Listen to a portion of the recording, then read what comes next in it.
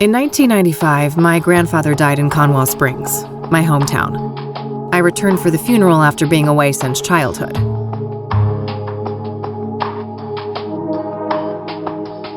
In 1995, I learned that my grandpa had been investigating strange occurrences surrounding a mysterious presence in the forest.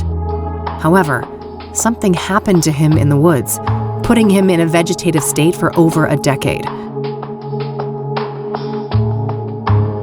To solve this mystery, I teamed up with Eileen Summers, my college roommate. A Christian nerd and a biker badass. It was a match made in heaven.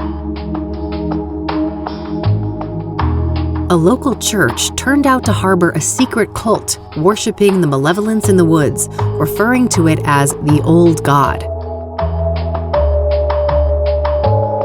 An endangered hallucinogenic flower, the red scythe, was somehow connected to the Old God's power.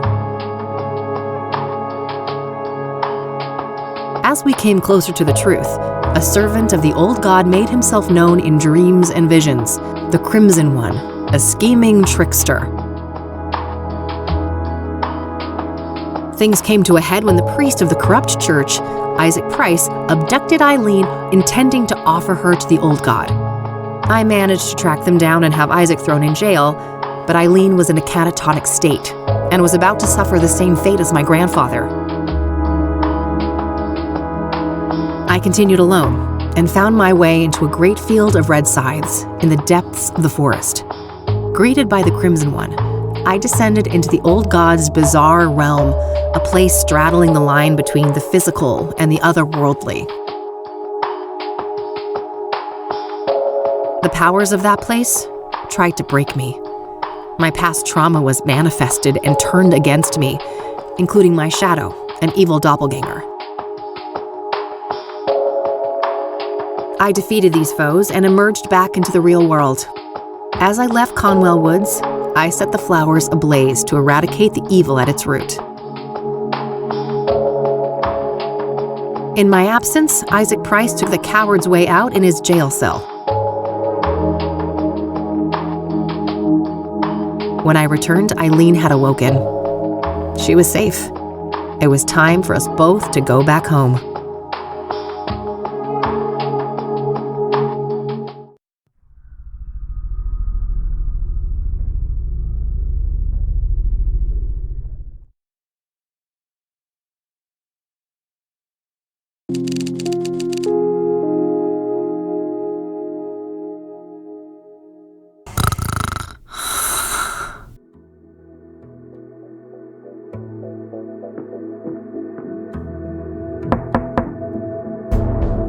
We're closed.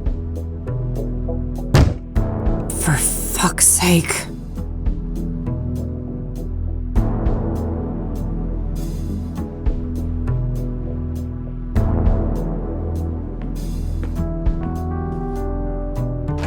Hey, kid.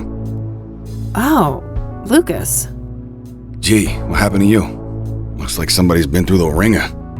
You should mind your own business, old man, before I bring up your ex-wife. Hey now, I'm just looking out for a former student of mine. You're always my business. Oh, I bet I am. That's the only way a has-been like you could ever stay relevant. Ha! Yeah, that must be it. Now, you gonna invite me in and just let me stand here like an asshole? Fine, come in then. You want some coffee? Yeah, I got enough, old sis, thank you very much. That brew you make is rancid. Oh, I did that on purpose. I wanted to do detective work, not dumb chores like some airbrained secretary. Feigning incompetence, huh? Clever move. I guess so.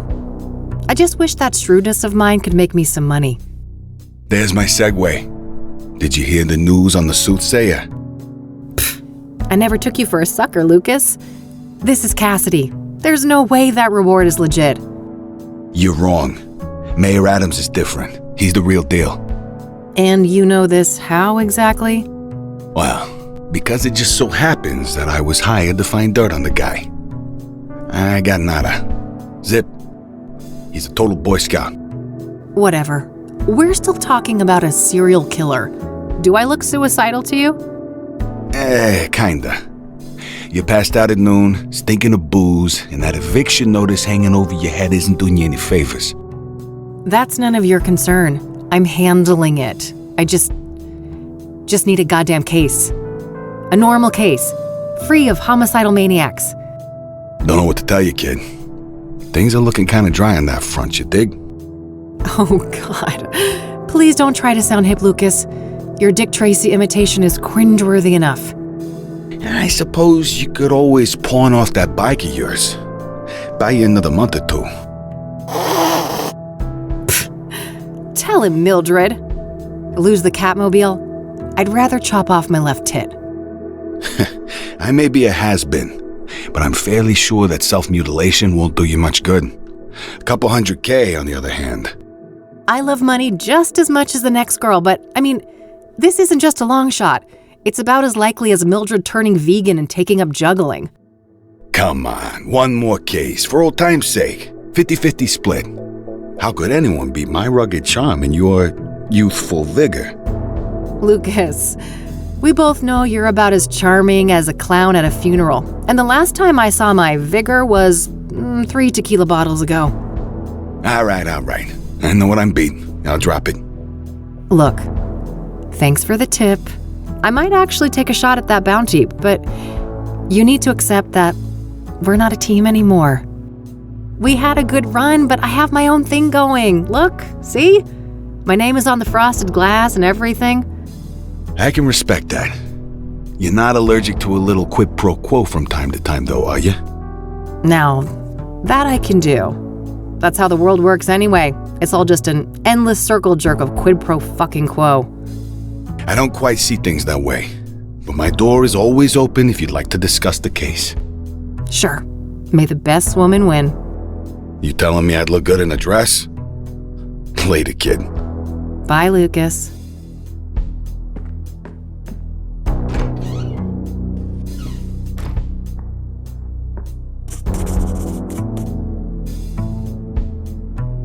Well, it's not like I have anything better to do. I should have information on the Soothsayer somewhere in this room.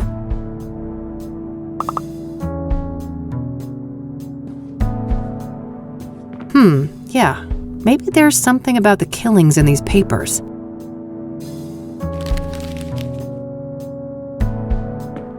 All right. I found a few interesting articles about the most recent murder.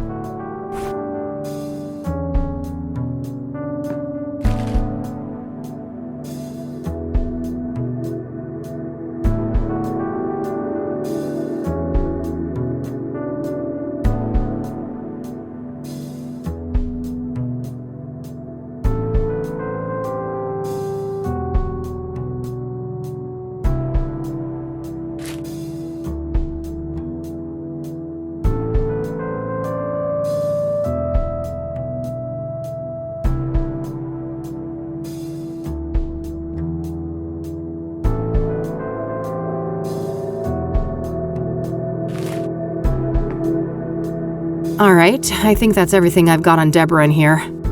When I'm ready to leave, I should be able to learn more about the other victims at the library.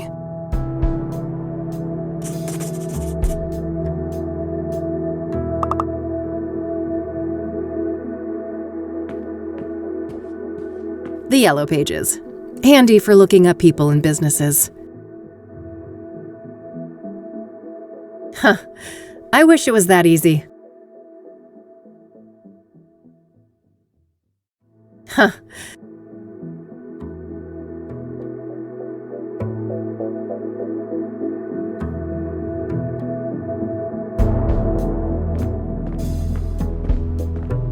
Who's the best fluff ball?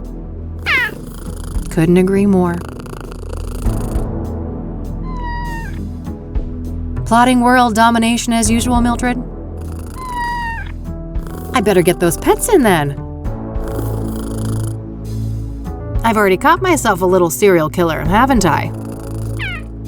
Your secret's safe with me. Looking for something to pounce on? Oh, I bet.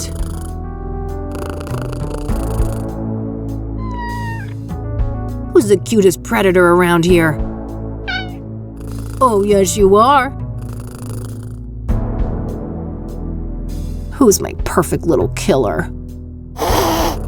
That's my vicious girl. Who's the best fluff ball? Couldn't agree more.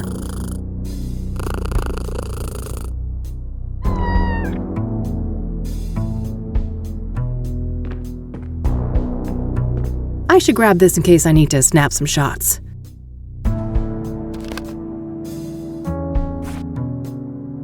My Michiru instant camera. It's loaded with plenty of film. Better not. Knowing me, I'll end up with no film left and a million goofy cat photos.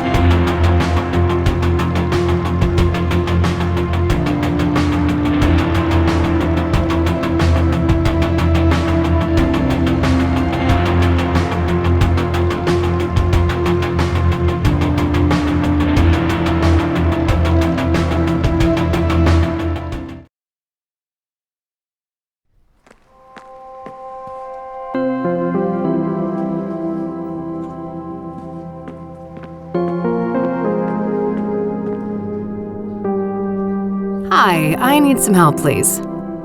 Of course. How can I be of assistance? What do you know about Deborah Sinclair? Quite a bit. Do you have a more specific line of inquiry? What do you know about the murder? I believe she was killed at her writer's retreat, stabbed to death. The police say the MO was similar to the other victims, with the shattered mirror and all that.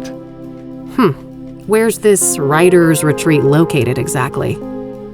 There's an area called Bear Creek, just on the border of the national park. Sinclair owned a small cabin there. All right, got it. That's a decent drive, so I think I'll head out there tomorrow.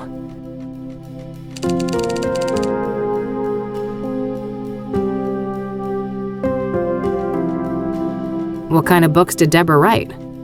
She dabbled in many different genres over the years, but her main bulk of work could probably be defined as horror, mystery, or a combination of the two. Afflicted, Dead Ends Meet, and the Jenny Payne trilogy are some of her most well-known titles. Okay. Was she working on a new book when she died? I believe so, yes. But I don't have any details to share. Was Deborah a popular author? Oh, yes. Even before her death. Afterwards, her popularity has reached astronomical levels. I can imagine. Borrowing one of her books now is out of the question, right? Correct. 6 months wait minimum. Yeah, I figured. What do you know about Deborah's private life? She had quite an interesting life. Adopted as a child, and her adoptive father, Sebastian Willis Sinclair, was an accomplished author in his own right. Deborah's birth mother was a young homeless woman and her father was a Native American. Deborah spent much of her life trying to track down her biological father, unsuccessfully. Perhaps in some part due to her roots, Deborah's books have often contained subject matter inspired by Native American religion. She was childless and unmarried when she passed away. Rumors say she was gay, but God knows tabloids are quick to jump to conclusions. I don't think she ever clarified that matter to the public. If you are curious to learn more, I would highly recommend her acclaimed autobiography, Unbound. Oh, I might check that out. Thanks for the information.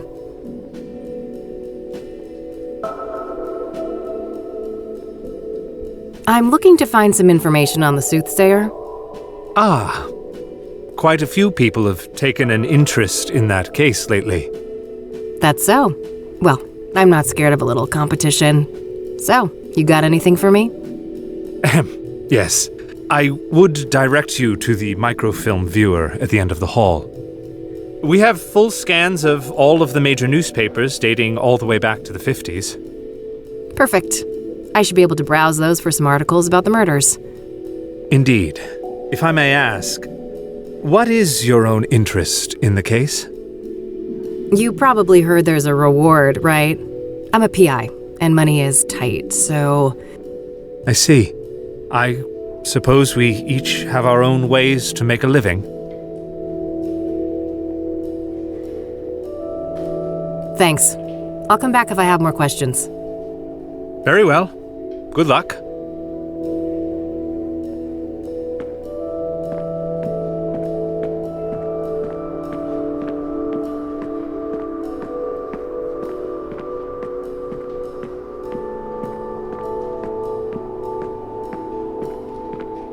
It's one of those advanced microfilm viewers. I'll need to insert a microfilm to use that. Microfilms containing images of scanned newspapers.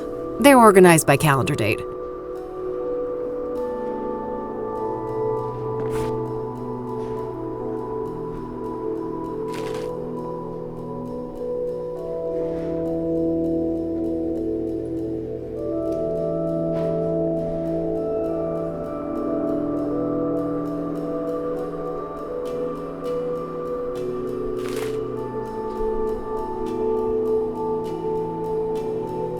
Microfilms containing images of scanned newspapers. They're organized by calendar date.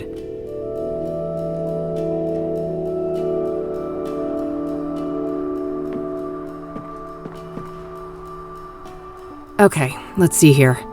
It would take ages to look through all the microfilms since the killings began, so maybe I can figure out on what date the murder prior to Deborah's occurred. Hopefully I can deduce the date of the previous murder from the articles I picked up at the office. When I have a good date written down, I can view the corresponding microfilm and look for useful information.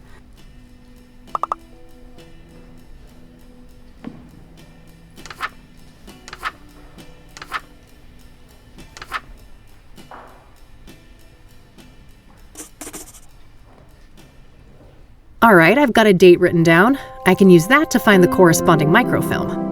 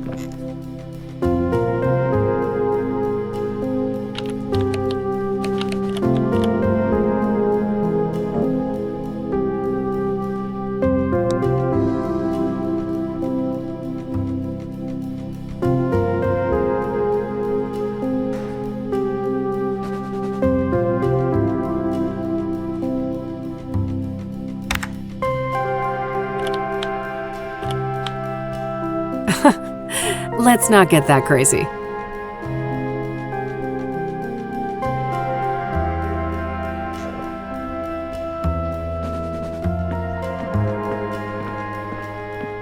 Yeah, this date should be good. I'll search through a week or so of microfilm, starting from the date I've written down. Hopefully I can find some useful information on the previous victim.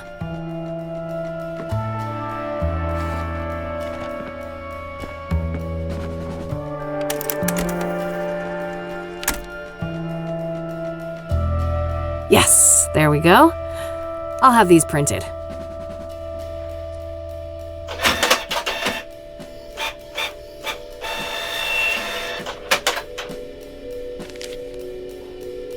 All right, rinse and repeat. I should try to determine the previous microfilm date based on the information in these new pages. That way I can make my way back from article to article, victim to victim, until I get all the way to the first murder. Let's see here.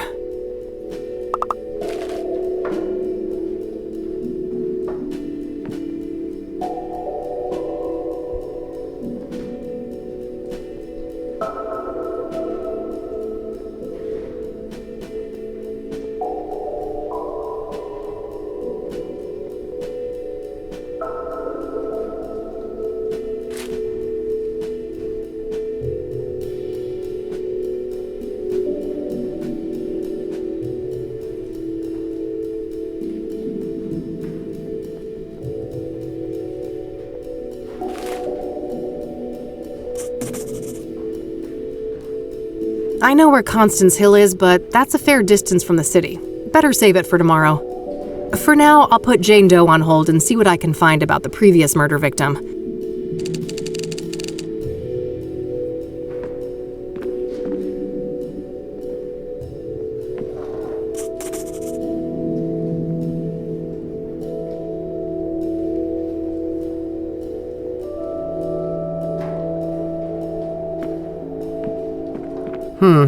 Worth a shot?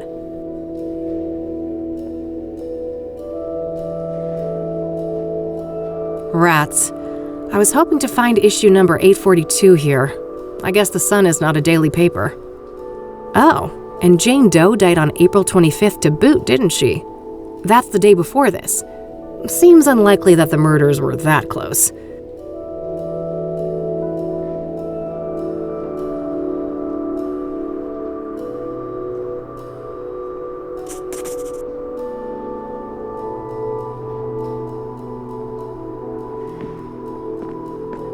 Yes, this should be the right date.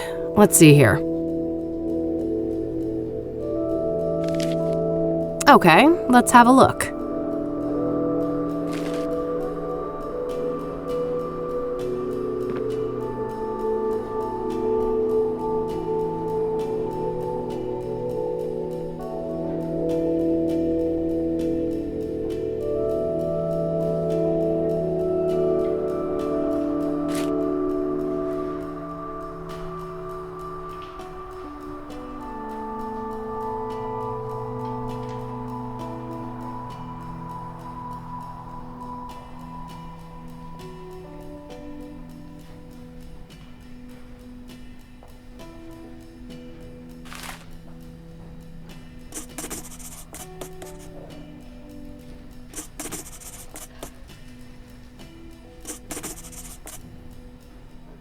Okay, I'll make sure to look into that church later and maybe find the address.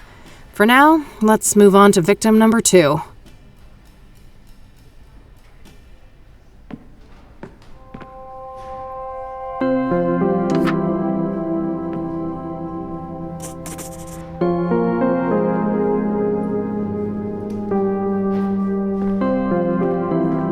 Yes, this should be the right date. Let's see here.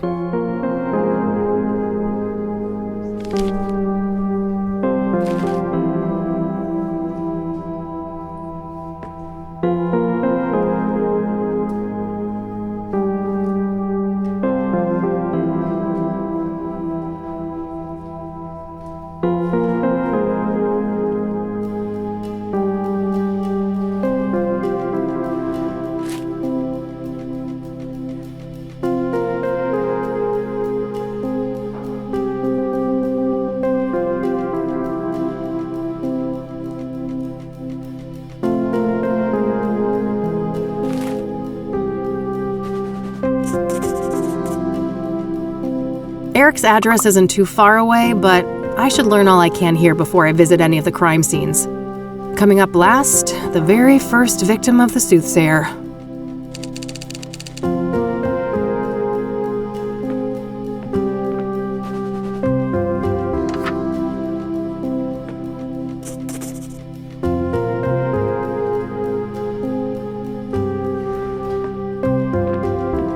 Yes, this should be the right date. Let's see here.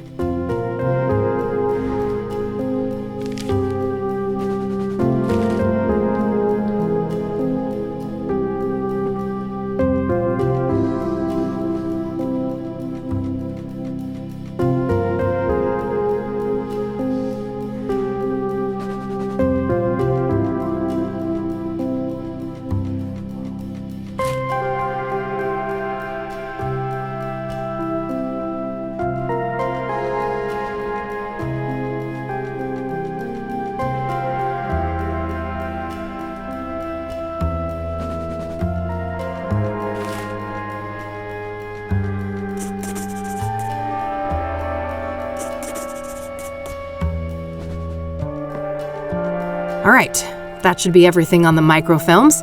I think I'll continue to focus on gathering information today and then head to each of the murder sites tomorrow.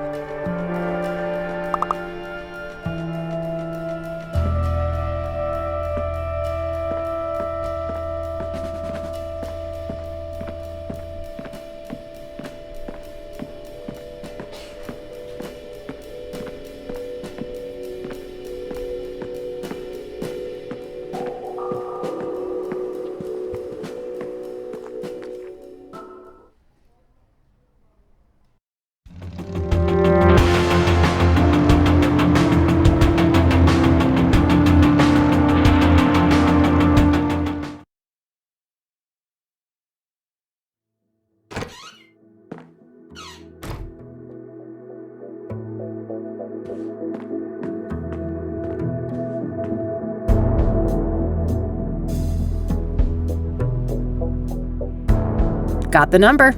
I'll call first and see if a visit makes sense. God knows I have to be careful with those last drops of gas left in the bike.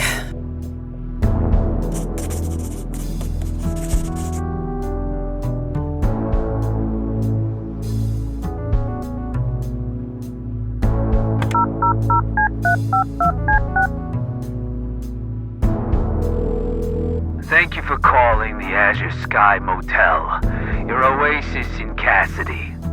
How may I help you? Hi there. This is Kathy Rain from Rain Investigations. I have some questions. All right, then. So, I hear that one of your tenants was murdered back in February? Rose Taylor. No shit. Here I thought the boys in blue ransacked this whole place just for shits and giggles. That happens more often than you'd think. Come on, man. Help a girl out. Sorry for the attitude, but you know you're the umpteenth person to ask about that, right? I get that, so how about we stick with the short version? Fine. No, I don't know anything that isn't in the papers. No, you can't see the room. It's rented out. And even if you did go in there, there's nothing that the cops or cleaners haven't removed since friggin' February. Understood. So what about the next of kin? She had a husband, right? Yeah, he came by later to pick up the personal effects. I just met the guy for a few minutes. Did you catch his name? I did. But I don't think he'd appreciate me giving out his name to some random lady on the phone. No offense. I am a bit offended, actually. I'm not some random lady. I'm a licensed private investigator, and a renowned one at that. Ever hear of the Whitmore affair? That does sound familiar. Well, that was me. Now, here's a friendly piece of advice. Choose the path of least resistance. I can be a much bigger pain in the ass than this Mr. Taylor, believe me. All right, fine. It's Orson. Orson Taylor. That wasn't so hard, was it? Thanks, buddy. Appreciate it.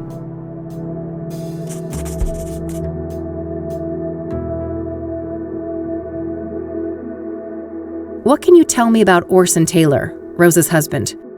Nothing much. Like I said, I only saw the guy once, a week or so after the murder. Okay, how do you seem? Like you'd expect. Messed up. Couple of kids, too. Breaks my heart, truth be told. So, if Rose was married and had 2 children, what was she doing in your motel? Now that's the million-dollar question, ain't it? You'll get no answer from me, even if I could keep track of all of our tenants. I don't make a habit of sticking my nose in their personal affairs. Huh.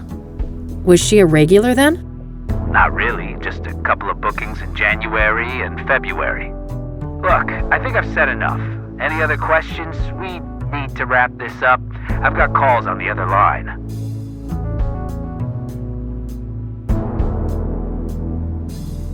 That's all, thanks.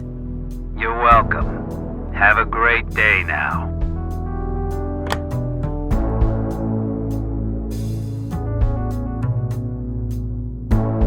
All right, found the husband's number. Here's hoping he's willing to talk to me.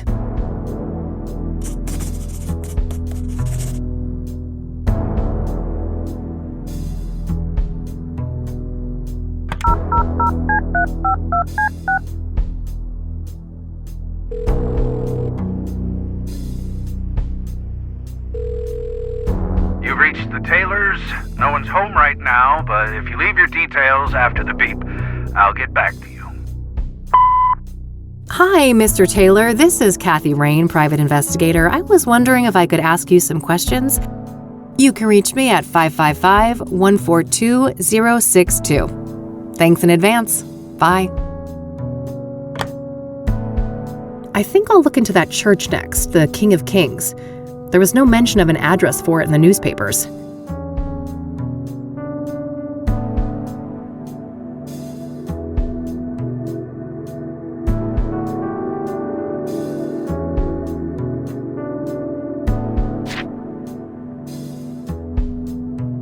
Great. I've got the address to the church. I'll head over there tomorrow. I think I've followed up on what I can today for each of the different victims. Just one thing left to do. I noticed that the Gazette had the best coverage of the Soothsayer out of all the city papers. I think it's time to pay a dear old friend a visit.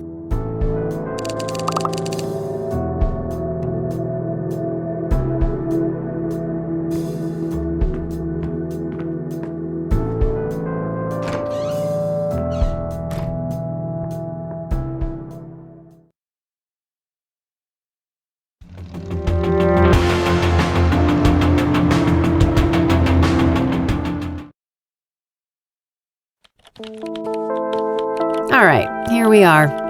Let's see how E is doing.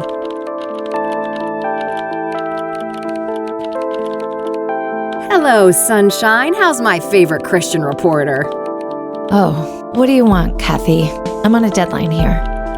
No small talk, huh?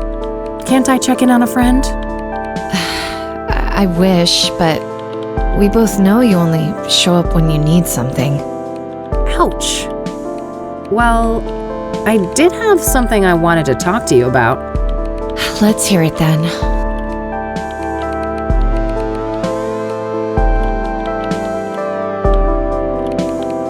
What do you know about the Soothsayer? The serial killer? But... oh no, it's that stupid reward, isn't it? You betcha. Money in the bank, baby. Oh, brother. I'd say this is a terrible idea, Kathy, but it's not like you listen to me anyway. Oh, come on, Eileen. Don't be like that. No, don't even go there. Do you know how many times I had to go to HR to get people to stop quoting that stupid song? Poor old Johnny Ray sounded sad up on the radio. Art, make her stop. Why? It's not a half-bad performance. You guys are like peas in a pod. Ugh, well, now I lost my groove. I hope you're happy. Ecstatic. Are you done wasting my time now? Oh, lighten up, E. Aren't you thrilled about another big case? Teaming up, just like old times? You can't just pretend nothing happened, Kathy. You fired me, remember? I'll unfire you? Yeah, right. How do you even know you'll get that reward? This is Cassidy we're talking about. I was thinking the same thing, but Lucas did his homework.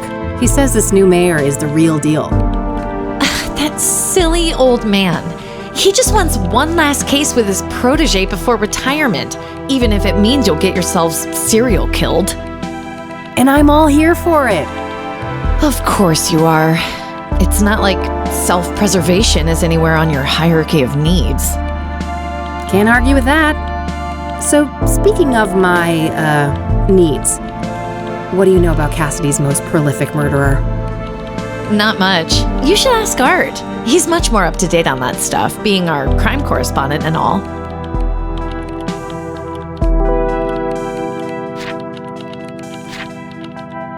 Are you familiar with scrying mirrors? I think so, yeah. You mean the black ones made out of obsidian, right? Yep. What do you know about them? Not a lot. I know they've been around since ancient times and that they're quite popular in New Age culture today. My friend Meadow is totally into that stuff. I bet she'd tuck your ear off about it. Oh? Sounds great. Where can I find her? Let me call her tonight and ask first, okay? She can be a bit peculiar about things. Sure, not a problem. I'll let you get back to your work. All right, see you later.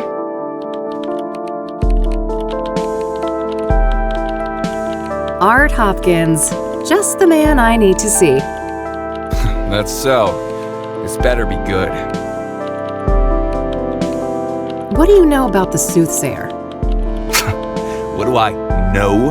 I made the Soothsayer. Before me, he was the Mirror Murderer, the Cassidy Ripper, or whatever derivative moniker those dullards at the Times or the Sun can muster up. Oh, wow. So what's your take on the guy? I could see right through you, Rain. You're a bad apple, and it stinks all the way up here. Finally got a whiff of that reward, huh? Can't blame a girl for trying. You've got your sights on that money too, huh? Who doesn't? It's 200 fucking grand. I got a juicy new lead, too. A new lead, huh? I doubt it's that impressive. Nice try. I'm not gonna slip up. Word of advice, go back to your cheaters and insurance frauds and leave the Soothsayer to the big boys.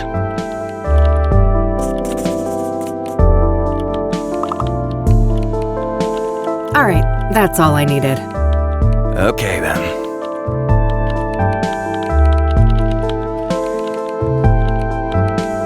Hey, E, one more thing.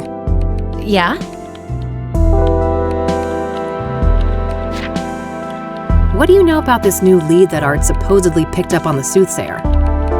Nothing. I don't work with him directly. Maybe you could find out?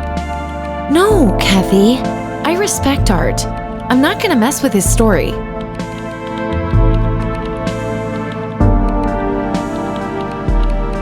I'll let you get back to your work. All right, see you later. She respects Art too much to do a little digging, huh? That guy's a grade A asshole. It shouldn't take much to bring that out front and center.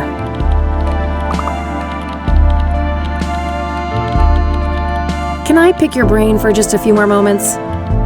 You're lucky I'm in a patient mood.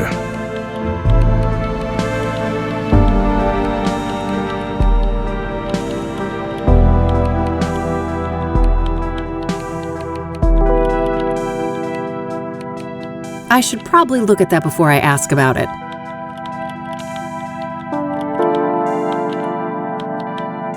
All right, that's all I needed. Okay, then. I remember that. Something about a corrupt church. When the story broke, the place was shut down and some of the higher-ups went to jail. Hey, Art, what's a synonym for disappointing? Your outfit? Now that's just mean. Sorry, Summers, couldn't resist. Let me think. Disheartening, dismaying, dissatisfactory? I think I'm looking for a stronger statement. Then I'd go with depressing, distressing, or maybe demoralizing. Demoralizing. Yes, perfect. Thanks, Art. Anytime, kiddo.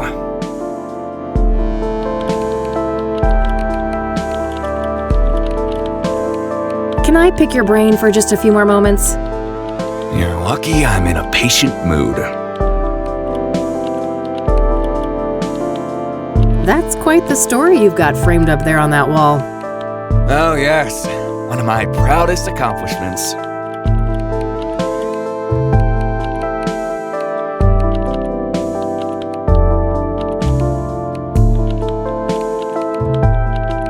It must have taken ages to break that story, right? Half a year undercover. Now that's a proper investigation.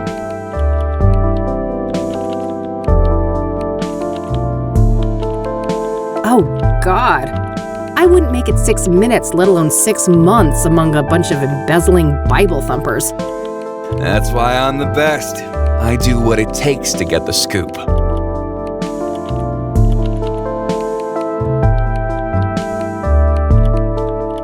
What made you decide to investigate the church? I had a family member in that parish. They told me some strange stories. Didn't take long for my reporter's instinct to kick in.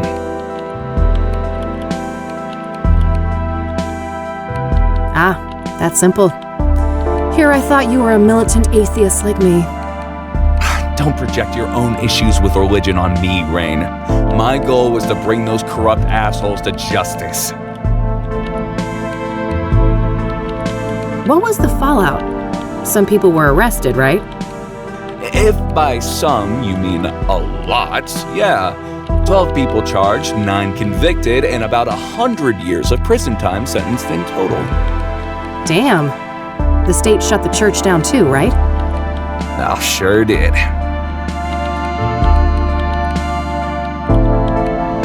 Good riddance. They should bulldoze the whole block and turn it into a parking lot. Your words, not mine, Rain. It must have taken ages to break that story, right? Half a year undercover. Now that's a proper investigation. That's dedication. Lots of sermons to listen to, I take it? Ugh, too many. I could feel my gray matter shrinking with every psalm, hymn, and other delusion thrown my way.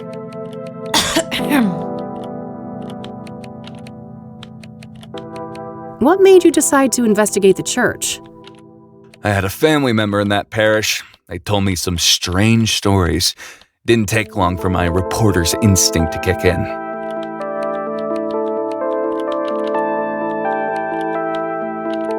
Oh. Must have been tough to ruin a loved one's place of worship. They're better off, believe me. I'd prefer to keep them out of organized religion altogether, but at least now they're no longer associated with goddamn criminals.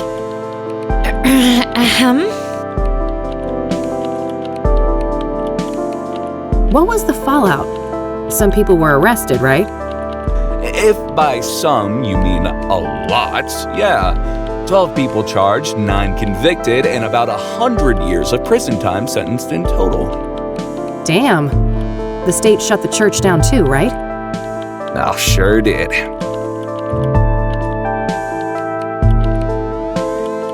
That's a shame. They didn't have to punish the whole congregation just because the leadership was corrupt. You don't know what the hell you're talking about. That place was rotten to the core.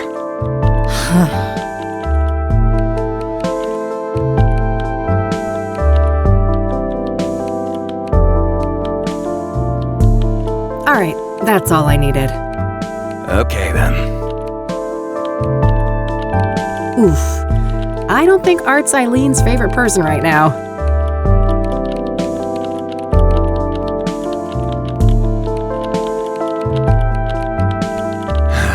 Word space is acting up again.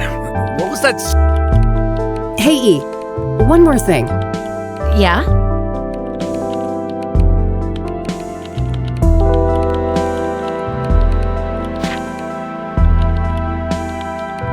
Man, I'm itching to know what Art's new lead on the Soothsayer is. I bet, but I wouldn't know anything about that. Not that he's been my favorite person lately. You could still find out, right? Don't you want to ruffle that arrogant prick's feathers a bit? Oh, well, Pretty please. okay, fine. I'll try, but no promises. You're the best. Either that or I'm just a slow learner. Alrighty, it's getting late. I'm gonna get out of your hair before Art rats me out and calls security. Oh, he wouldn't do that. He's not as bad as you think, Kathy. You guys are actually quite alike. Oh God, you better take that back before you make me take up smoking again. I have no doubt you'll be able to resist the temptation. Bye, Kathy. Bye.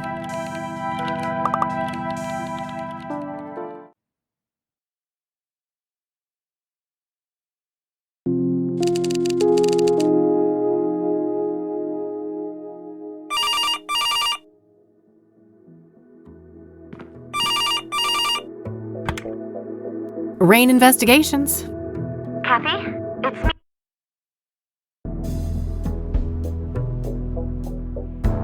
Eileen.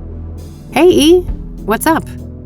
Oh, just burning the midnight oil. So, I wanted to let you know that I found Art's new lead on the Soothsayer. Amazing. Do tell. Well, you know those people who were killed? Apparently, they were all under the influence of some sort of illegal drug. Interesting. What type of drug? I'm not sure, but this toxicology report here says that the street name is Pyre. Never heard of that one. I better go ask Lionel. Lionel? Who is that? My drugged... Well, a friend of mine, that's all. Uh-huh. Yeah, I'd say you should take better care of yourself, Kathy, but you've heard it all before. Pretty much, but seriously, thanks, E. I owe you one. Don't worry about it. Oh, and by the way, you know Meadow, that friend I was telling you about? Yeah, what about her? She said you can come see her tomorrow. She's got an RV over on the west side, Sycamore Lane 21. Perfect. I'll go talk to her in the morning. Okie dokie. I gotta get back to work now, but I guess I'll see you around? You bet. Catch you later, E. Bye, Kathy.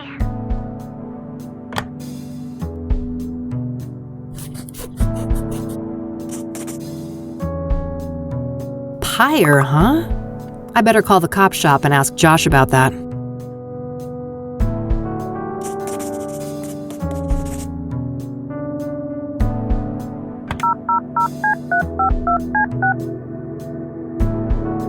You've reached Detective Everett, Narcotics. I'm not available right now. Please leave a message after the beep. Hey, Josh, this is Kathy Rain. Been a while, huh? Let's meet and catch up. I have something I want to run by you. Hit me up at my work number, will ya? Okay, bye. All right, I guess that's that. Let's see if Lionel is at his usual spot.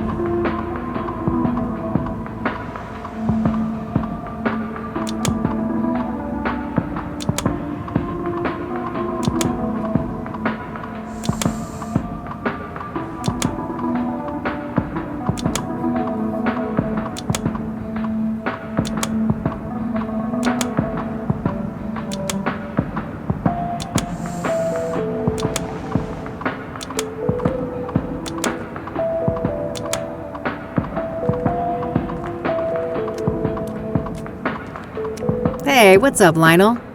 Hey, girlfriend, you here for the white stuff? Not this time, buddy. Oh, you broke? Well, I am, but that's not... You just broke. Well, I ain't giving you a tab. I'd never see my money back. No offense. I don't want a fucking Coke tab, Lionel. I just had some questions. Oh, what's with the hostility, girl? There's no reason to be unsavory among friends. Sorry, rough day. Can I run something by you? Go on then.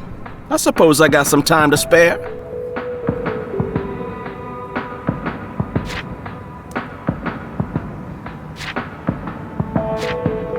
Do you know Pyre? Oh yeah. Strong trip, they say. I'd love to get my hands on some of that. Hard to come by, I take it? No doubt.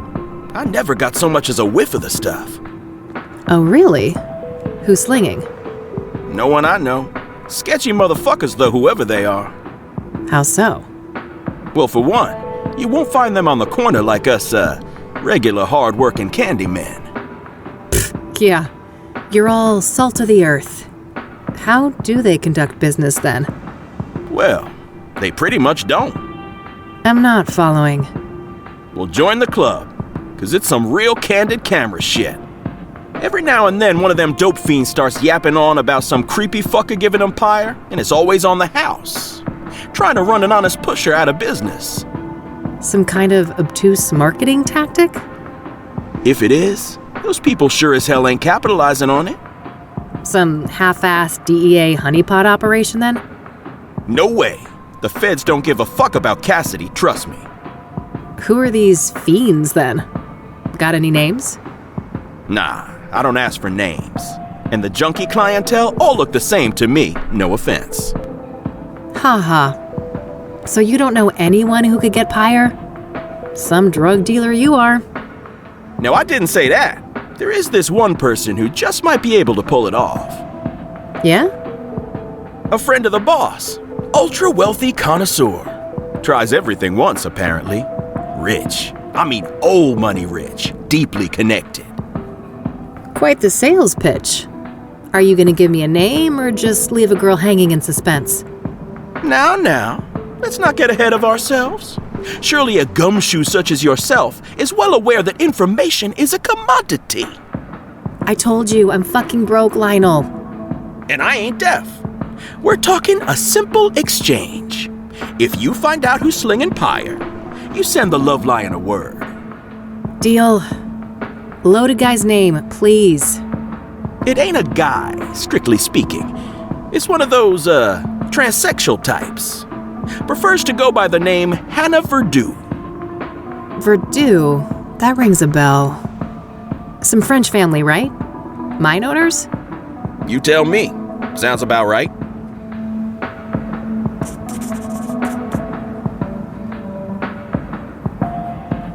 So what do you know about Hannah Verdue?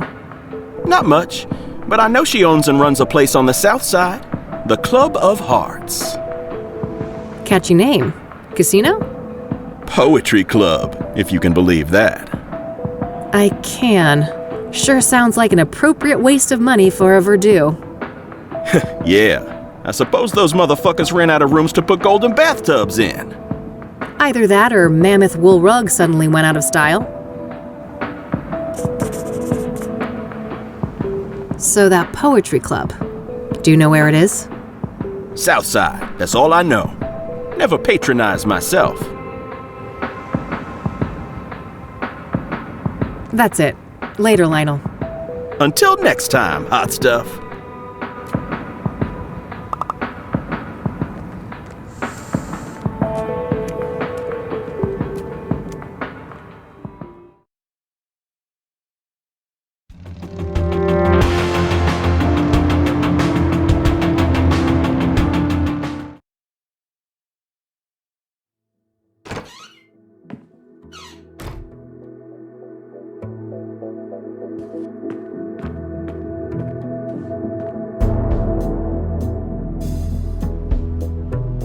All right, found an address. They're not open until Friday night, though. Guess I'll have to wait a couple of days. Ugh, I'm beat. You want to hit the sack, girl? Come on, then.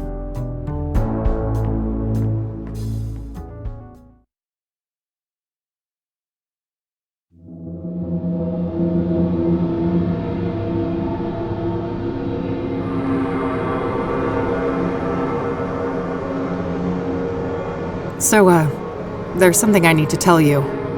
Yeah, I know, kid. Time to move on, huh? Yeah. Is it that obvious? I wouldn't be much of a PI if I couldn't see the writing on the wall for this one. It was nice having you around, though, kid. You spruced up the place, I gotta say. Well, don't get lazy without me. I'm sure you still have a couple of years of detective work left in you. Oh, that's all I need. Just a couple of more cases. Then I'm riding off into the sunset. What's going on, Lucas? What do you mean? Something wrong with my vacation outfit? I've always been a sun-kissed kind of guy.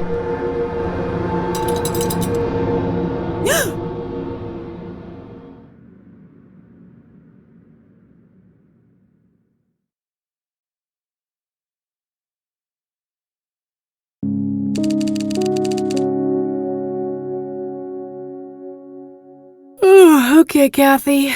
Enough loitering. Time to get back out there. You've got places to be.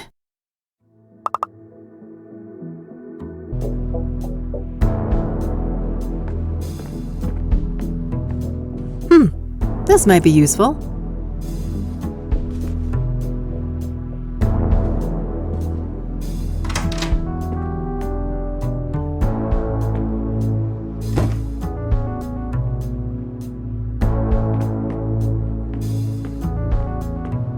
Let's see here.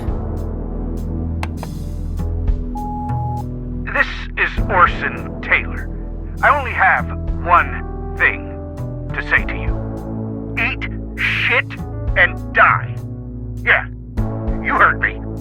I'm sick of being harassed by vultures like you. Stay the hell away from me and my family. Yeah, I get it, bud. No need to be an asshole.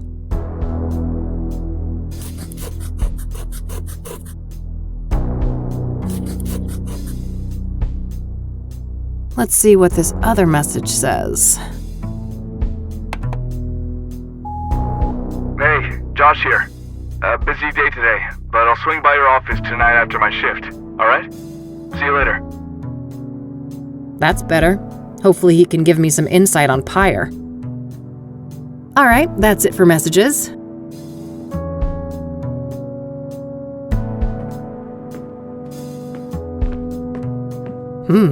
What's this?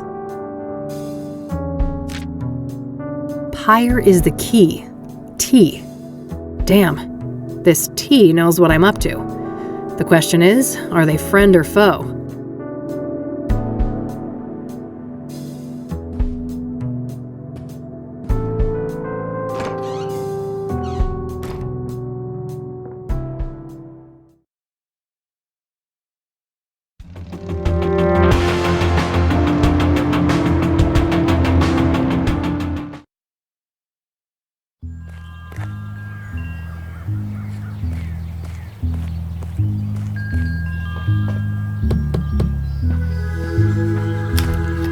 Oh, my lord.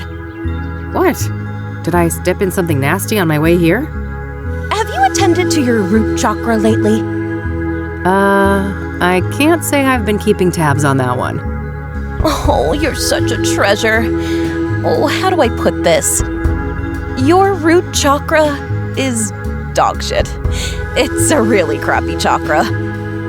If I was a doctor and we were talking about your knee or shoulder, I would suggest just cutting it off. Just cut it right off. It's that bad. Tell me how you really feel. Oh, I'm fine. Thanks for asking. My chakras are in balance, from my toes all the way to the top of my noggin. That's just peachy. Look, Eileen told you I was coming, right? Oh, you're her! Oh, that's marvelous! Oh, wow. Okay. What the heck is going on? I'm sorry, but I can't have such blatant discord in my home. Take this pendant, love. I need a single photograph of you wearing it. Lotus position. Find a place in nature touched by fire, earth, and wind.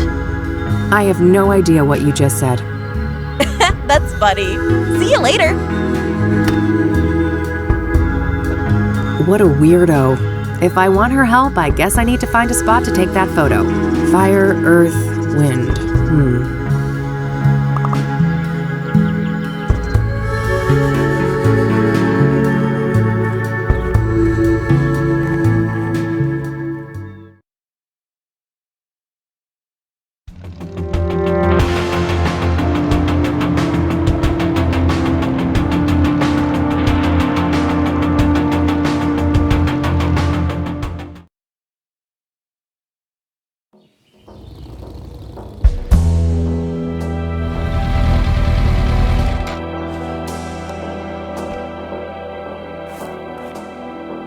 Here we are, Constance Hill. This better be worth the trip.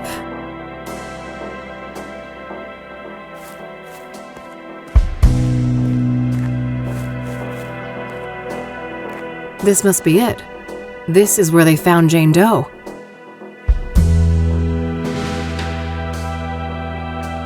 No obvious clues. I'm not sure what I was expecting, but I guess there isn't much to find in this place.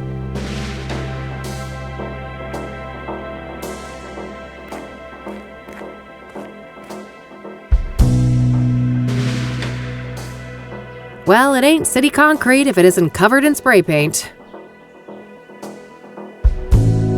Hey! You're not supposed to be here! It's a free country, nut job. Step off before you get hurt. Your face is all wrong! Take it off!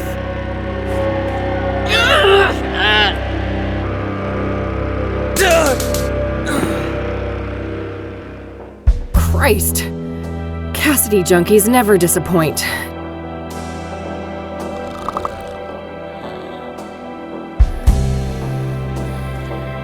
A fire pit for grilling food, but there's nothing but ashes inside. I'm not getting near that nutcase again.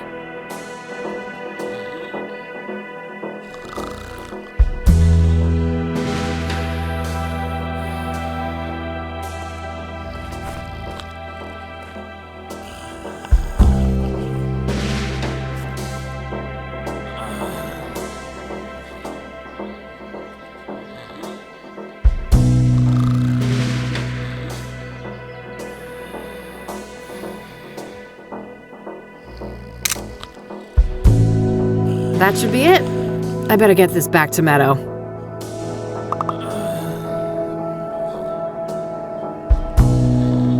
He's had enough.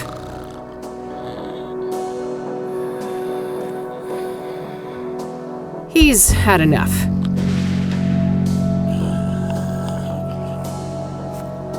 My trusty makeup brush, an oh so important part of stopping my face from making children run and scream.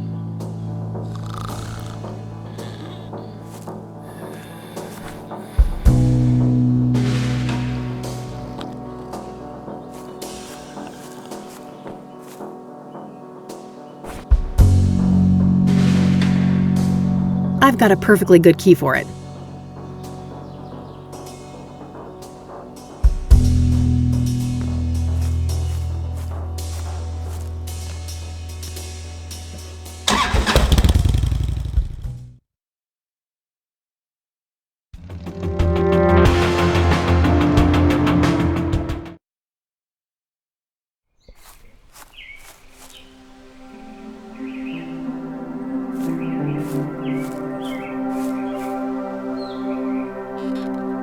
Hey there, buddy. Welcome, visitor. You may place your tribute to our lost legend, Deborah Sinclair, on this rock. To your right. Oh. Great. I'll get on with that in a minute.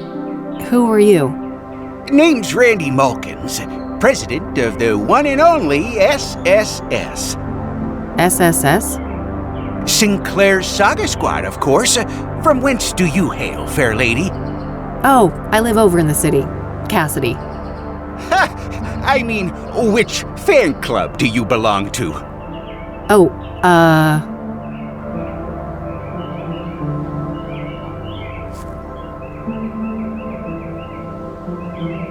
Debbie's literary gang, of course. Never heard of it. Must be local? Yep. Yes, quite local. I'm Kathy, by the way. Kathy Rain. Oh, that's a lovely name. It sounds like a character in a book.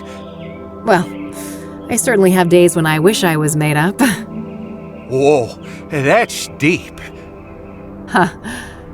Do you mind if I ask you a few things? Always happy to talk to a fellow fan.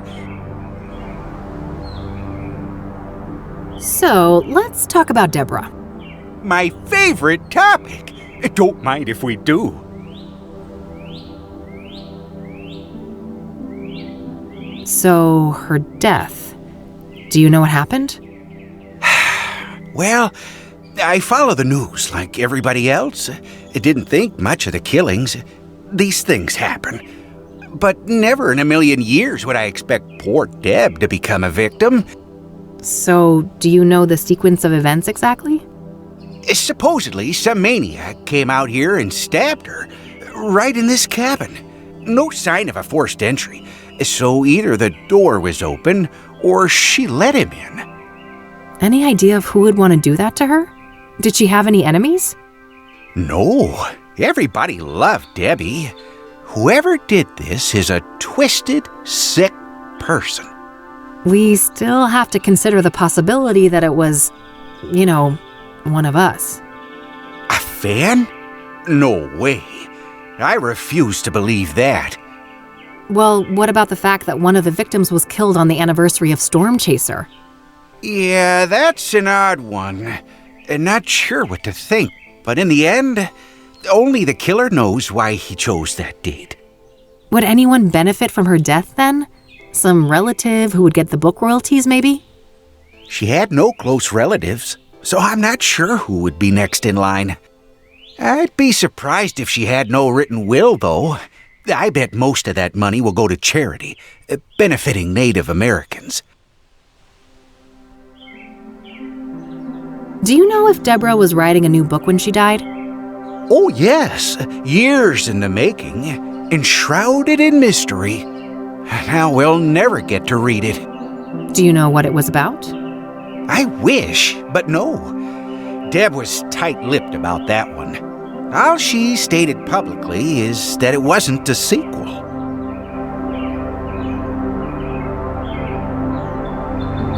Have you ever met Deborah in person? Oh, for sure. A bunch of times. Only briefly, though. At fan gatherings, book signings, and things like that.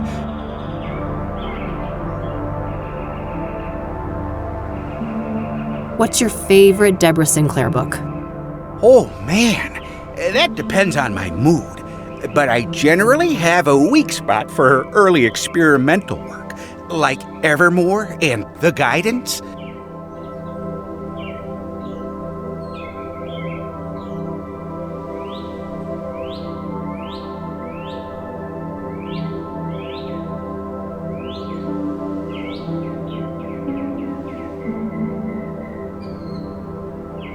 I'll let you get back to your reading.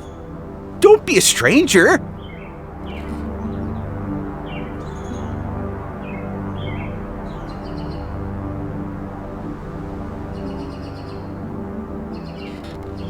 Hey, Randy?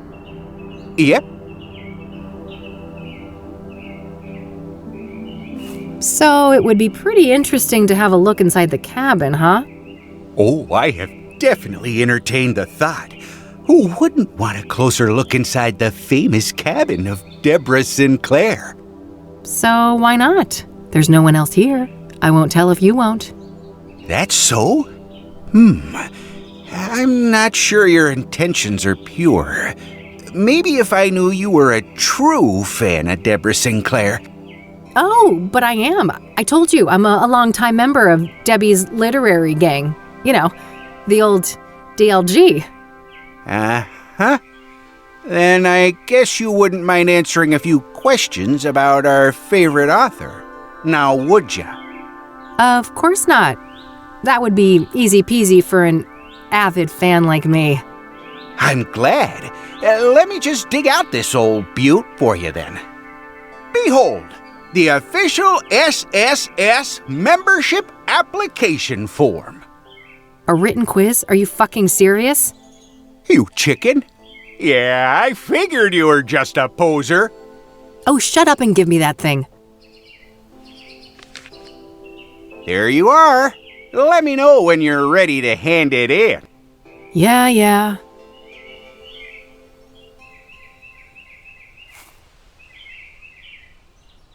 Here, I finished your stupid quiz. You might want to try filling in the form before you hand it in. Just saying.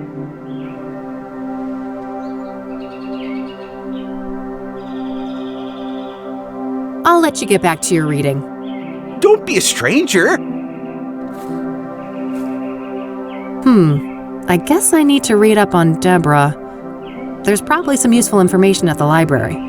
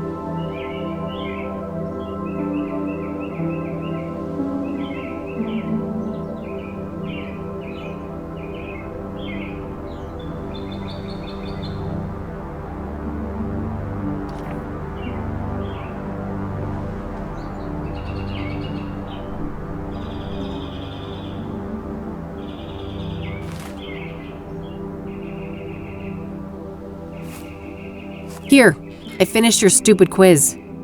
Uh-oh, not even half right. Yeah, there's no way a fan of Deborah Sinclair would be this clueless. Well, better luck next time, Missy.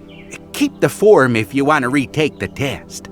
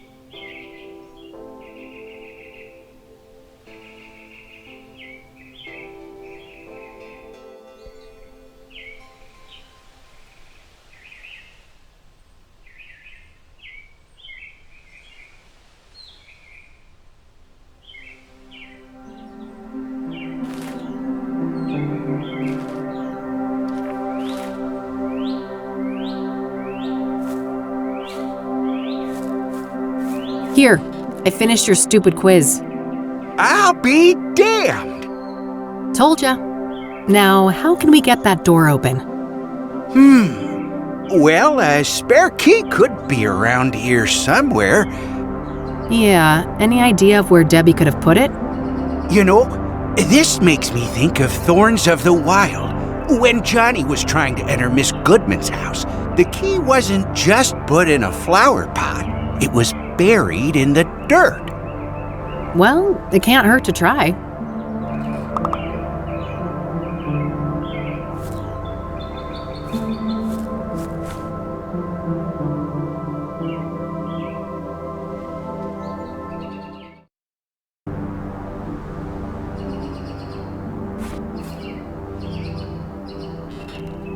Hey, Randy?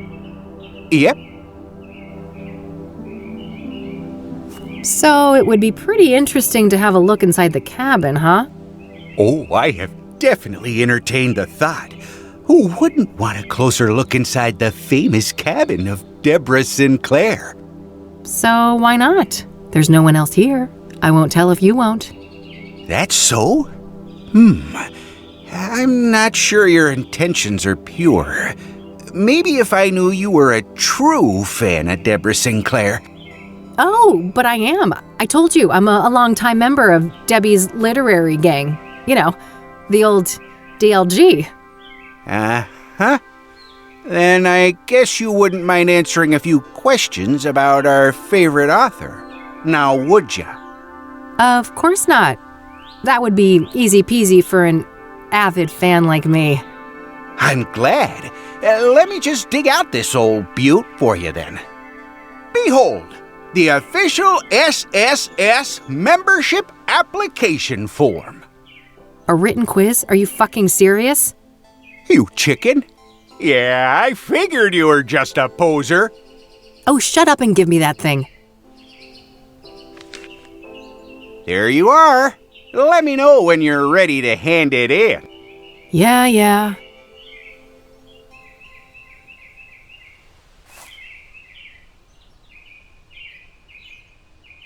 I don't want to show that to him.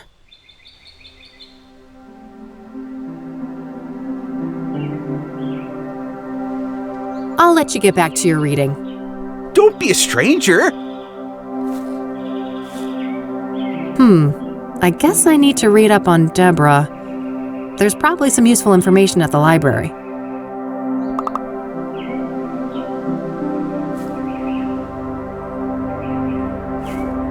Hey, Randy, this is what I think of your fucking quiz.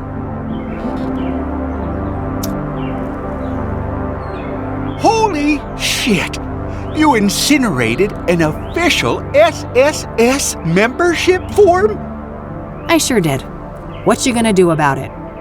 I only have one thing to say to you. That's brilliant! Bravo! Only a true fan of Deborah Sinclair would reenact a scene from one of her least known works. Yeah. Of course. That was obviously my intent. Consider yourself an honorary member of the SSS, fellow fan. Honored to accept. Now, how can we get that door open? Well, a spare key could be around here somewhere. Yeah, any idea of where Debbie could have put it? You know, this makes me think of Thorns of the Wild. When Johnny was trying to enter Miss Goodman's house, the key wasn't just put in a flower pot, it was buried in the dirt. Well, it can't hurt to try.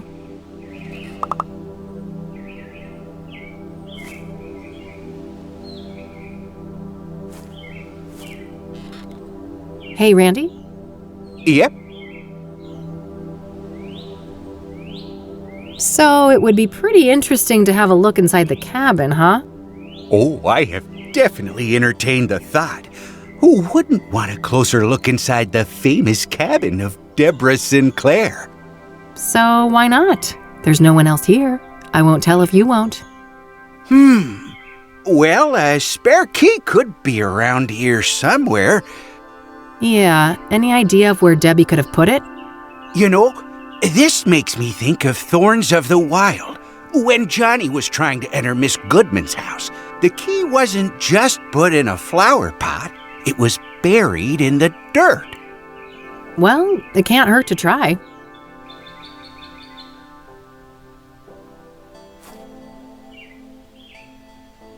That's a nice flower pot over there. Oh, yes. Deborah adored those.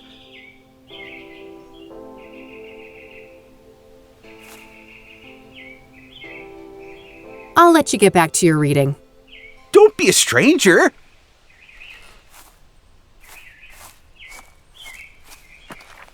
Moment of truth.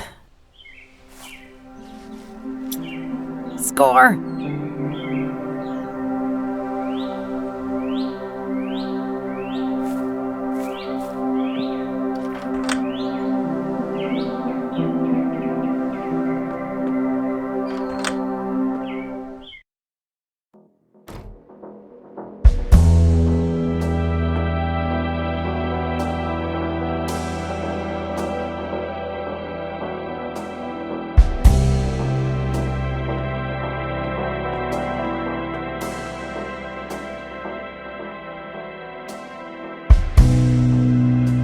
There's something shiny stuck here between the floorboards.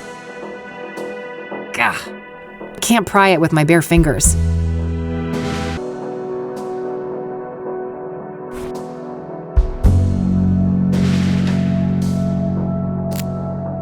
Whoa. It's an obsidian shard. This must be from the mirror left at the murder scene.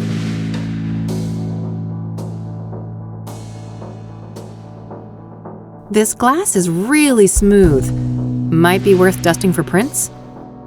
I lost the fingerprint kit when I moved to my new office though, so I'll have to get creative with what I have.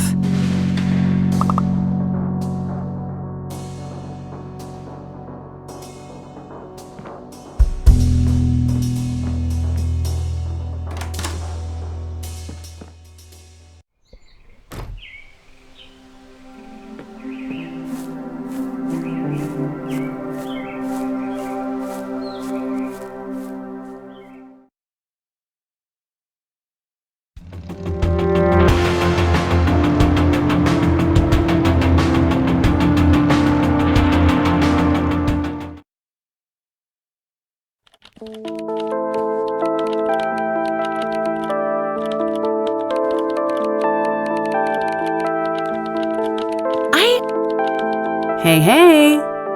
Hey, Kathy. What's up?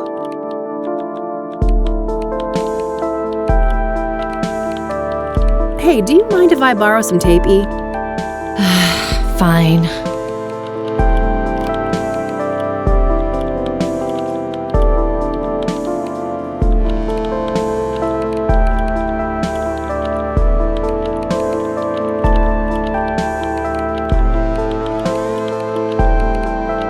I'll let you get back to your work. All right, see you later.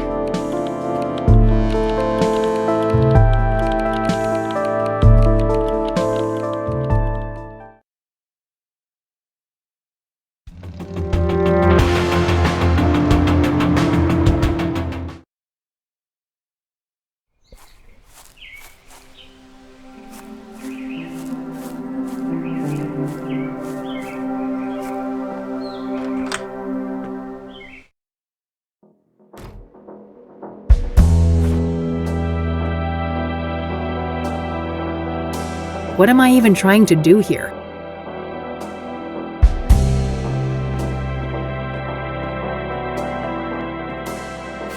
All right, I've got plenty of powder on the brush now.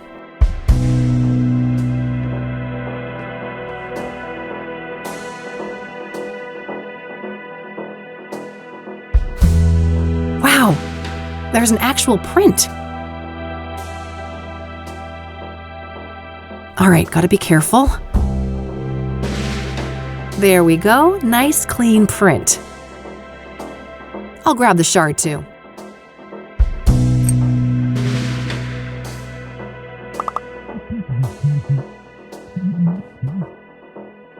Oh, good day, officer.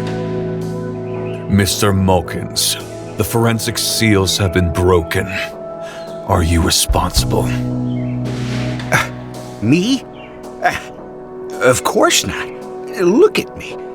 Do you think I could even manage those stairs? I will investigate. Don't go anywhere. As if I'd get far. This thing ain't got a rocket engine strapped on the back, you know? Ever the quipster, Mr. Mulkins.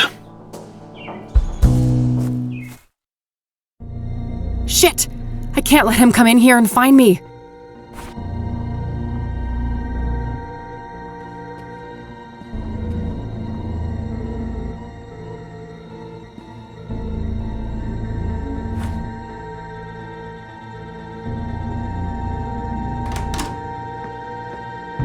Hey! Hold it right there!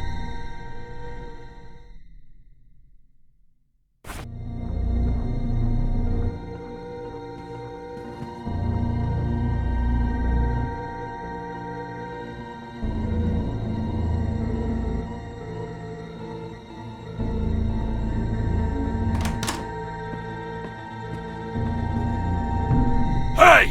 Hold it right there!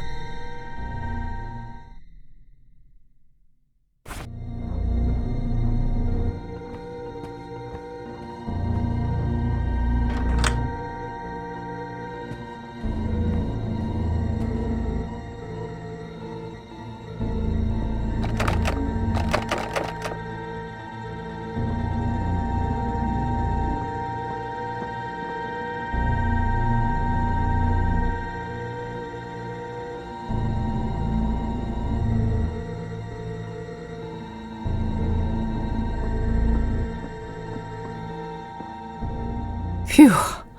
That was close.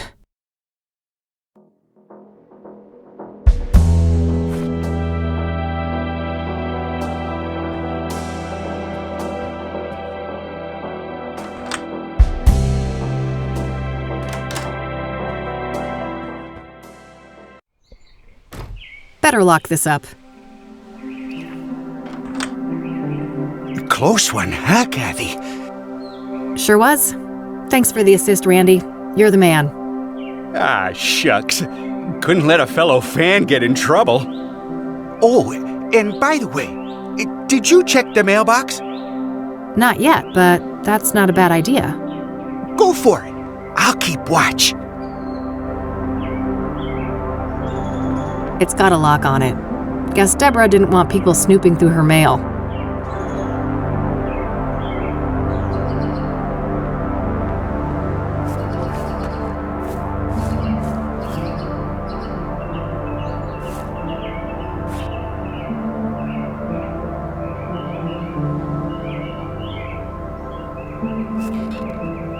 A fellow disciple of Buddha, eh? Rock on, sister!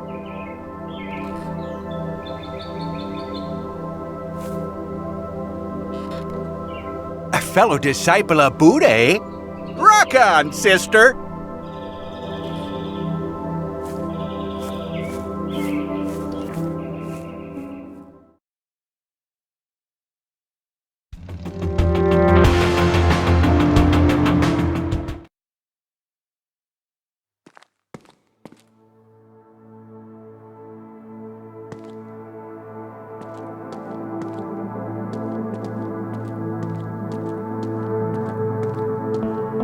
Eric's apartment under lock and seal.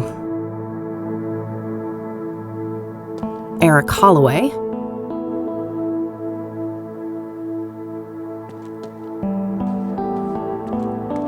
Rachel Wang.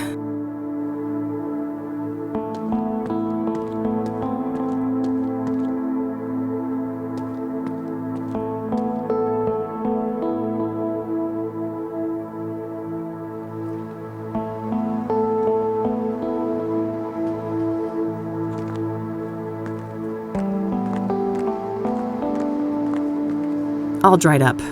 No surprise, it's been months since the murder. Hello, Eric. Sorry you had to die like this.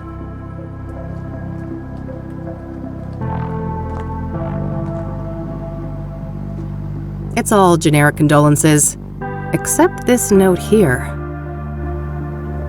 I miss you. It should have been us. May God watch over you. R.W. Oh, that must be Rachel Wang downstairs. I should go have a chat with her.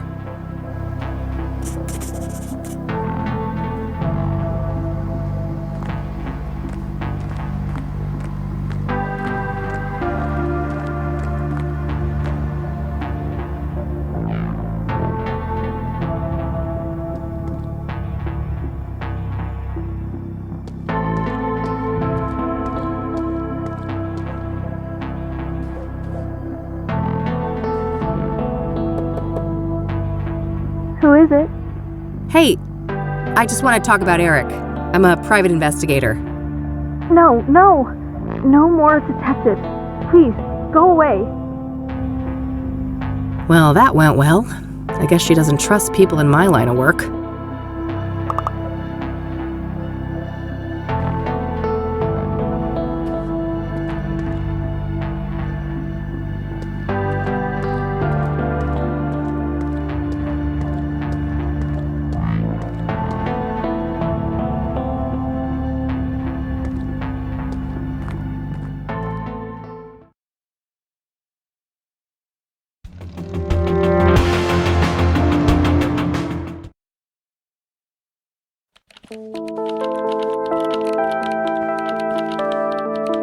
Hey, E, one more thing. Yeah?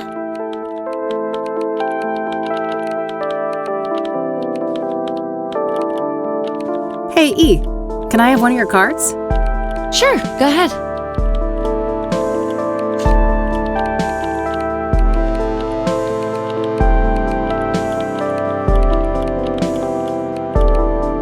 I'll let you get back to your work. All right, see you later.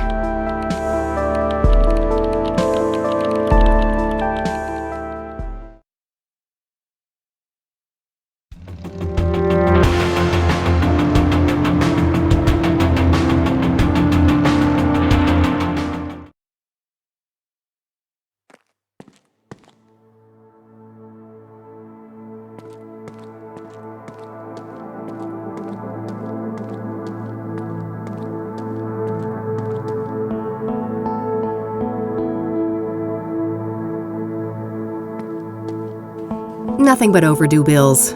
I don't think that's worth tampering with.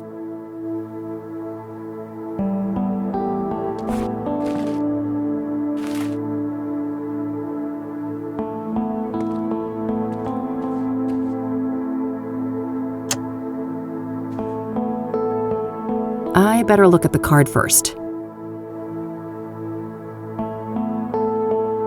It's Eileen's business card. Eileen Summers, junior reporter.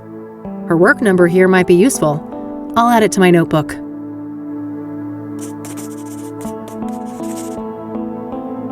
There's a Bible quote printed on the back. You will know the truth, and the truth will set you free. John 8:32.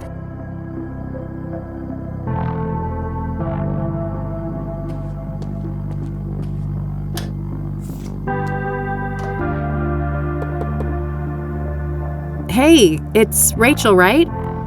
I dropped my card in your mailbox. I just want to talk. You're a Christian reporter? What do you want?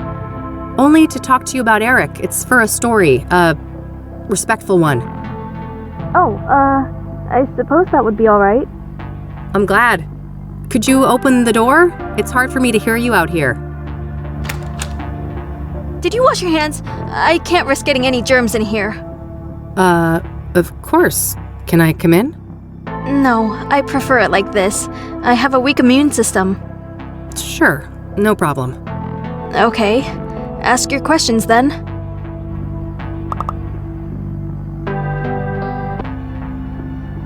So, let's talk about Eric. All right, what do you want to know? What was Eric like as a person? Oh, he was just such a kind, loving man. Not a bad bone in his body. He had so much going for him. But then bad things happened, sending him down a dark path. What bad things? Sarah, the girl he was planning to marry, she killed herself. Oh, damn. How did he cope with that? He became depressed. I did my best to help.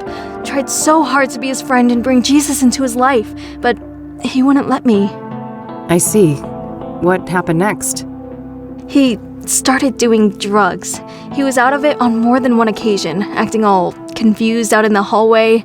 One time, he was so messed up, I had to help him to his bed. I saw lots of paraphernalia. Oh, wow. That's a lot. Well, then there was all the women, of course. All those filthy harlots and temptresses. They just couldn't leave him alone.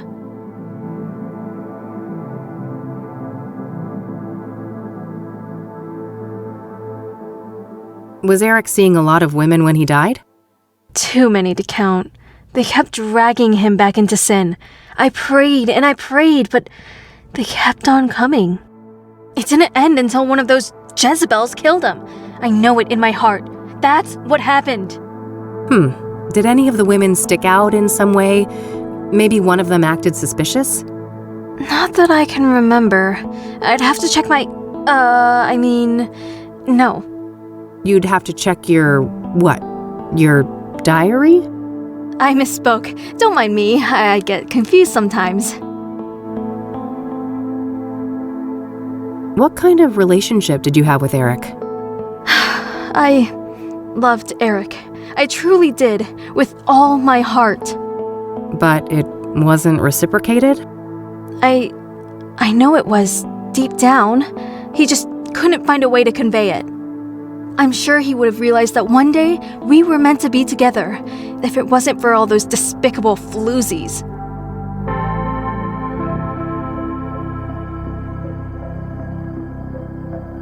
What can you tell me about Eric's murder? I wish I had something to share about that horrible day, but I was out like a light after taking something to help me sleep. If I'd have been awake, maybe I could have done something. It wasn't your fault, Rachel. When did you first learn about Eric's death? The morning after. I didn't see his body, which I'm grateful for. I did witness the blood, though, which was horrific enough. I can imagine. Did you notice anything out of the ordinary during the days before the murder? No, nothing. Eric and I hadn't spoken for a while.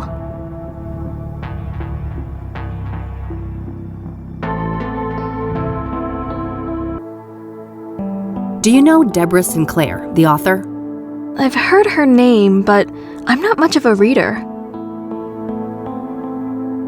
What do you know about the Soothsayer?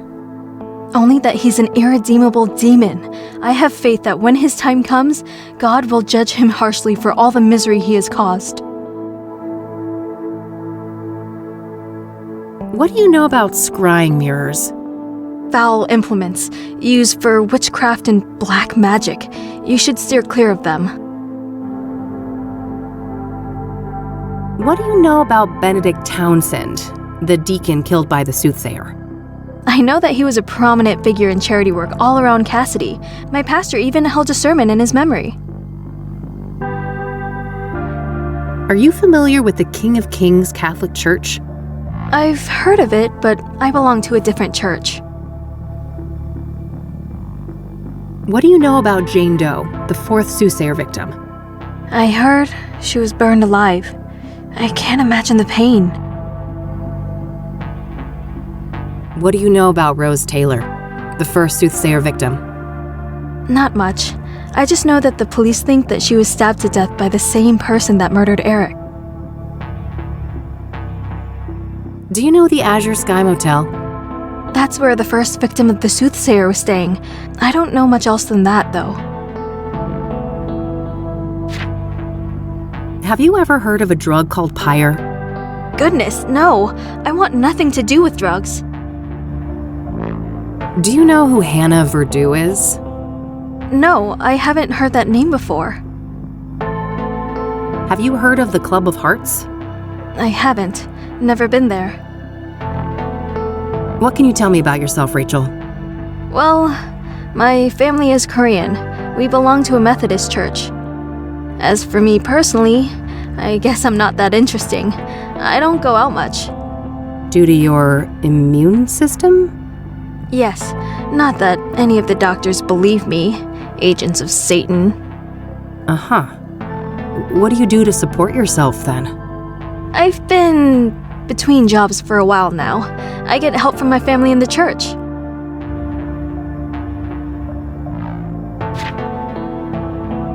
That's all my questions. Thanks. You're welcome. Bye now, and God bless you. Yeah. You too.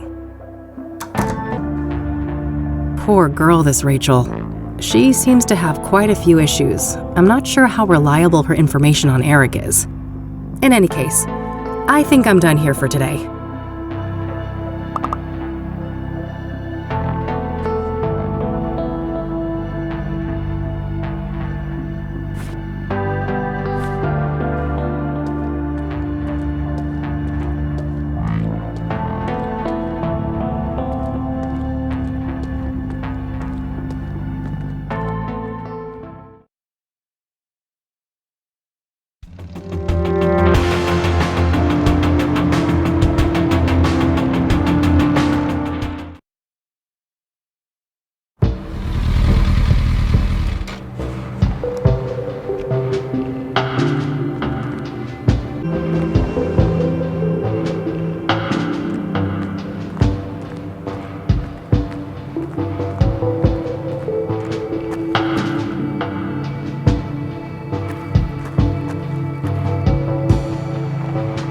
Hey there.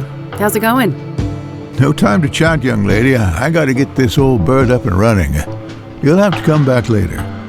Engine trouble? Can I help? Maybe so. As long as you aren't a complete dimwit. See that toolbox? Yeah, what about it? It's real simple. I'll ask you for tools, you hand them over one by one. No problem. Sounds easy enough. Good. Just don't hand me the wrong thing. That would be an abject disaster. I think I can handle it. I happen to know a thing or two about engines. That's so. They should be smooth sailing then. Let me know when you're ready.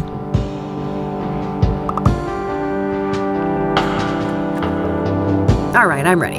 What do you need? Hand over the medium-sized wrench, will ya? Not the rusty one.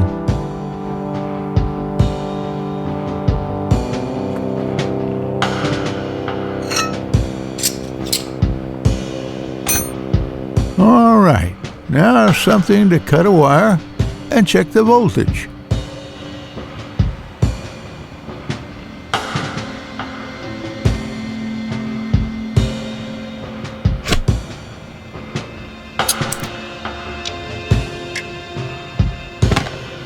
Okay, that part is handled. Give me the regular pliers and then the big Phillips screwdriver.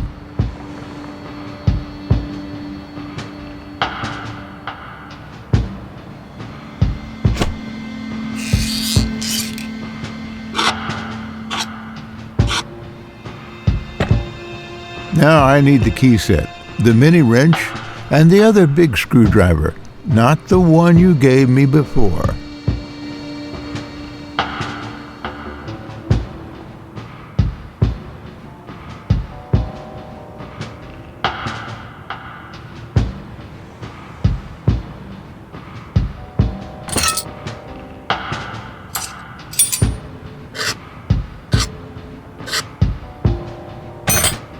That's finished.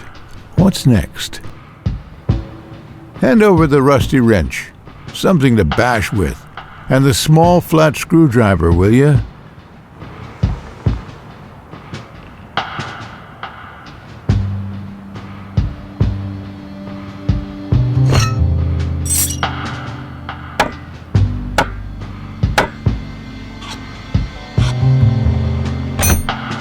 I got a 6-inch bolt here, a real oily little thing. First, I need something to clean it with, and then a tool to grip it properly.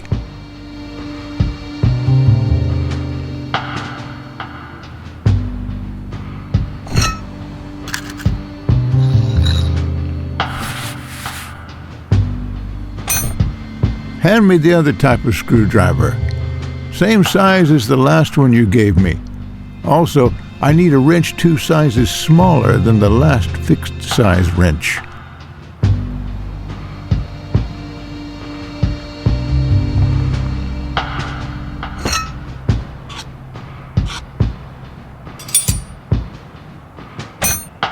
I think that did it. Hit the ignition, lass. Okay, hang on.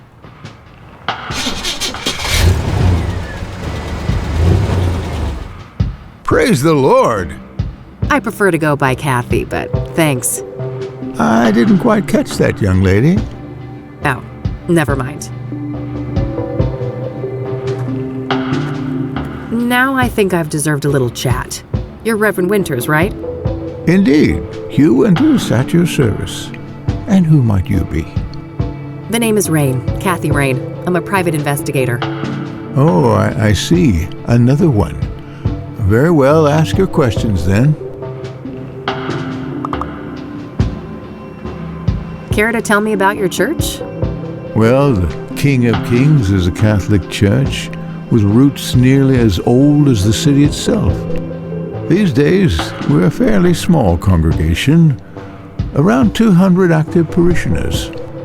I see. So how long have you been a priest here? Coming up on 30 years now. Oh wow, that's a long time. I suppose so, yes. But I've been nothing but content here, until the murder, that is. Things will never be the same. Yeah, I can imagine. Can you tell me about Deacon Townsend? What was he like as a person? I can, if you call him Ben. That's what he always preferred. Oh, sure, I will. What was Ben like?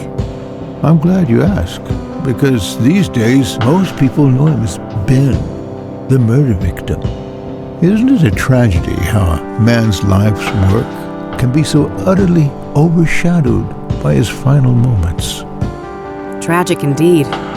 Perhaps you can help me get a more nuanced view? I'll try. Ben was a good man, a good Christian, and he always managed to stay optimistic despite leading quite a difficult life. Difficult how? I shouldn't say. He wouldn't want me to share all of his secrets. But trust me, he carried great pain. Fair enough. Did he have any immediate family? No, and he never married. He had distant relatives out of state, but as far as I know, they were estranged. Okay. Next of kin? Never came into play. He had a written will and left everything to charity. Got it. Thanks. So, the reason I really came here was to ask about the Soothsayer. Very well, go ahead. Were you the one who found Ben at the scene? Yes, I was. In the rectory. Right here behind us. Do you mind if I have a look inside? Yes, I mind. It's my home. But the police already ransacked the place, and we had the whole room refurbished for the reconsecration. I understand. Can you walk me through what happened that night, then? Well, I came back late, after traveling. The front door was unlocked, which is unusual, but not overly alarming. I entered and kept quiet in case Ben was asleep, but it didn't take long for me to notice that his bedroom door was wide open. That's when my eye caught the shadow of his hanging body. I ran up to the doorway and saw him on full display, and, well, I froze from shock. It was immediately clear that there was nothing I could do. He wasn't moving. He wasn't making a sound. His face was blue. The world didn't make sense until I got my bearings. Took a small step and heard the cracks of broken glass under my shoe. I saw the mirror shards and I realized that he didn't do that to himself. Someone must have done it to him. I carefully backed out of the room, called the emergency services, and they arrived shortly thereafter. Did you notice any other relevant details in the room? No, like I said, I was in shock. My friend was dead, murdered. I needed to get the authorities there, and I had to go pray. Understandable. Who do you think did this to Ben? I don't know. But he had plans to meet someone that night. A lost soul, he said. I never inquired in detail, saw no need to ask more. Now I obviously wish I had. Did Ben keep records of his meetings? He did, but none were found, so I can only assume that the killer disposed of them. Sounds likely. Was there anyone that he was seeing like this regularly? I'm sure. I wouldn't know any specifics. I haven't been involved in that work lately. I see. Thanks. Do you know who Hannah Verdew is? I don't know. Do you know the Club of Hearts? It may come as a shock to you, but I'm not the clubbing type. Have you ever heard of a drug called pyre? I haven't, no. Why would you ask that? Drug tests have shown that the Soothsayer victims had pyre in their bloodstream when they were killed. That's preposterous. Ben wouldn't go near anything like that. He didn't even drink coffee.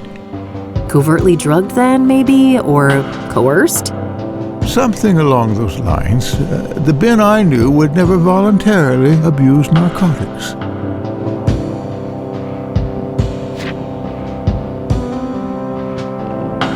All right, that's all. I'll let you get back to the repairs. Very well. Take care, young lady.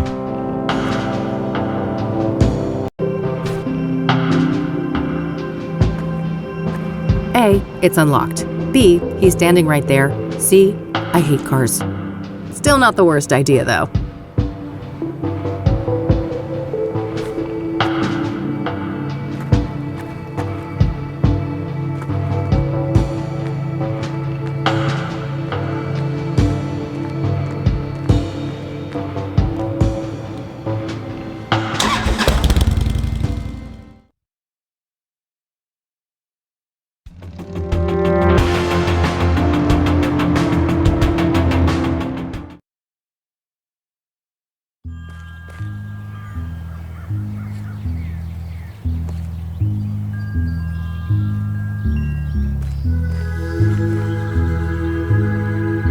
Oh God, that thing is hideous.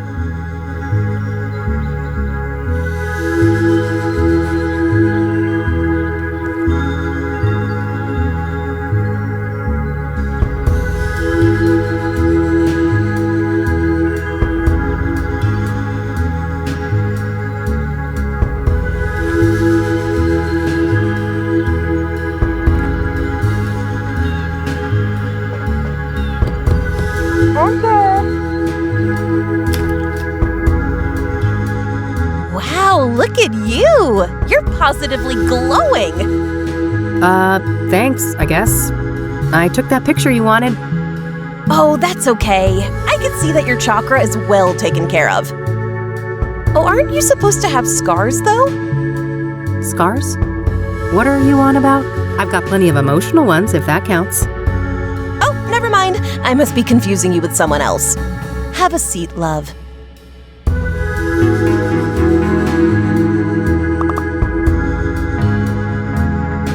So, Eileen tells me you know a thing or two about scrying mirrors? You could say that. I am a practicing clairvoyant. What do you want to know?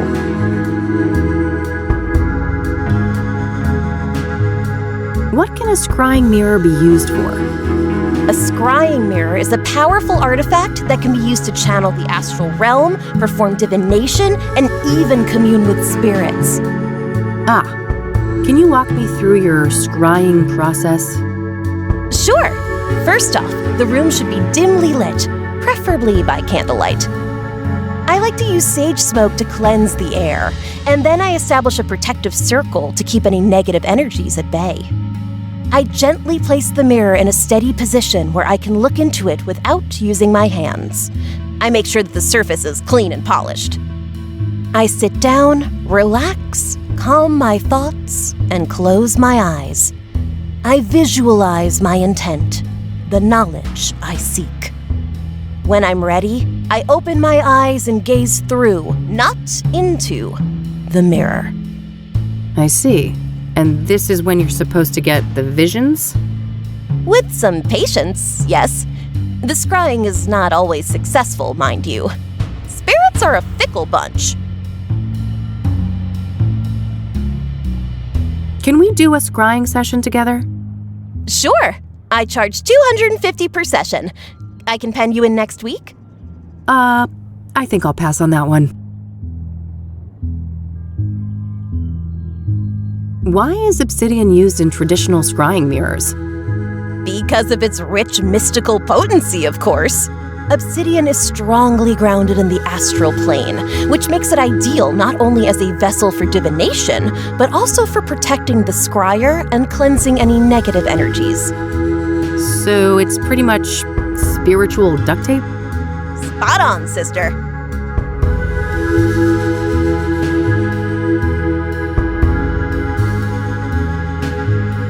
Where can I get a scrying mirror? You're in luck. I have a spare one right here. Someone I don't like left it after a botched divination, so I'm totally fine with giving it to you and pretending I never saw it. Sure. Thanks. Oh, and just so you know, this is just made of painted glass. All serious practitioners use obsidian mirrors, so don't expect too much, okay? I'll try to keep my expectations in check.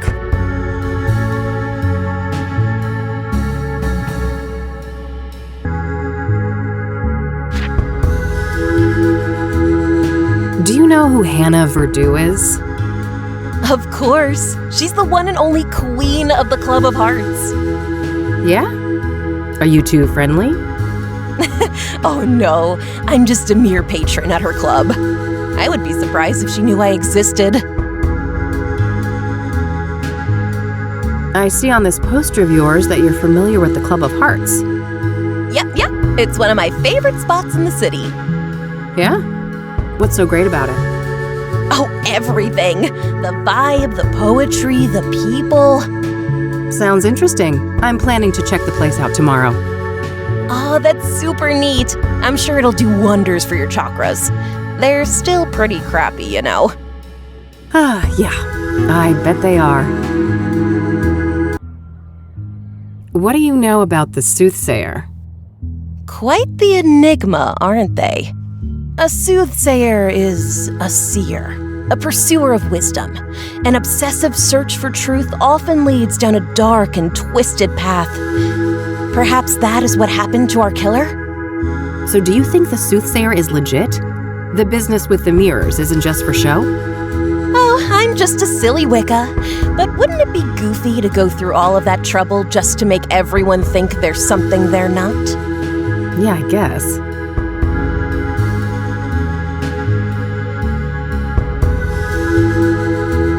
What do you know about Deborah Sinclair, the latest soothsayer victim? I don't stay up to date on murders and stuff like that. No offense. Are you familiar with the King of Kings Catholic Church? No churches for me. Certified heathen over here.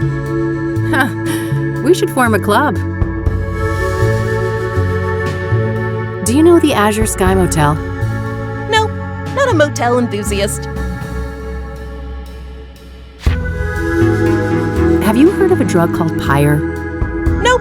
Good old shrooms are my kind of high. Huh, I can see that. Not a fan of psychedelics myself. This gal's got a truckload of emotional baggage. Way too much fuel for bad trips.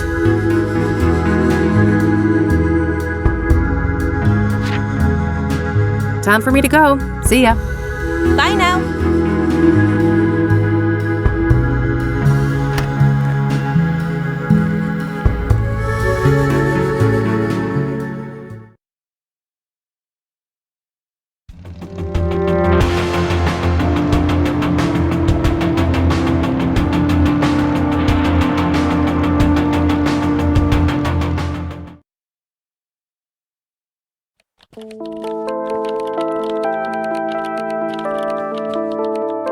Hey, E, one more thing.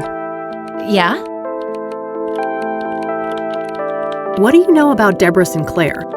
I like her books, but I don't care much for celebrity gossip. Awful thing that happened to her, though. What do you know about the woman who was burned alive by the soothsayer? Oh, nothing. I hope that horrible demon is caught soon. What do you know about Benedict Townsend, the murdered deacon? I don't know anything about that poor man.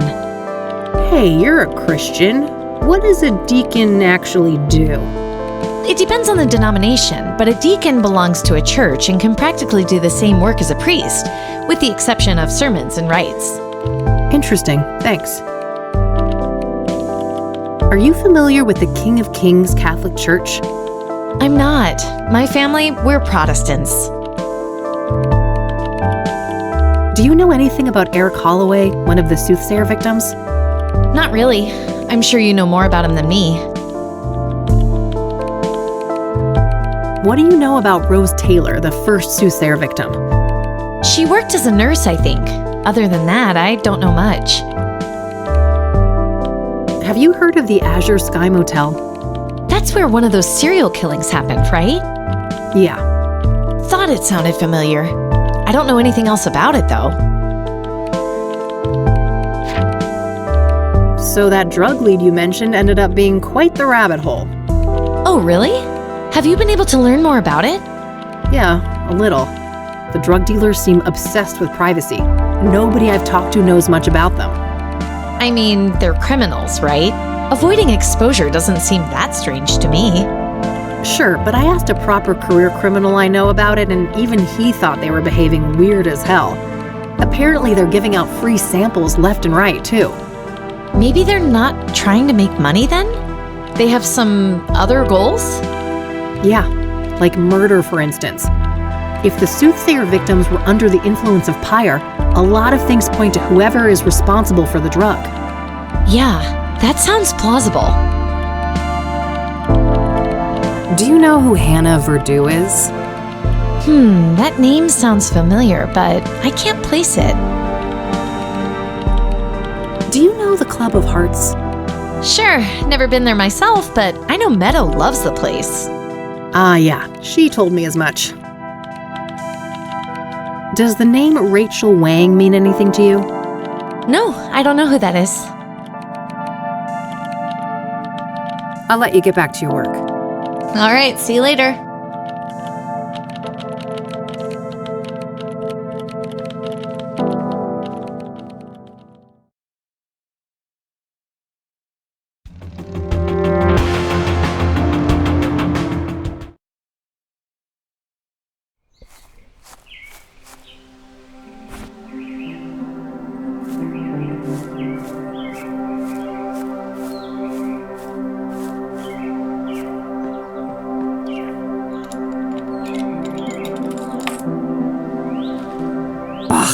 Nothing but a stupid brochure inside.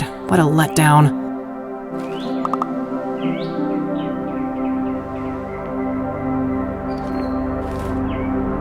It's getting late. I better get back to the office so I don't end up missing Josh.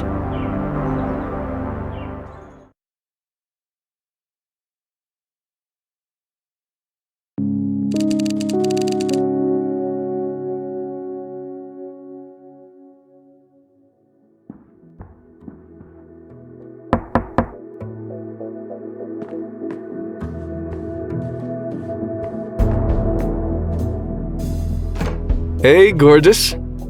Oh, hey, Josh. Come on in. How are you, bud? Everything going okay over at the precinct? I guess.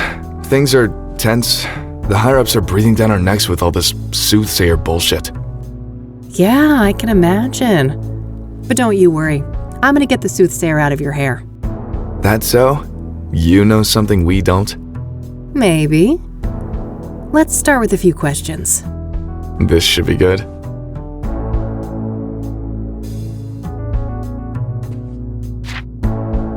So, you're in the drug unit. You must have heard of Pyre. Yeah, that's an odd one. Novel narcotic. Highly hallucinogenic. What is Pyre exactly? It's a new product, so we don't have a chemical breakdown yet. But early analysis suggests a synthetic compound. It's usually encapsulated in pills, but supposedly some injected too.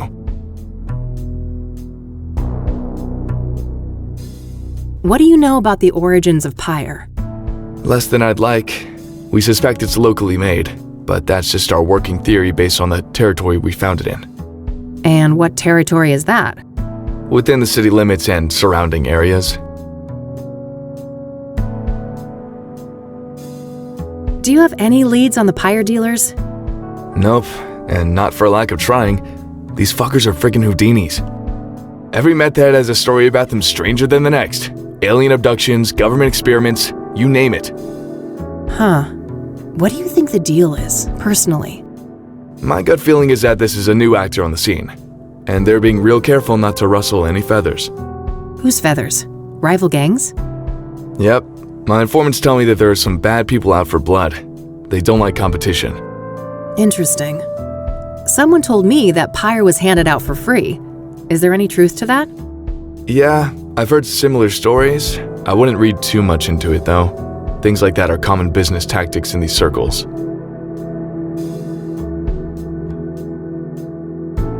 What about Pyre being connected to the Soothsayer killings?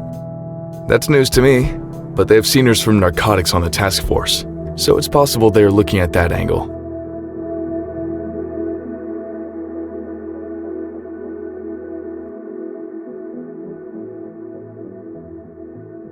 I need to ask you a favor. I've got this print that I need to run. Oh, yeah? This have something to do with the Soothsayer? The less you know, the better, I think. Sounds like a risky proposition. What's in it for me? Well, this girl would be very, very grateful. That's so?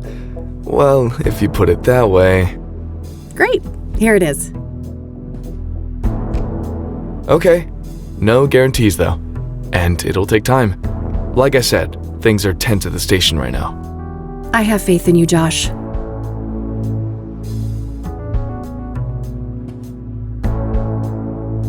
Thanks for stopping by. I have some other things I need to deal with now. Already? Aren't you a busy bee? Nightcap before I go?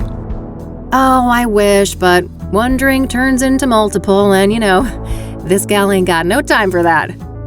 You're no fun. Well, later, babe. See ya.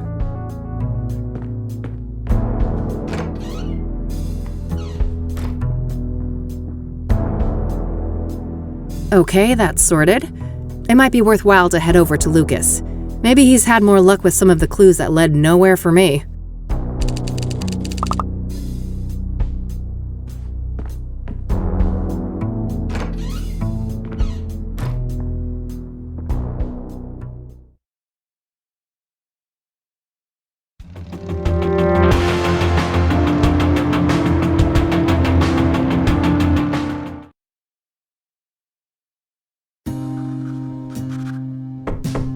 Come on in. Hey, kid, solved the case yet? I wish. I just, happened to be in the neighborhood. Thought I'd stop by. Uh-huh. Make yourself at home. Let me know if you want to discuss the case. Sure thing, will do.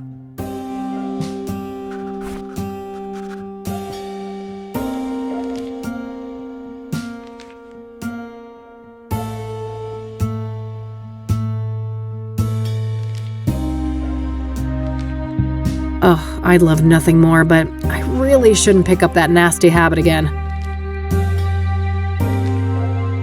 Nope. I've messed around enough with fire and flammable liquids to know that's a terrible idea.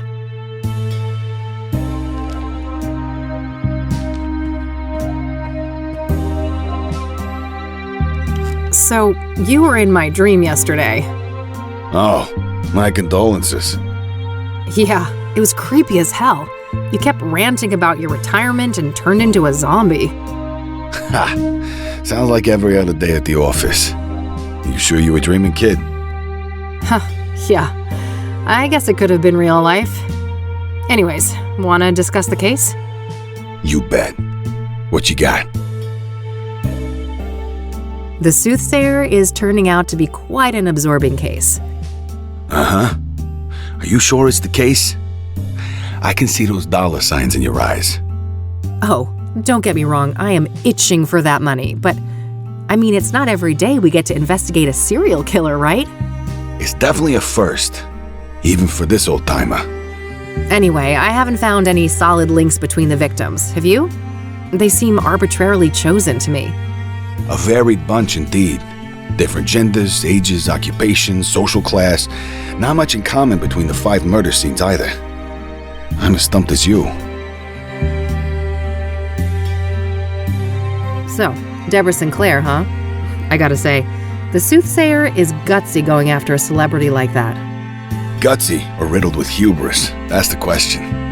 Hopefully it's the latter, and he got sloppy somewhere. Luckily for me, the cops were the sloppy ones. I found a little something they left behind in the cabin. Atta girl. No such luck for me. I went there and some weird-ass fan of Sinclair got in my way. Oh God, bested by Randy? You're losing it, Lucas. Bah. I bet that chubby paraplegic took a quick look at a girl like you and let you do whatever the hell you wanted. You wish. Take your sexist excuses elsewhere, old man. Yeah. What'd you find anyway? Oh, nothing big, just a fingerprint on a mirror shard. Holy moly. That could break the case wide open. Don't I know it? I asked a contact at the KPD to run it for me. Trustworthy, I hope? You might as well take that shit to the task force. Nah, it's all good. Unlike my boy Randy, this guy actually wants to get in my pants. So, that Jane Doe, the burned woman, it's taking some time to ID her, it seems. Indeed. Whoever she was, it appears she wasn't missed much. Now ain't that fucking sad? Some trafficking victim, maybe? It's possible. Vulnerable people like that are often preyed upon by serial killers. I guess so. But I don't know, this guy seems more unpredictable than your average murderer. Agreed. We shouldn't forget that our guy has a tendency to defy pattern. Let's talk about Deacon Townsend. Sure. What do you think of that one? Well, I wonder how the heck the Soothsayer managed to convince him to hang himself. That's the question, isn't it? Every source I talk to paints the deacon as nothing but a devout Christian. Maybe he wasn't as devout as he led people to believe. For all we know, he could have been a willing sacrifice. I don't think so. My gut says he was betrayed by our bad guy. Your gut, huh? We should probably trust that. It's pretty sizable after all. Oof. Low blow, kid. What's your take on the scrying mirrors? Well, I don't think they're just calling cards. Whatever drives our bad guy, the mirrors play an important part. Yeah, probably some fucked up occult ritual. Reverend Winters thought the murder scene looked like a sacrificial room. Oh, wow. That old grouch talked to you. He wouldn't give me the time of day. I'm impressed. What can I say? I'm a people person. Ah, fuck off. Do you know much about the King of Kings? Nope. I only know it in relation to the murder. What are your thoughts on the second victim, Eric Holloway? Well, I'm not surprised the cops got it wrong at first. He certainly fits the profile of a suicide victim, given the rumors of depression and what happened to his ex, Sarah. Oh, yeah. Maybe that's why the Soothsayer chose him? Could be. It'd certainly be easier to isolate a vulnerable person like that. Did you go to the apartment building? I did. Managed to squeeze some info out of the neighbor next door. Had to grit my teeth and pretend to be a devout Christian, but I powered through it. Probably not the last time you had to do that. What did you learn then? Well, apparently Eric had a drug problem. And he was also engaging in a lot of casual hookups. Interesting. I suppose it's not uncommon to get caught up in addictions after a trauma like that. So, Rose Taylor, the first victim, I hit kind of a brick wall there. Yeah, been a while since that one. The husband wasn't very agreeable, I take it? He told me, and I quote, "Eat shit and die." Ha! Well, I caught the guy before he got fed up with us. He had some interesting things to say. Oh, do tell. Now, quid pro quo, remember? What do I get? Not sure. Let's keep talking. Maybe I know something you don't. What do you know about the Azure Sky Motel? Well, we both know that the first killing took place there. Other than that, I don't have any interesting tidbits to share. Seems like any other motel. Yeah, that's my take too.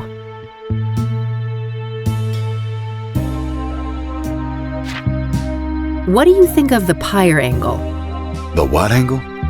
Oh, wow, Lucas. Am I ahead of you already? Looks that way. Perhaps it's time for a trade. How about Rose's husband? Sounds like he told you something juicy. Sure, that's a fair trade. Ladies first? If you insist. So, apparently, there's this new drug on the street called pyre. And the Soothsayer victims all had it in their bloodstream when they died. Whoa, if this information is good, it must be part of the Soothsayer's MO. Yes. It could also explain why some of the victims didn't resist, right? Pyre is a powerful hallucinogen, so they probably didn't even realize what was happening. Not a bad theory. What else do you know about the drug then? Your turn first. Orson Taylor. Fair enough. So he and his wife, their marriage was a train wreck. They were going through a divorce. Just like every other marriage in '98. Did he tell you why? No, but I can read between the lines. Infidelity on her part. Got anything concrete on this supposed lover? Nope, and not for a lack of trying. I suspect the guy probably doesn't want to deal with the publicity after the murder, even if he had nothing to do with it. Hardly more than a hunch, Lucas. What else have you got? Well, you're aware of what line of work Rose was in, right? The paper said she was a nurse. Why? I dug up her employment history, and guess where she used to work a couple of years back? Enough build-up, Lucas. Out with it. Your mom's place. Angstrom's. Oh, fuck. Really? That's one hell of a coincidence. Just my reaction. Have you seen your mother lately? don't want to talk about it. Well, do with this what you will. Maybe she knows something about Rose. That's all I got. Your turn. All right. So the pyre dealers like privacy, and they've managed to stay out of reach of both the law and rival criminals. Interesting. How'd they manage to do that? Obscure dealing practices, for one. I haven't got any first-hand information, but rumors say that they find dope fiends and give them pyre for free. Huh, very strange. I'll need to look into this further. You do that. As for me, I guess I'll have to go to Ingstrom's tomorrow. Fuck me. Do you know who Hannah Verdew is? Nah, should I? Not really, just curious. Do you know the Club of Hearts? Nope. Any relation to the murders? Nah, just might be a useful source there. I think that's all I got for today. All right then. Stick around for a bit if you want. I'll be up late with this paperwork anyway. Thanks. I just might.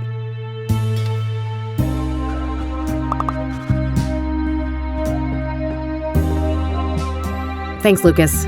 I need to get some sleep now. Talk another day, yeah? Sure. See you around, kiddo. See ya.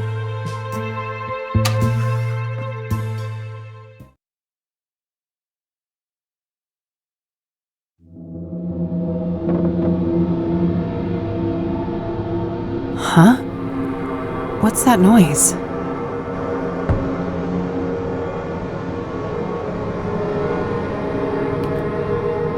Oh, ew, Mildred, gross. Bon appetit, you little monster. I'm going back to bed.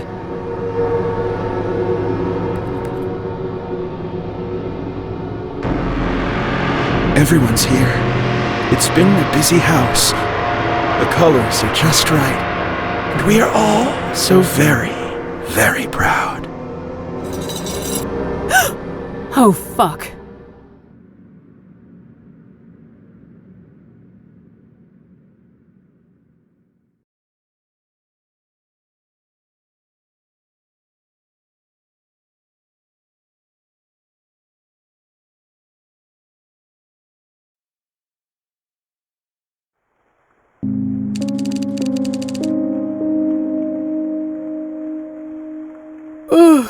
Okay, Kathy. Time to get out there and confront the rain. And Mom.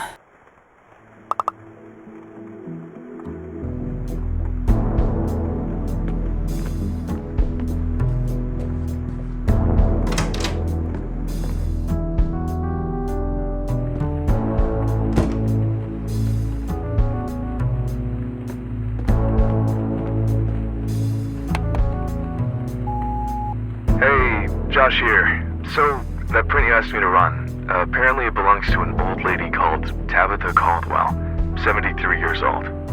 Turns out that we grabbed her print in the 60s for violating some obscure state law about endangered plants.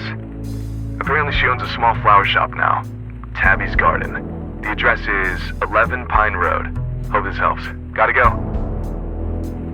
Very interesting. I should definitely check out that shop today.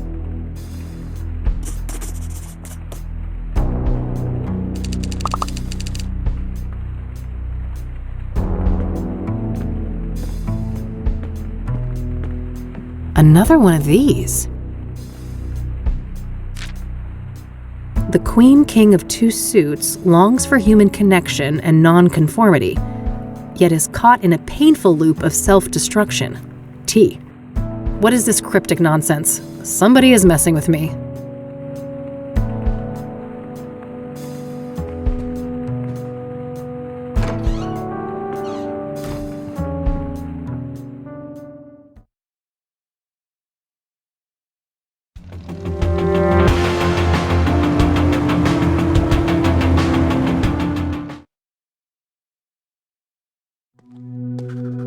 God, this place makes me want to vomit. Okay, get a grip, Kathy. You can do this. Focus on the task at hand. Rose Taylor used to work here.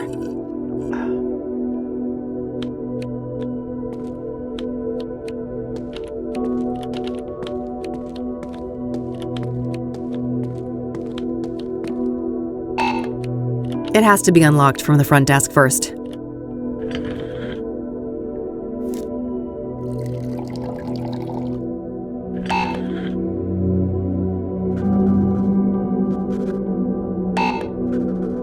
Come on, cut that out. I'm trying to work here.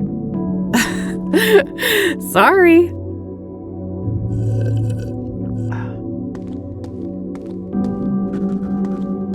Hey, Oscar. Oh, wow, amiga. It's been a while, huh? I like the new hair. It pops. Thanks, bud. They've got you on desk duty, huh? Yeah, just recently.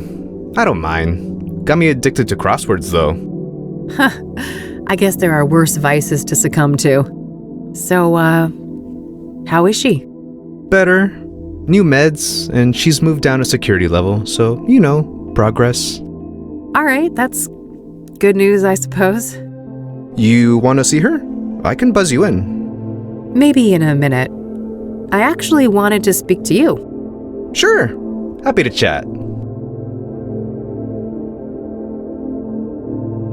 So, I hear that a certain Rose Taylor, the woman who was killed by the Soothsayer, used to work here? That right? Yeah, that's public record. She was employed here a few years back. All right. Did you know her?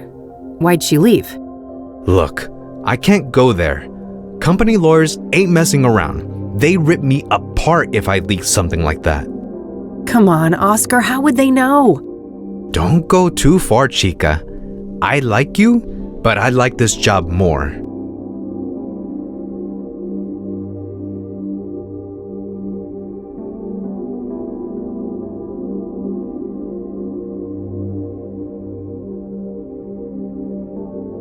Can you buzz me in? Sure, go ahead. Thanks.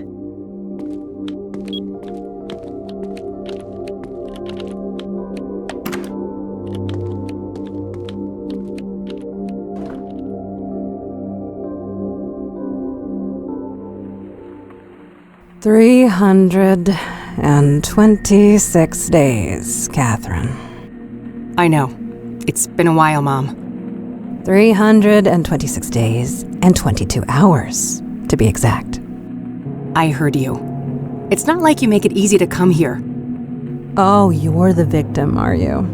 Boo-hoo, my mom won't treat me like a princess when I bother to show up. I'm not doing this again. Can we have a normal conversation? Act like we're family for once? Fine. No reason to squabble. I see that you changed your hair. Again. Sure did. I'm guessing you absolutely adore it, right? I'm old-fashioned, honey. I adore what you hide under those clown colors. The gorgeous jet black that your father gave you. You know my only rule, Mom. Don't mention him. Please. Of course, how dare I. Did you bring my royals then? No, Mom. They stopped selling those. Other Rockports are around, but not the purple ones. They're out of circulation. Lies and excuses. You can't even be bothered to get your own mother some goddamn smokes, can you? Maybe next time, okay? I'm told that you're doing better. Is that right? I guess. Earned myself some small freedoms. I've been handling my temper well. And these new pills, they keep me grounded. That's great, Mom. You'll be out of here one day. One day. One day. One day. Yeah. Hey, Mom. Can I ask you about some other things? Huh? Sure. Go ahead, honey. So, I hear that a woman by the name of Rose Taylor used to work here? You heard right. Quite a piece of work, that lady. A shame she got herself sliced up, though. Quite a piece of work, was she? How so? Oh my, I recognize that tone of voice. How we come across the real reason you're here, Yeah, Mom. You're right. You caught me. Are you gonna help me or not? That depends. Are you gonna be a good girl and get me my fucking royals? Jesus, Mom, relax. I told you they're discontinued. I can't give you cigarettes that don't exist. Doubling down on that horse shit, are you? I've had enough of this. You know my price. Get me my smokes. Then we'll talk about Rose.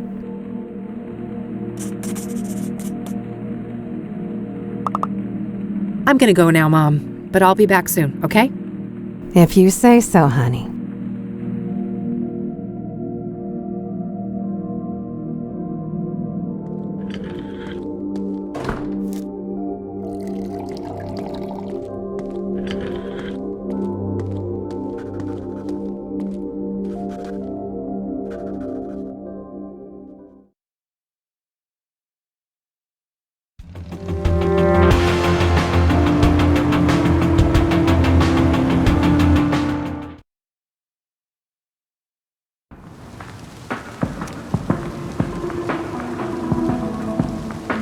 Surprise, surprise, all out of Rockport Royal.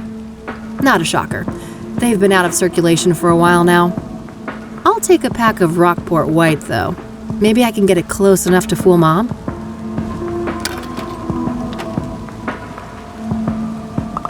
Oh, and come to think of it, didn't I see an ad for Rockport Royal in one of the papers? Maybe that can help.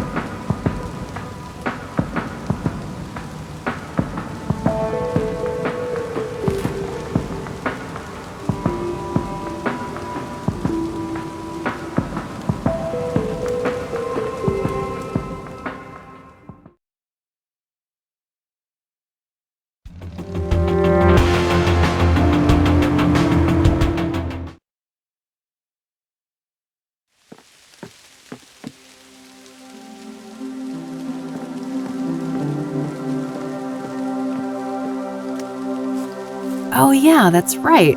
Rockport Royals contain lavender. I'll take some and see what I can do with it.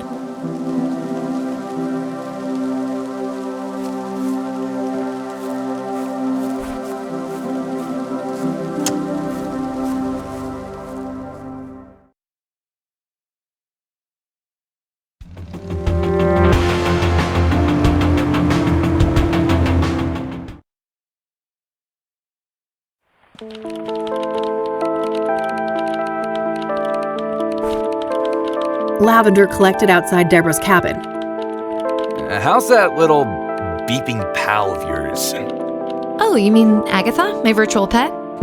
Yes, that silly electronic Japanese thing. She kinda died. I forgot her at home when I went to church. My deepest condolences. Will there be a ceremony? Very funny. It was a research project. You know I have to stay up to date on pop culture. Sure. Keep telling yourself that, Summers.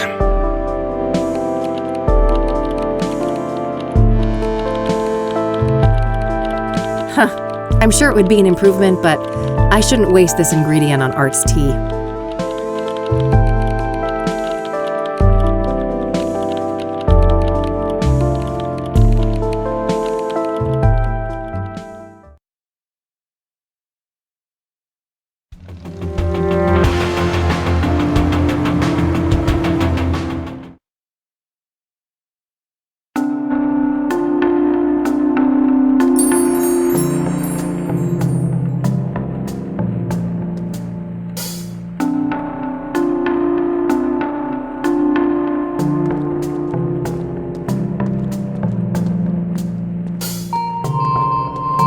I'm sure a few little leaves won't be missed.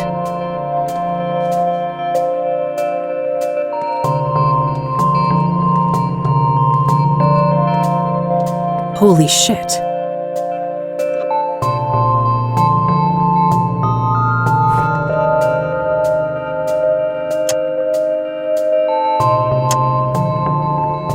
Yeah, as far as I can tell, this is exactly the same type of glass.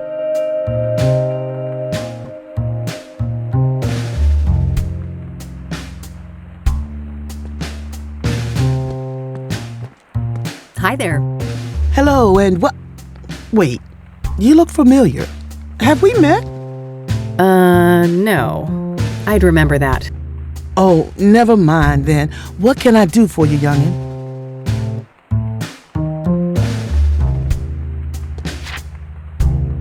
You're Tabby, right? I am. Tabitha Caldwell, but everybody calls me Tabby. Flower Tabby. I see. Have you had this place long? 40-something years. Why? You looking to enter the business? Oh, God, no. I kill everything I touch. That would be an abject disaster. No such thing as hopeless. And you better believe my precious nephews tried to prove me wrong.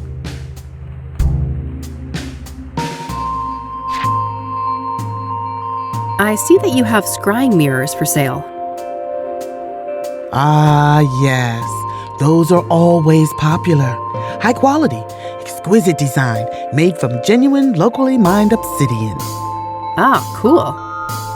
You sell a lot of these then? Well, this ain't a big business. Maybe a dozen a month or so. Things have picked up lately, too. Not sure why.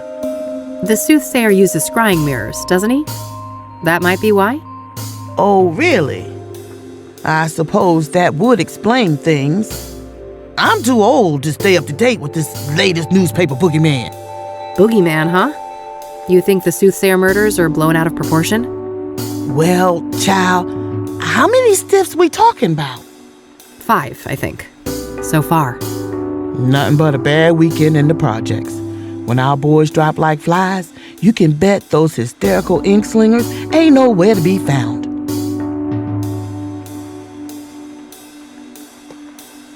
Thanks. I'll go browse some more. You do that. I'll be here.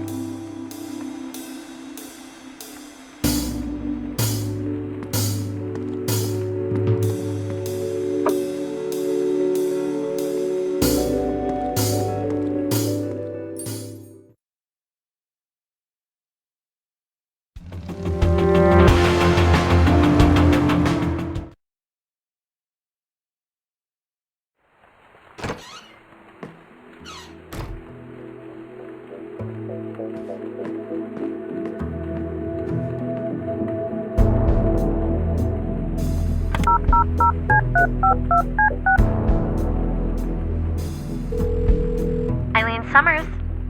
Hey, Kathy here. Hey, what's up?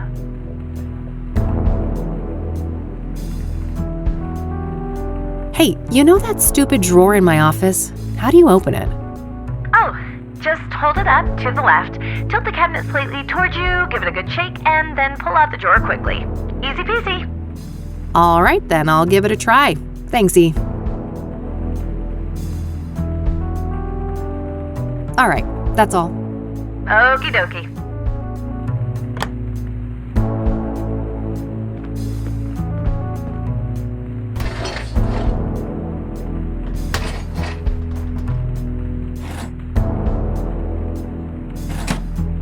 Found a pair of scissors and a couple of markers in there.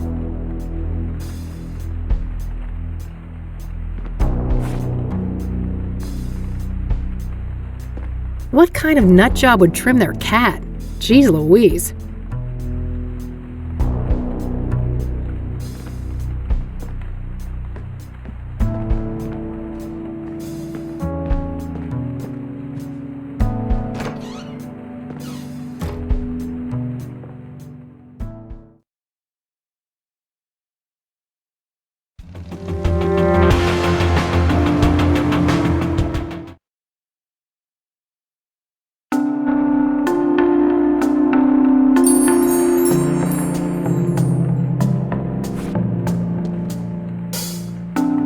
want to cut that up.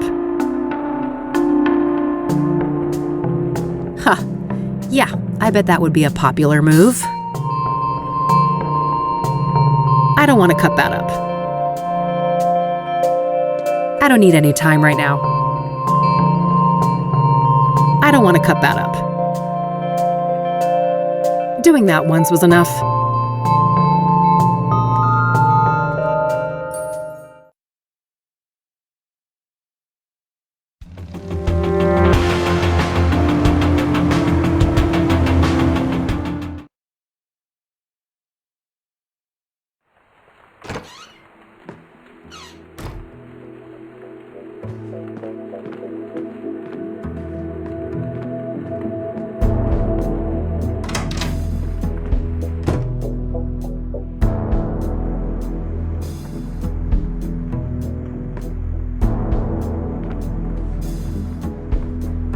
This cinnamon might come in handy.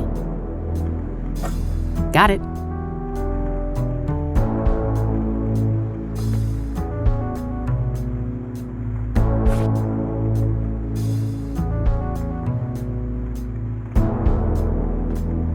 Might as well dry out both the mint and lavender. Let's see here.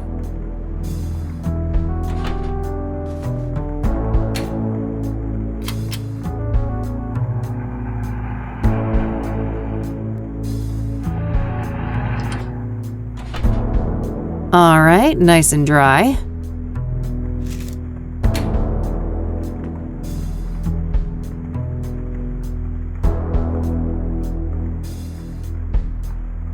All right, let's see here. Okay, I've spiced up the tobacco, but I think it needs a couple more ingredients.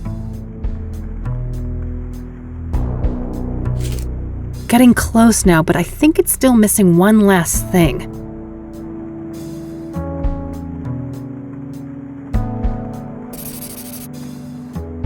I think I've got the shape of the coloring close enough, but the hue isn't quite right.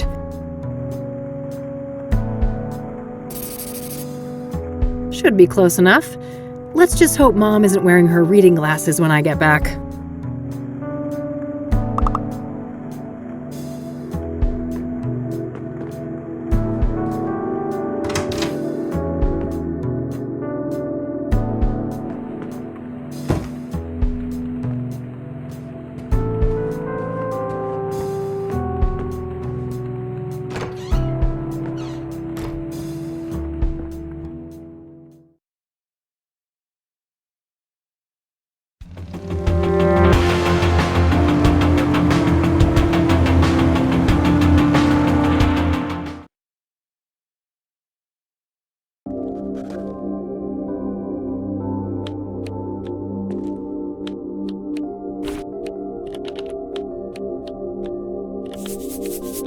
Now that's the smell of Rockport Royal.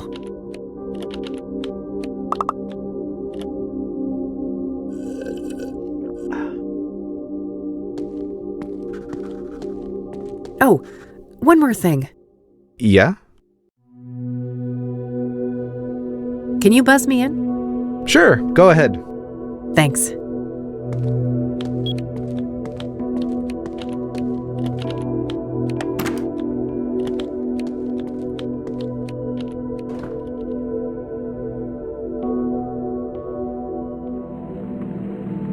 Back already. Ain't I spoiled? I was expecting to have to wait another year to see my only daughter again. Nice to see you too, Mom. I brought you some smokes, Mom. Just like you wanted. Good. Hand them over. Well, that wasn't so hard, was it? No. A real breeze. You got your wish. Rose? What's your obsession with her, anyway? It's complicated, just work stuff. I held up my end. Your turn. Well, Rose was a bully. Pure and simple. She got a kick out of the power she held over us. I was over the moon when they finally fired that bitch. Fired, huh? For the bullying? Nah, She got caught fucking a patient. Apparently it had been going on for a while, too. She got the boot the next day. Oh, wow. So, who is the patient? Is he still around? I don't know. Happened in a different ward, supposedly. All right. That's useful info. Thanks, Mom. You are welcome. So, I guess that's that then. What do you mean? No reason for you to stay. You're gonna fuck off for another year, aren't you? Keep this shit up and I just might. You will. You're no daughter of mine. I didn't want to see it at first, but you're not her. That's real nice. You're an imposter. A fake. My Catherine would do everything in her power to get me out. I can't deal with this. Nurse, we're done here. Yeah, nurse, time to get this Jezebel out of here! Take care of yourself, Mom.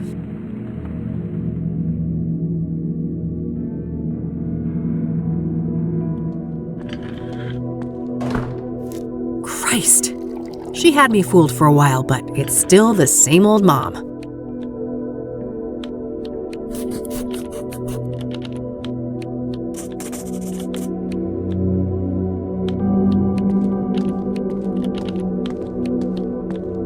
Oh, one more thing. Yeah?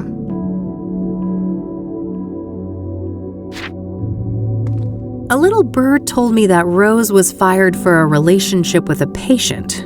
Sound familiar? Dios mío, are you trying to put me out of a job? I can't talk about that. The guy isn't even a patient here anymore. Just let it go. He's not? Why? Discharged? Transferred? Dead? Oh, fuck my stupid mouth. No, I'm not saying anymore. Get out of here. This shit ain't appropriate.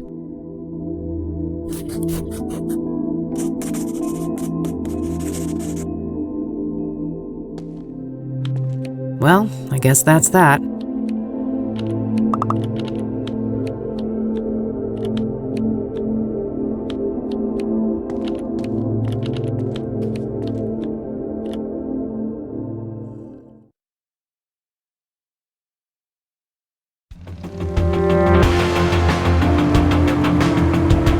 The club doesn't open until the evening.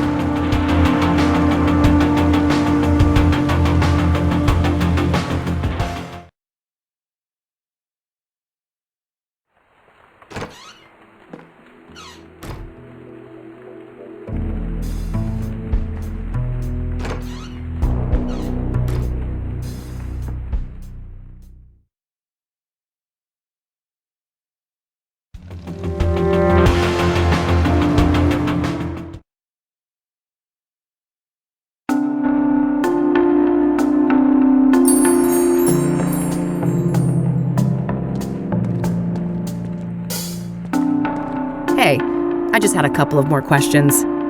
Yes? What do you know about the Soothsayer? Child, don't you try and rile up this mama with all that nasty business.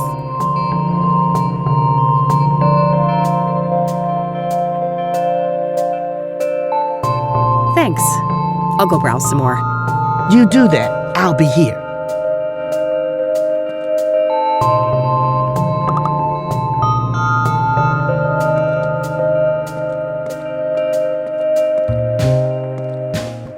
It's getting late. I better get back to the office and have something to eat before the club opens.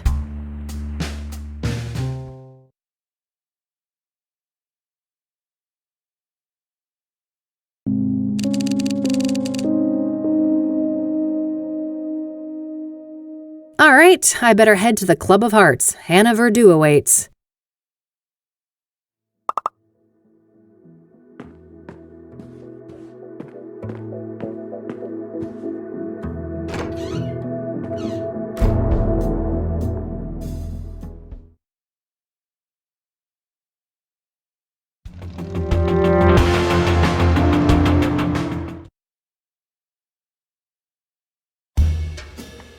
Membership card, please. Oh, shoot. I must have forgotten that. No card, no entry. I'm going to have to ask you to leave, ma'am.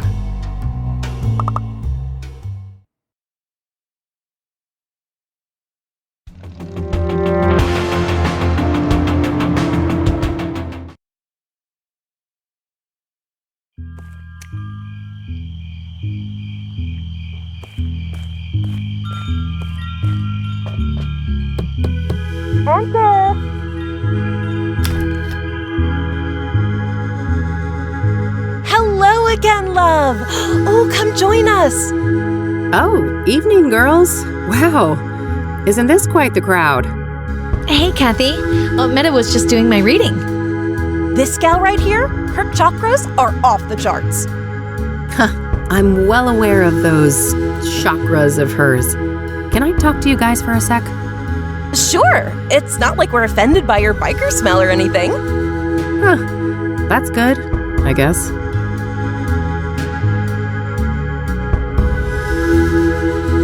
I went to the Club of Hearts. You neglected to mention that it's members only, Meadow. Oh, silly me. Well, it's members only.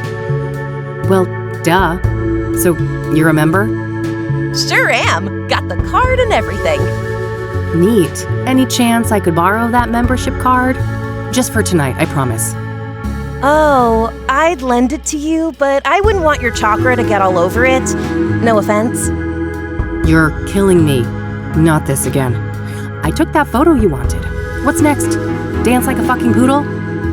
Oh, wow. So much rage. This is the root of your problem, love. She is right, you know. You need to learn how to handle your anger, Kathy. Oh, geez, not you too. Well, fine. What can I do to fix my chakras again? There isn't enough green in your life. I need you to bathe in green and immortalize it in a photo. Bathe in green? I guess I'll go and try to figure out what the hell that means. That's the spirit.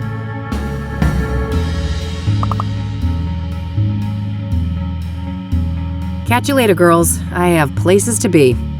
See you. Take care, Kathy.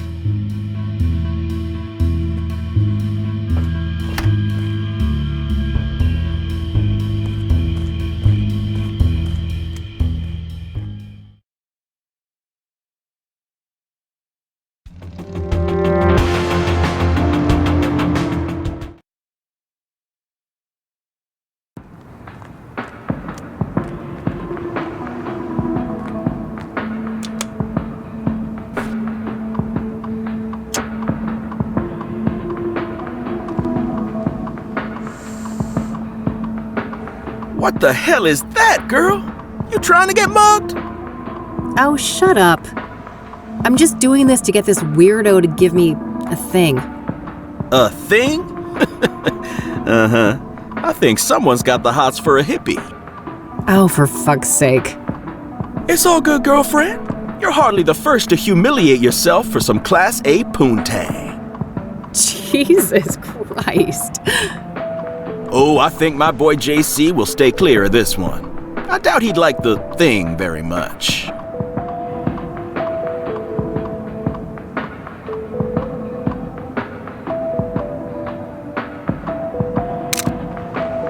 Yes, that should be it. Time to get this back to Meadow.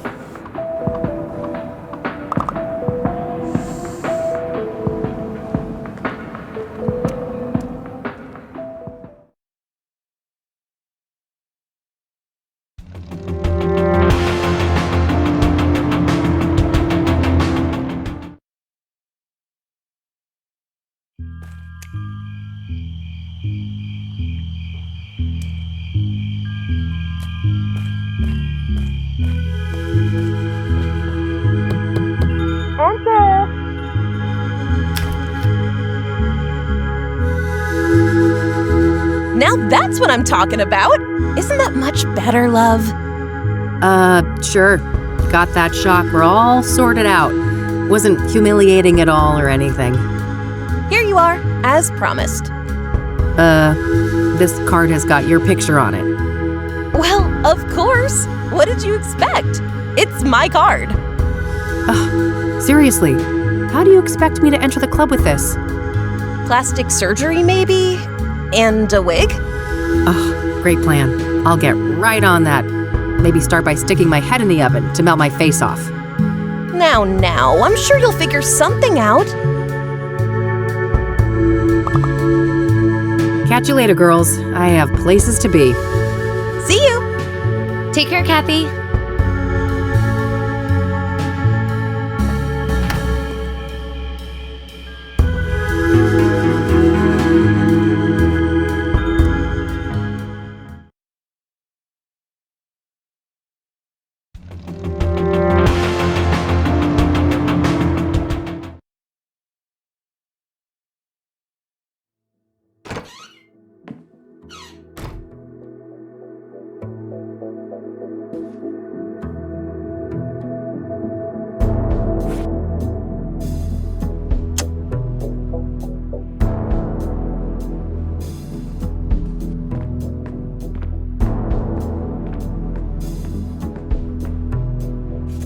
All right, the card is placed in the laminator. I can now use the machine to attach something to it.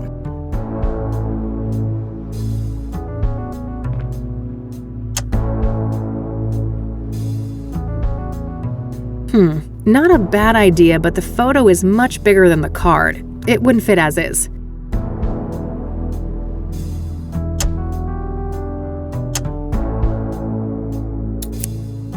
All right, I've cut my face out of the photo. Now what? It's a half-decent shot of my face, cut out of the photo I took up on Constance Hill.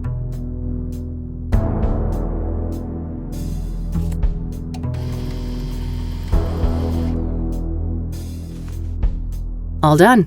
Hopefully this is good enough to fool that bouncer at the club.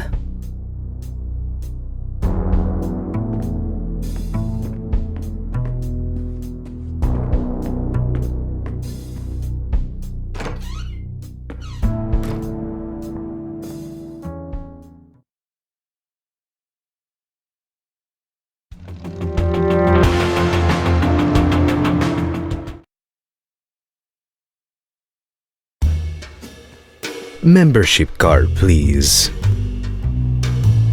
Here you go. Thank you. Enjoy the Club of Hearts.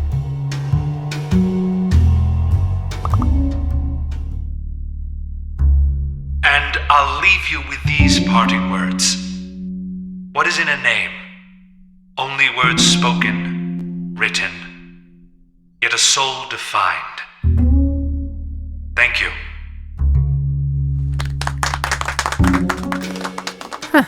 Who knew librarians had leisure time?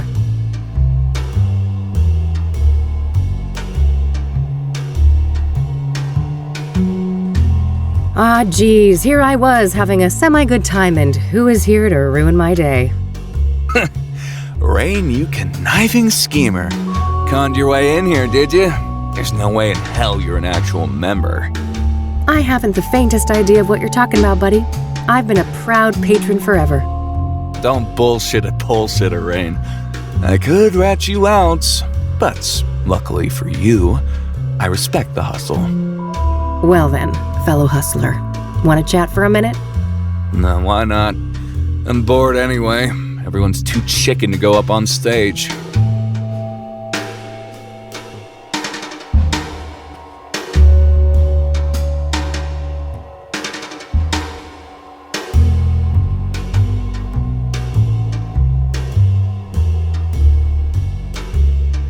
So, Hannah Verdue, got any juicy gossip to share? Well, you know, dude looks like a lady. Can't get much juicier than that. I guess I walked into that one. I only have myself to blame for expecting you'd have anything substantial to add. Sucks to be you, Rain.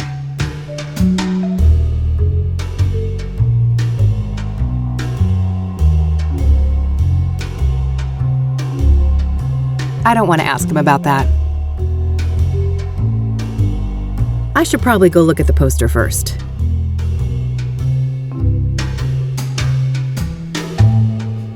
I'm gonna go mingle. See you around. Later. Open mic haiku night, huh? Looks like anyone can go up on stage and perform.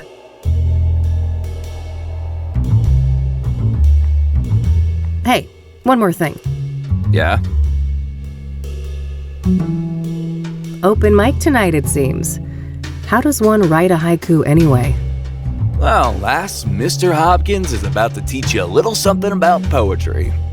3 stanzas, 5 syllables, then 7, then 5 again. Rain is a dummy, whereas art is a shrewd man. Universe aligned. 5, 7, 5. Alright, let's see. Receding hairline, arrogance personified. It's Art Hopkins, folks. 575. Yeah, you got it. You should definitely go up on stage tonight. I could use some schadenfreude.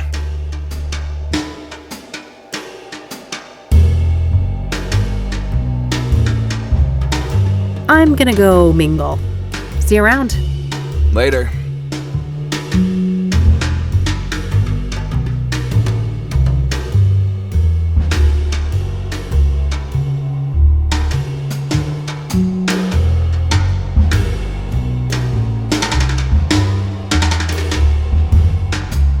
Hannah? All right, move along. Madame Verdue doesn't want to be disturbed. Oh, but I just need a quick word. Yeah, you and everybody else. Unless she asks for you, it ain't gonna happen. Feel me? All right, fine, relax. Guess I'll have to try and attract attention somehow.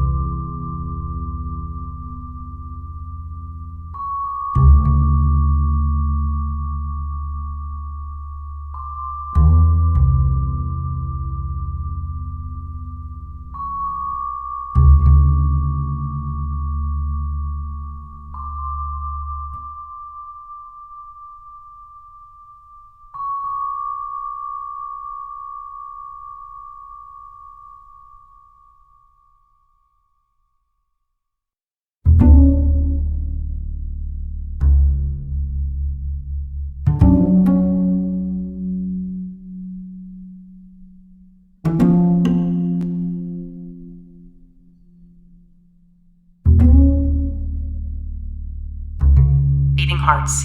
Break free. Beyond the norms. Hearts unite. Freedom. Here at last. It lacked that edge, that trauma. Facts.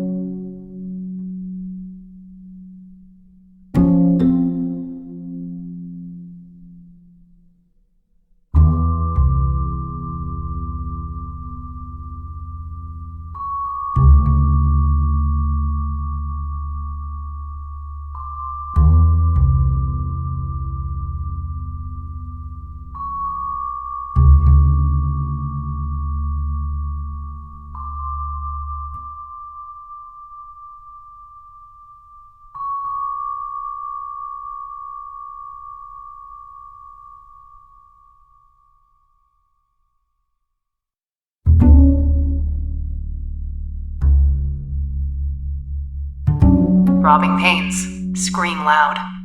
Struggling through pain, tears stream down. Struggle, here at last. I felt like it was missing that human connection.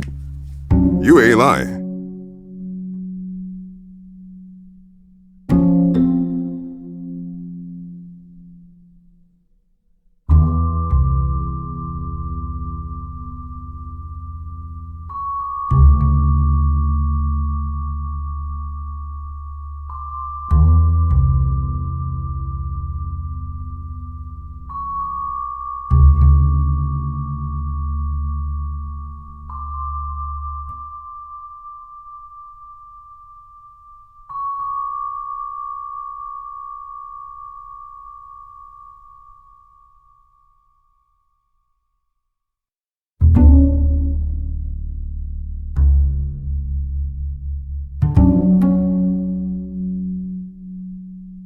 Broken minds, stand proud.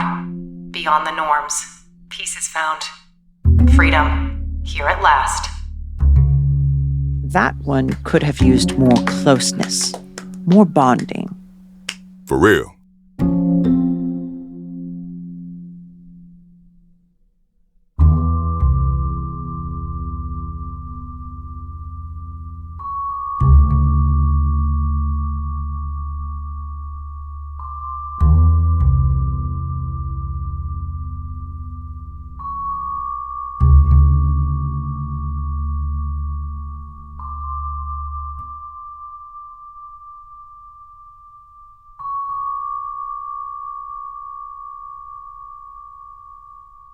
Beating hearts, fly high.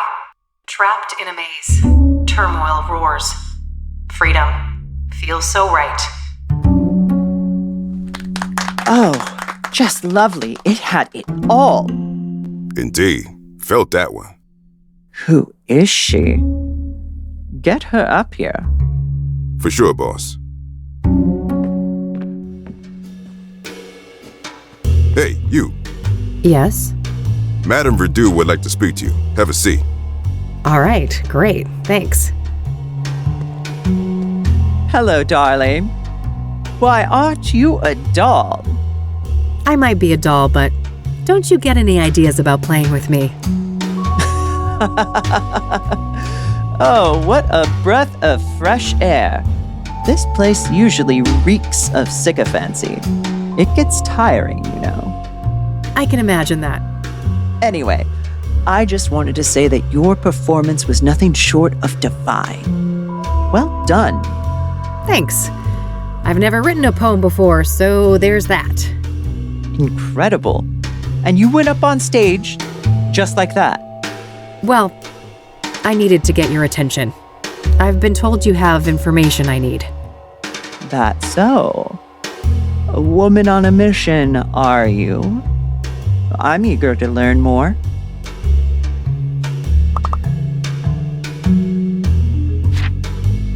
Pyre. Someone told me that you might be able to get that? Ah, a fellow connoisseur. Sorry to disappoint, but I haven't been able to procure pyre. Not for a lack of trying. Damn. Well, if somebody like you can't get it, it's gotta be impossible. I never claimed to have superpowers, darling. But from what I have gathered, a curious nameless duo is behind pyre.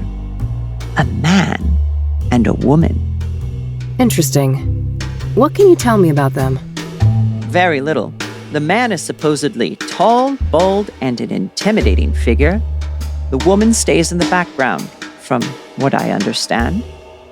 There are rumors circulating about their unusual behavior, too. Apparently, they are quite picky with their clientele, conducting some sort of interviews to separate the wheat from the chaff. Strange. How close have you come to tracking these people down? Not very. My best lead is a graffiti artist by the name Faze. That's Faze. Okay. What's his deal?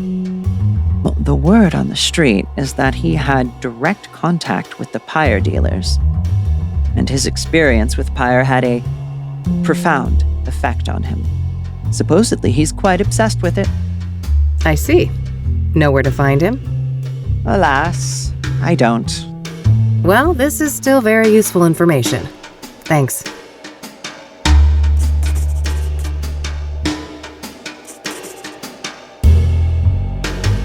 All right, I have places to be. See you around. Enjoy the rest of your night, darling. All right, I think I've got what I needed from here.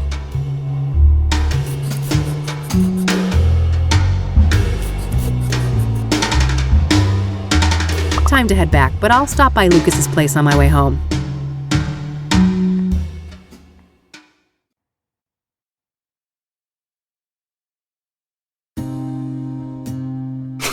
Wish I could have seen that performance. Never figured you for the artistic type. When there's this much money on the line, my type tends to be of the flexible variety. Wow, sounds like it paid off. This Verdú person give you some good info, right? Oh, you betcha. Let's talk.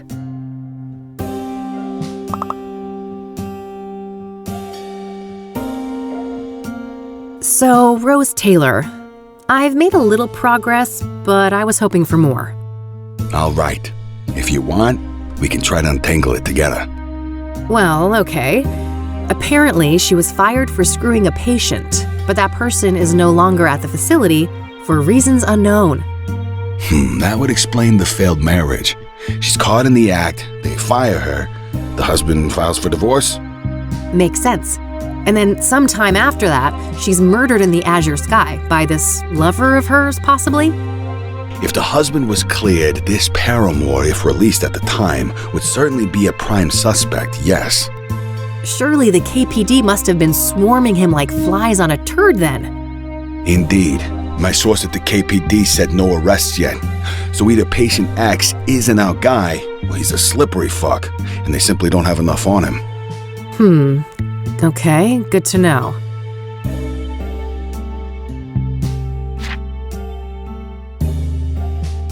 This pyre business is just getting stranger and stranger. Yeah? How so? I learned today that the dealers don't just give out the drug for free. Their clientele has to pass some sort of test first. Yes, I've heard those rumors too. The drug dealers quiz the junkies before they get a fix. Bizarre. Bizarre indeed. This is looking more and more like organized experiments. I agree. It seems like these dealers are carrying out a deliberate plan. The question is, was murder always part of that equation? Yeah, that's the million-dollar question. Do you happen to know a lady by the name of Caldwell? No. Should I? If you're interested in solving the Soothsayer case, yeah. Bold words. Care for a trade? Maybe. Let's keep talking and we'll see. Have you been able to learn anything about the people behind Pyre? Nada. They're a fickle bunch. You? I did hear that it's supposed to be a man and a woman working together. Small progress, I suppose.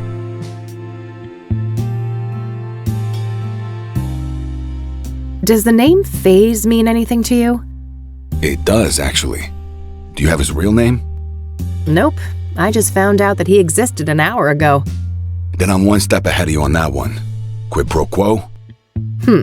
How about Caldwell for Faze? Deal. You first. Fine. So there's this old African-American lady, Tabitha Caldwell. She owns a flower shop, Tabby's Garden. She was fingerprinted in the 1960s for some stupid, harmless crime. Now get this. Her prints ended up on an obsidian shard that I picked up in Deborah's cabin, right next to where the last murder occurred. Holy moly, is our killer an old lady florist? Sounds pretty far-fetched.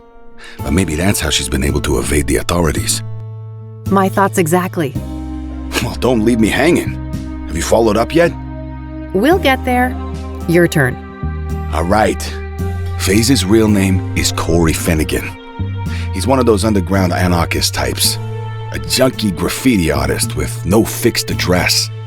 His name kept popping up when I was doing research on Pyre. Supposedly, he's met the dealers in person. Nothing new to me except his name. Surely the bombshell I just handed you is worth more than that. I'll tell you what, I got a few contacts looking for Finnegan. If I hear anything about his whereabouts, I'll let you know. All right, Tabitha. I went to her shop, and I shit you not, she's got actual obsidian mirrors for sale right up front. Whoa, either we found the most arrogant killer of all time, or... These were accidental prints left on mirrors that the Soothsayer bought from her at some point. Did you confront her? No, I didn't want to tip my hand so soon.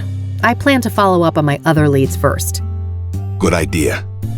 Even if she's involved in the murders, you need a stronger case to hand over to the KPD. Lots to think about.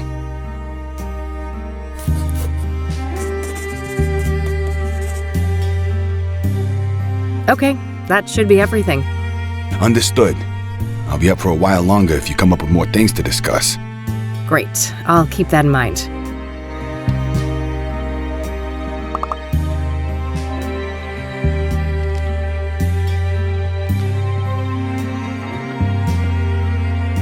All right, that's all I had for today. Same time tomorrow? Sure, but I might be a bit late. There's this place I'm scoping out. But you know, for a non-team, we're not doing so bad, are we? Huh. I guess not. Goodbye, Lucas. Bye, Kathy.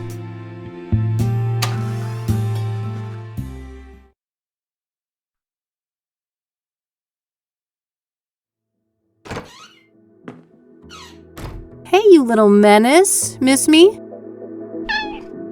You better.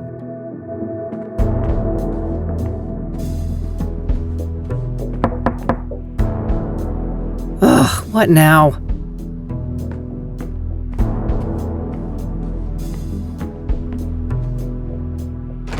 Hey, how about that drink? Beautiful. Jesus, Josh, buddy, it's late. Maybe another time, all right? You know what I fucking think? Nope, but I have a feeling you're gonna tell me. There's never gonna be a fucking another time, is there? You'll just keep squeezing whatever you can out of people. It's what you do. Let's talk about this when you're sober. You need a bed, Josh, not more drinks. Why? You got one, yours available?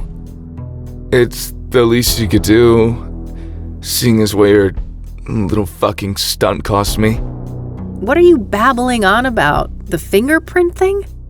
Yeah, they suspended me. Why do you think I'm shit-faced like this? I aced up my ass, and those bastards want to make an example out of me. I could lose my job. Shit, that sucks. But I didn't force you to do anything, did I? That's so...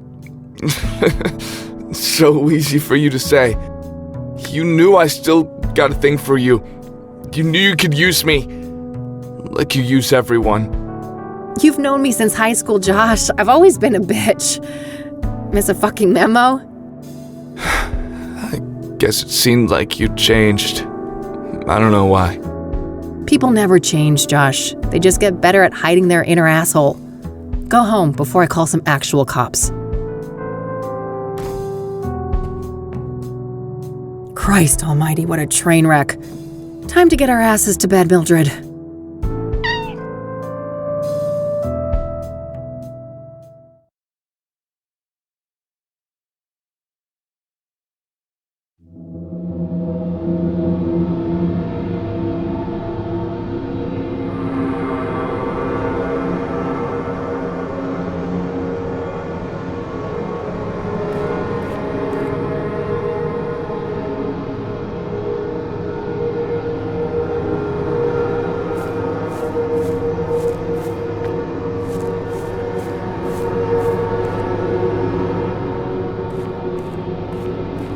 Ugh, what's burning? It stings my eyes. My name is a room. Oh my god. Are you Jane Doe? That's not my name. My name is a room. I don't understand. You will. When you reach our house, you will.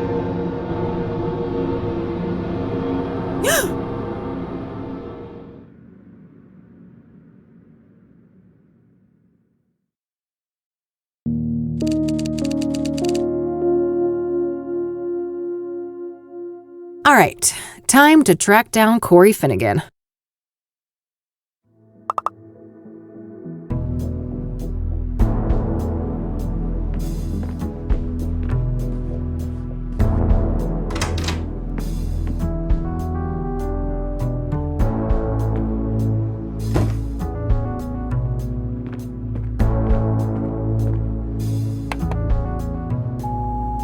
Hey, it's Lucas. I just heard back from an informant of mine. And apparently, our boy FaZe was sighted downtown this morning. You know, near the pawn shop. Alright, kid. We're even. Perfect. I gotta head there right away. Maybe the guy's still around.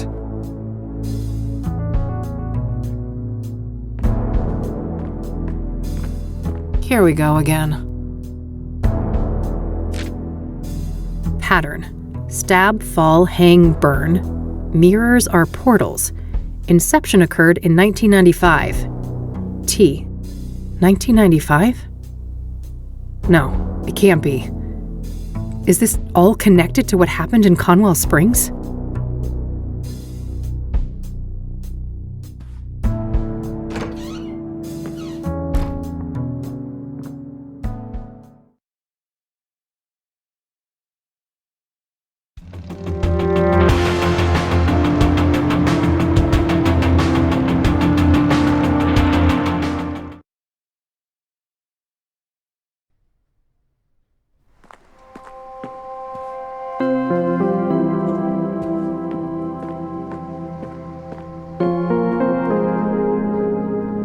Hey, weren't you at the Club of Hearts the other day?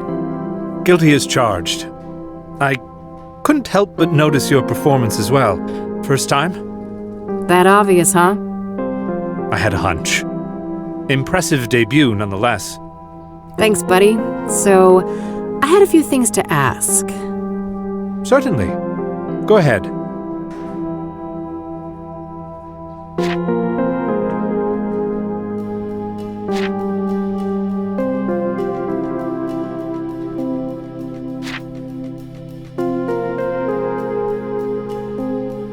I don't want to ask him about that. Thanks. I'll come back if I have more questions. Very well. Good luck. Nah, I got one at home.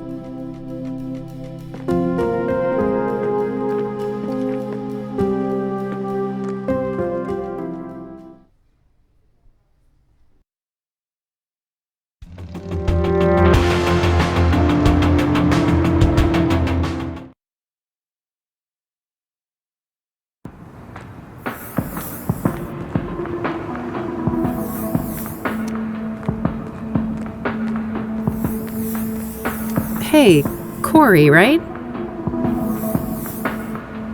Only Ma calls me that. It's FaZe, homegirl.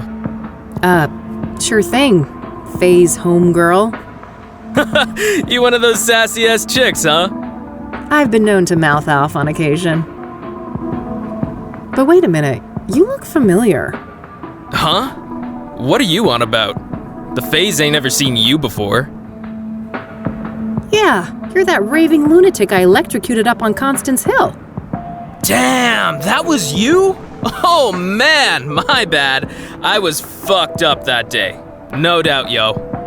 No shit you were. You better keep your distance, buddy. Oh, come on, I'm all good now. I just had a tiny little pick-me-up this morning. That's it, I swear. Uh-huh. At least you're lucid enough for a fucking conversation.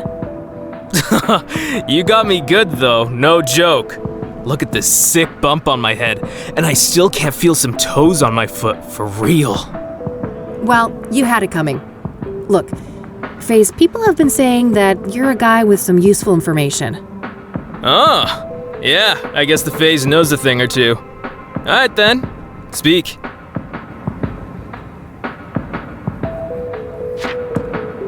I've been told you scored some pyre.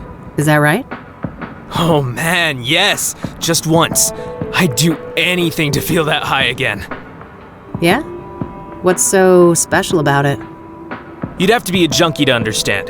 The Phase has tried every psychedelic under the sun. LSD, DMT, shrooms, none of them compare to pyre. Mind at large, pure and simple. Mind at large? What does that mean? That we have like a filter in our brains, keeping us from seeing what's really out there. Drugs like pyre numb that filter, allowing us to see alternate realities, astral realms, all kinds of wild shit, yo. Interesting. And what did pyre make you see?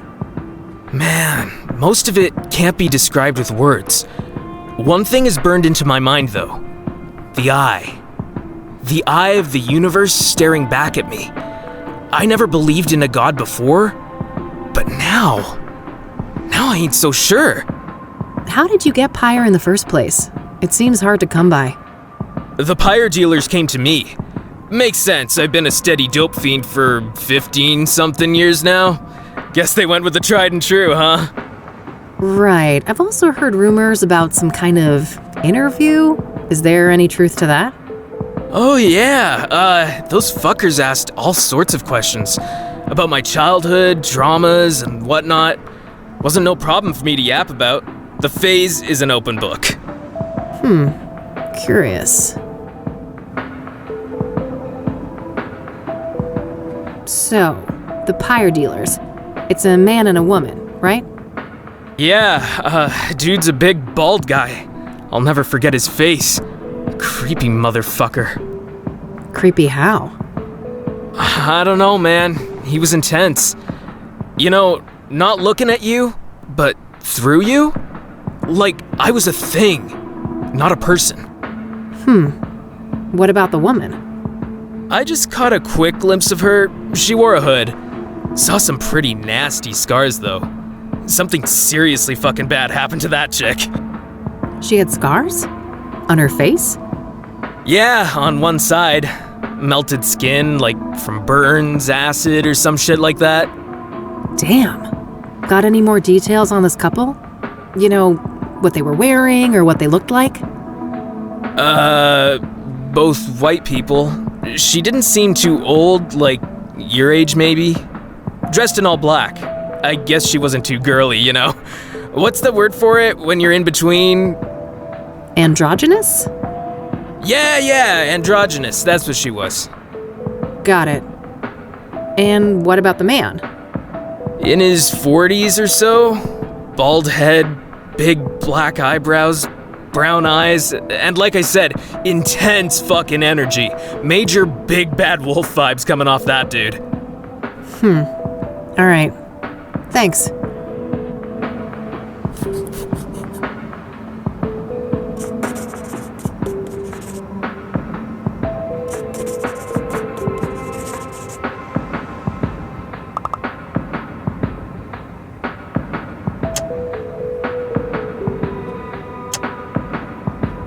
Hey, have a look at this.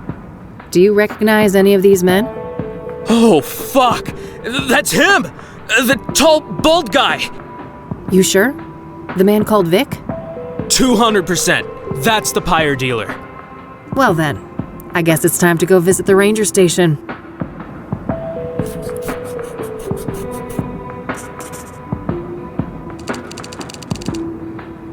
I'll let you get back to your tag. Peace out. All right, I think that's everything he knows.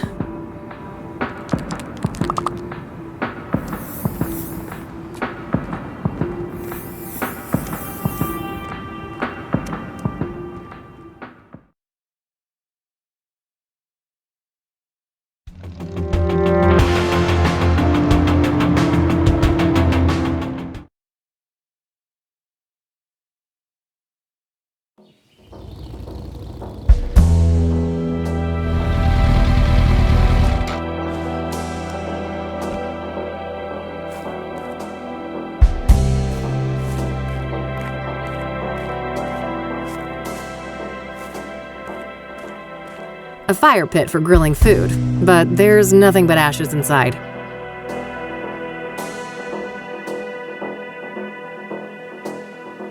That red symbol reminds me of Corey's graffiti. Guess this must be some of his handiwork. That red symbol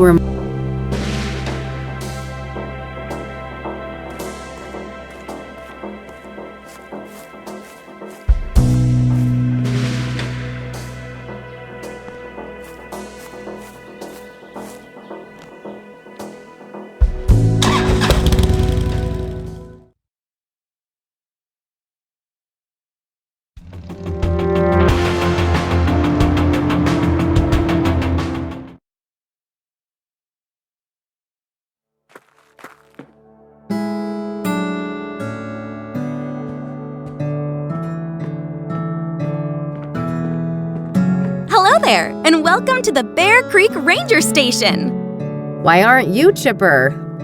Cassie, I have a few questions if you don't mind. Don't mind at all. Happy to help. So I saw in this brochure that a park ranger called Vic works here. Is that correct? Sure. Ranger Cooper is one of the rangers assigned to this district. Ranger Cooper, huh? What's his full name? Can I talk to him? It's Victor Cooper, but he's off duty right now. Off duty? For how long? Why? Oh, shoot! I don't have any of those details. Well, what about a phone number or an address? I'm not allowed to give out that information. Sorry. You'll have to run it by the chief. Well, fine. Let's talk to the chief then. Oh, double shoot! He's not here on Saturdays. He'll be back on Monday morning. Well, all right.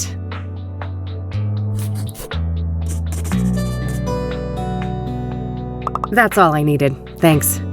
You're more than welcome. Have a nice day now. Since I have a better description of both drug dealers now, it's probably worthwhile to return to some of the earlier witnesses.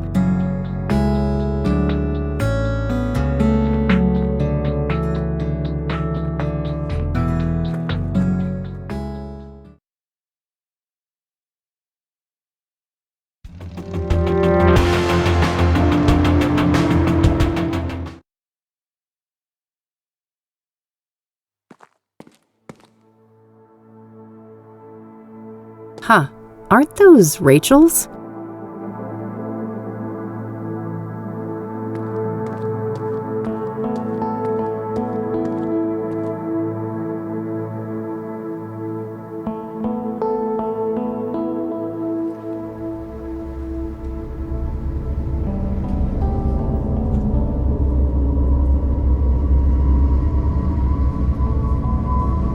Oh no.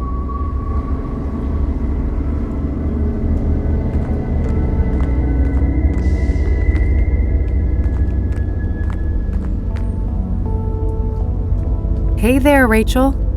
Oh, it's you. I wonder what went through his mind as he fell. Was he confused? Scared?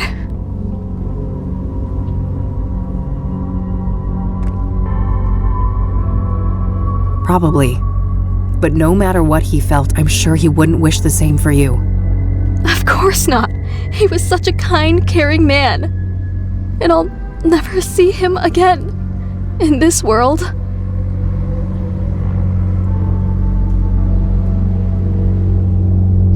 Why do you think you'll see Eric in the afterlife? Because we're supposed to be together. I know it in my heart.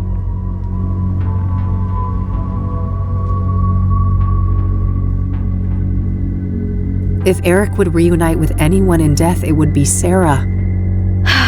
He did love her. He talked about her all the time. Yes. Think about it. What started Eric's spiral of destruction? Sarah's death. She's the one he always wanted. Everything he did was to try and distract himself from that fact. You're right. What am I doing? This can't be God's plan. It can't. God wants something better for you.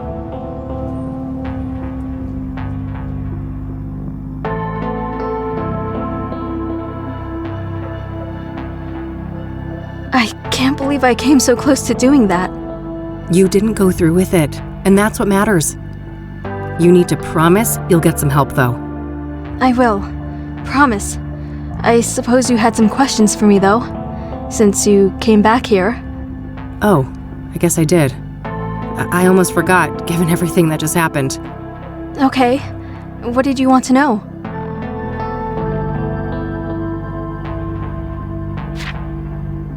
I'm looking for a young woman with some kind of facial scars. Can you recall a person like that? Oh, yeah. Her. Looked like burn scars to me, but she wore a hood and wasn't facing me, so I couldn't tell for sure. Wow, really? Tell me more, please. She was one of Eric's girls, I think. I saw them a few times out of the hallway. A real harpy, that one. Yeah? Why do you say that? This is off the record, right? I could get in real trouble for what I'm about to tell you. Of course, you have my word. Well, I was really worried about Eric, so I made sure to write down everything he was up to, so I could help him better, and I overheard them talking. Are you telling me you have a transcript? Yes. Well, Rachel, that would be tremendously useful to me. I realize that. I'm not comfortable giving you all of my notes. Some of them are private, but I can give you a copy of the transcript with the scarred girl. That would be amazing. Thanks. Okay, wait here. I'll be right back. Here you go. Perfect. Thanks, Rachel. You're welcome.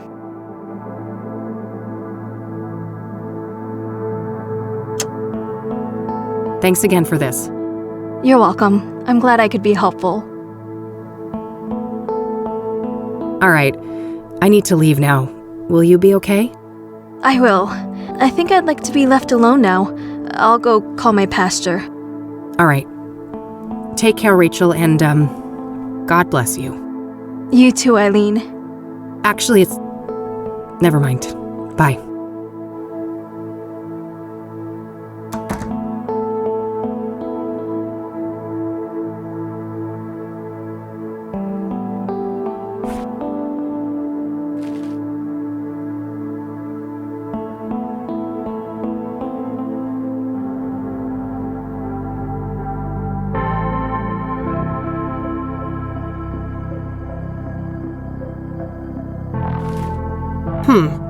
Rachel seems to think they were talking about Faith, but I think that's actually her name.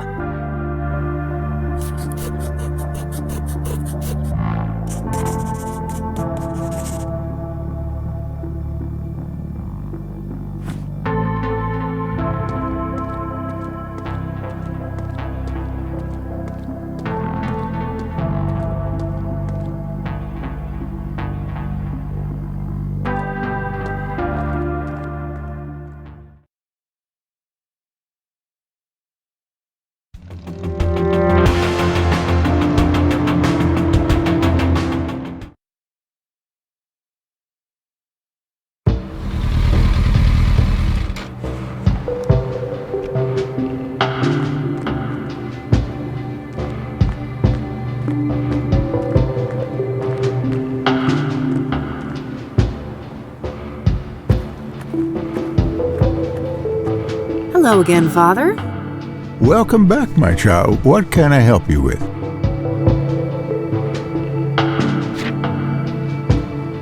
So, I'm looking for a young drug dealer, a woman with facial scars. I believe her name is Faith. Ring a bell? I happen to recall a person like that. A homeless woman whom Ben was helping get back on her feet. Wow, really? Yes, about your age. No drug dealer to my knowledge, but she had some sort of scars on the side of her face, yes. Amazing. Is there anything else you can remember about her? I'm afraid not. My memory has seen better days, and this was years ago. Well, is there any more information about her somewhere? Maybe in Ben's records, if he had any. Give me a moment. I'll go look at the files. Yes, there was a Faith Cyrene. An apartment was arranged for her at 12 Onyx Row in 1996. No phone number listed. That's tremendously helpful. Thanks. You're quite welcome. I sincerely hope she provides the answers you're looking for.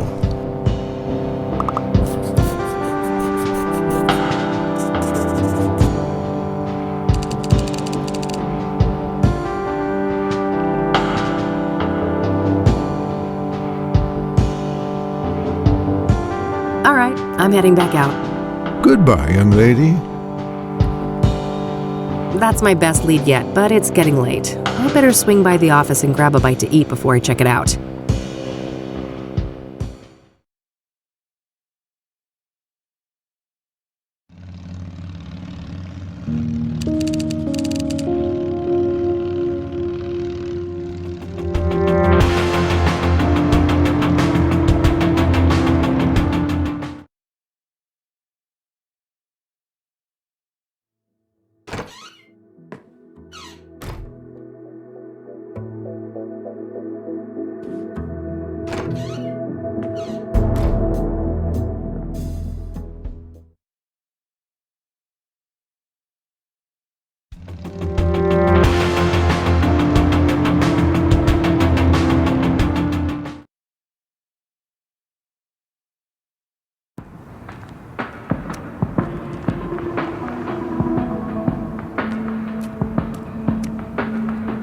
Hey, hey! Back again, huh? What's happening?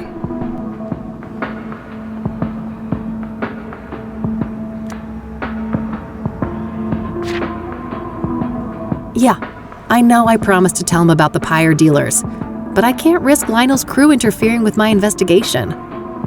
When I'm done with the case, I'll let him know.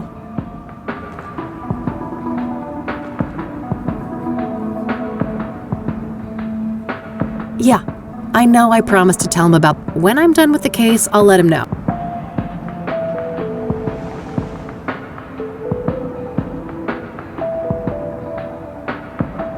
That's it. Later, Lionel. Until next time, hot stuff.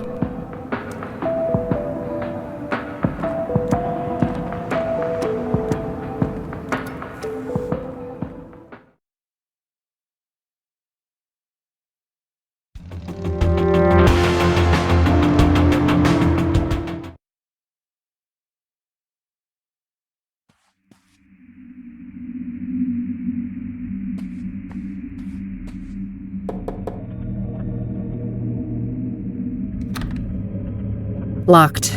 Guess no one's home.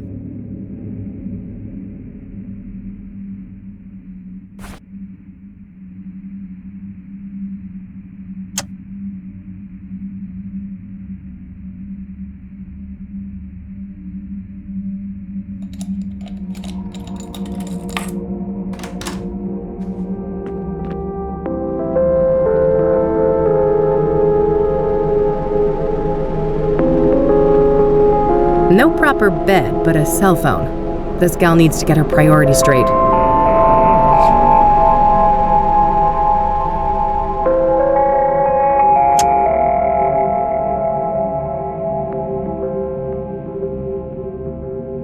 Pretty decent view of the city from up here. Certainly beats the brick wall outside my office window.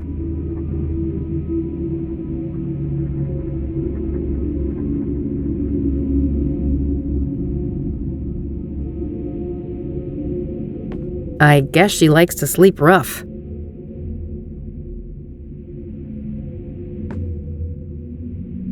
Password protected, of course. I'll see if I can crack this later.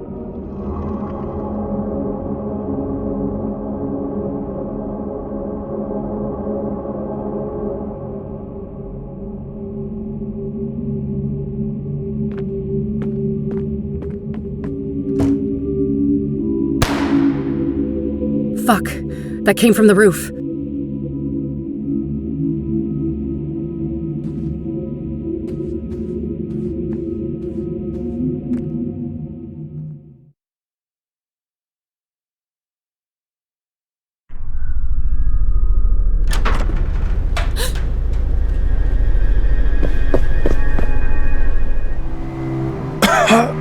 The alley. Watch out. It's fine. She's just trying to get away. We need to get you to a doctor. Too late. I won't.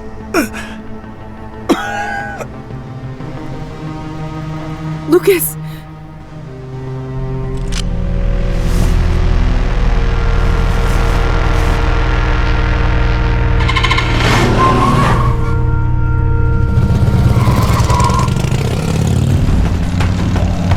No. You're not gonna get away with this. I'm gonna catch you, and I'm gonna kill you.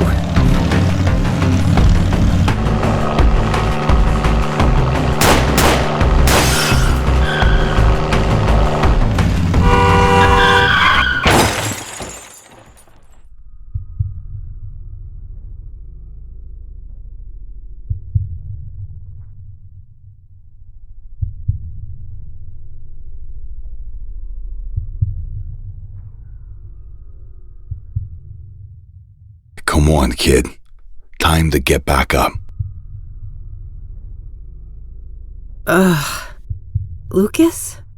Who else? Your mother? Wait, you didn't bleed out? Passed out from the pain. Didn't bother to check my pulse, did you? That doesn't... I'm dead, aren't I? Ha! Yeah, I see how that could make sense. Maybe you cracked your skull on the pavement and this is our last tango. That'd be pretty funny. No, I can't be fucking dead. I'm supposed to avenge you. Avenge me? An alcoholic has-been? Wife and kids who loathe him? Please. You should be concerned with whomever is willing to avenge you. I don't think anyone would do that for me. Anyone alive, that is. No argument there. You haven't been making friends lately, have you? I guess not. I'm sorry, Lucas. I should have been there for you. Why should you? You're too good for that. You're new blood, and I'm just a fossil. That's not... Let's not play games, kid. I know you. Afterlife or not, we can't stay here. This place reeks of gasoline. Come on. I know the way.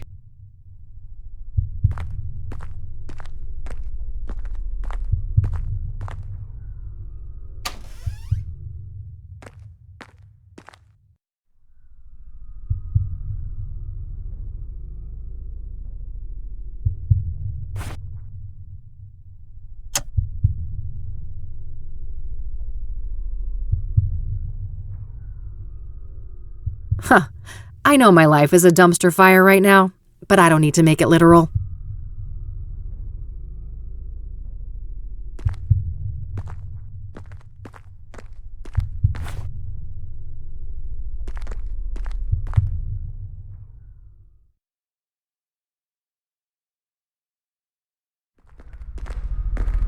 Hey, wait up!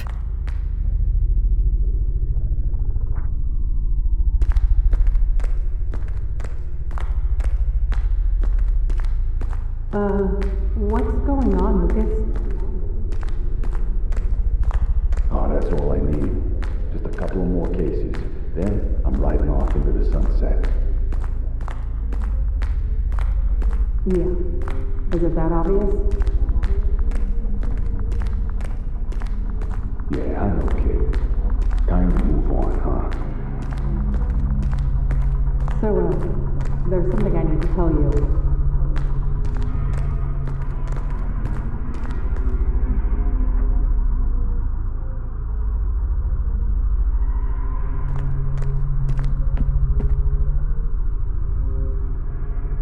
Lucas? Here's Kathy Rain! What the hell is this? Who said that? Now, who's got something to say to the one and only badass bitch herself? I'm tired of being manipulated, Kathy. You've always got some hidden agenda. I've been nothing but a good friend to you, and there's only so much I can take.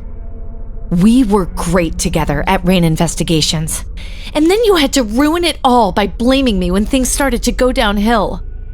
That was so unfair, and it really hurt me. Will you ever change?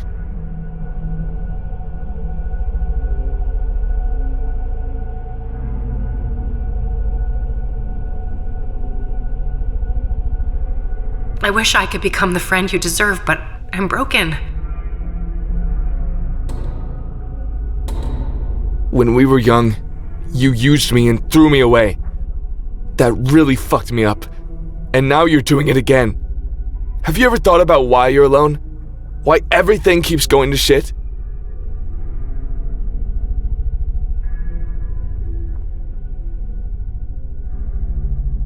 People like me are just meant to be alone. I'm damaged goods. It's better if you all stay away. Who are you? And what did you do to my fucking daughter? I'm right here, Mom. Ready to take out the trash. Hallelujah! Uh-oh, somebody's out for blood. Time to bash some sense into you, bitch. Can't. This is confusing. It wasn't. One holds another, holds another, holds another. There's pain. And there's. Yes. Bash her brains in. Finish her. Minted the year she was born. She lost it. And it is mine now.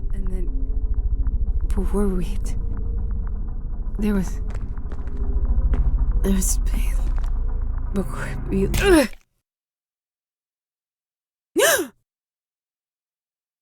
God, what a nightmare. Good girl. Let's go back to sleep. What's that, honey? We got a rat in here?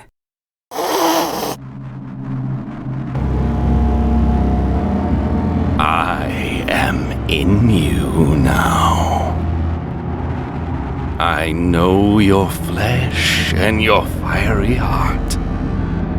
A heart that yearns to be crushed before the immolation takes hold and nothing remains. This isn't real. I destroyed you. I destroyed the place you came from. There is no death, only change. I am the limb of man, but you may call me Mr. Burgundy.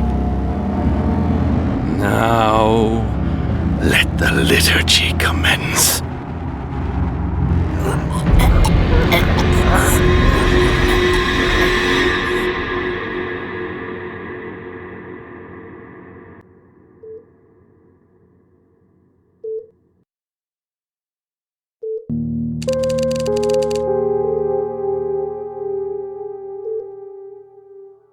It was him, yet it wasn't.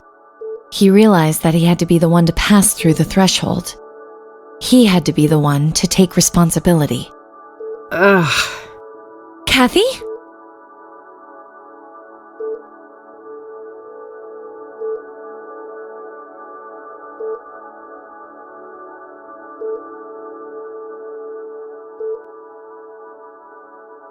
Who else?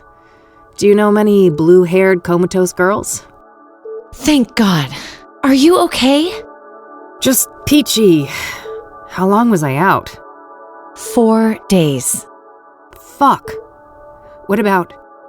Mildred's okay. Don't worry. That's a relief. The bike then? It was pretty beat up, but Dad fixed it. It's standing out in the parking lot. But he hates me. Why'd he do that? I'd be the first to admit that you're not his favorite person, but he happens to love this gal. And I'll tell you, she pouted real bad at him. You didn't have to do that, E. You're right. I didn't. But I wanted to.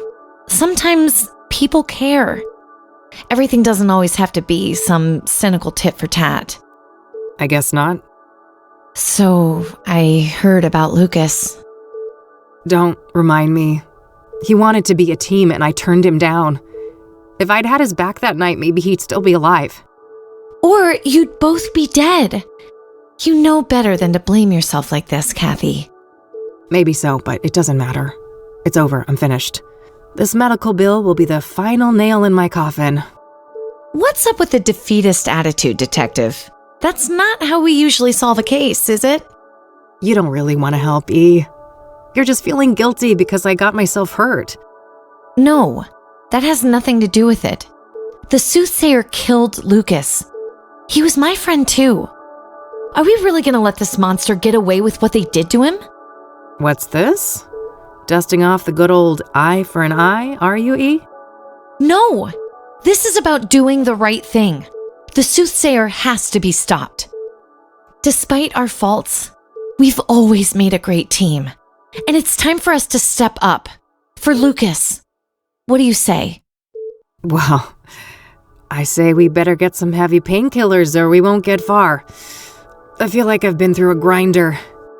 That's the spirit. Hey, doctor! We've got a girl here in need of some heavy drugs. Stat. That's the last thing I thought I'd ever hear come out of your mouth. I'll go grab some lunch while you guys talk, okay? Sure. See you in a bitty. All right, lay it on me, Doc. How bad is it?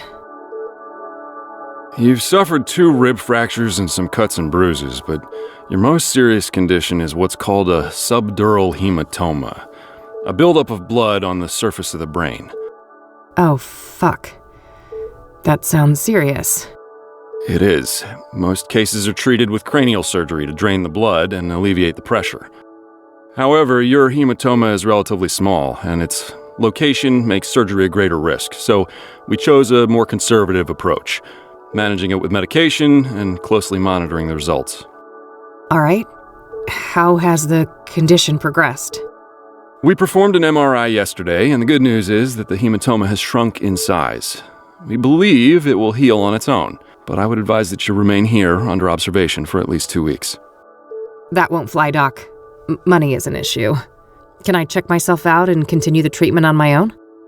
Technically, yes. We can prescribe some corticosteroid pills to help manage the symptoms. I wouldn't recommend this course of action, though. You'd have to sign an AMA form. Against medical advice, yeah. I'm aware of how that works. What risks should I know about?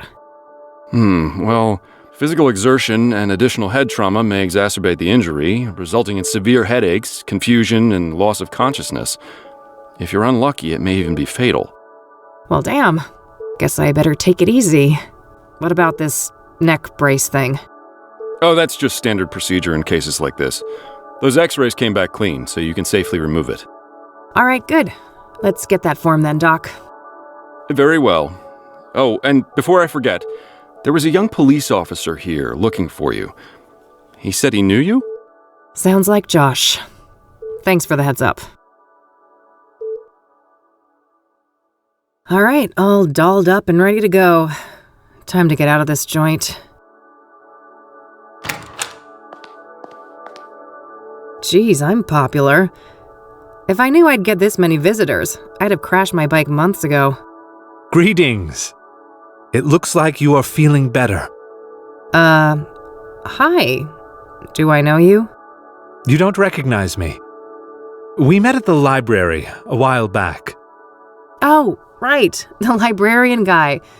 No offense, buddy, but, what are you doing in what will soon cease to be my hospital room?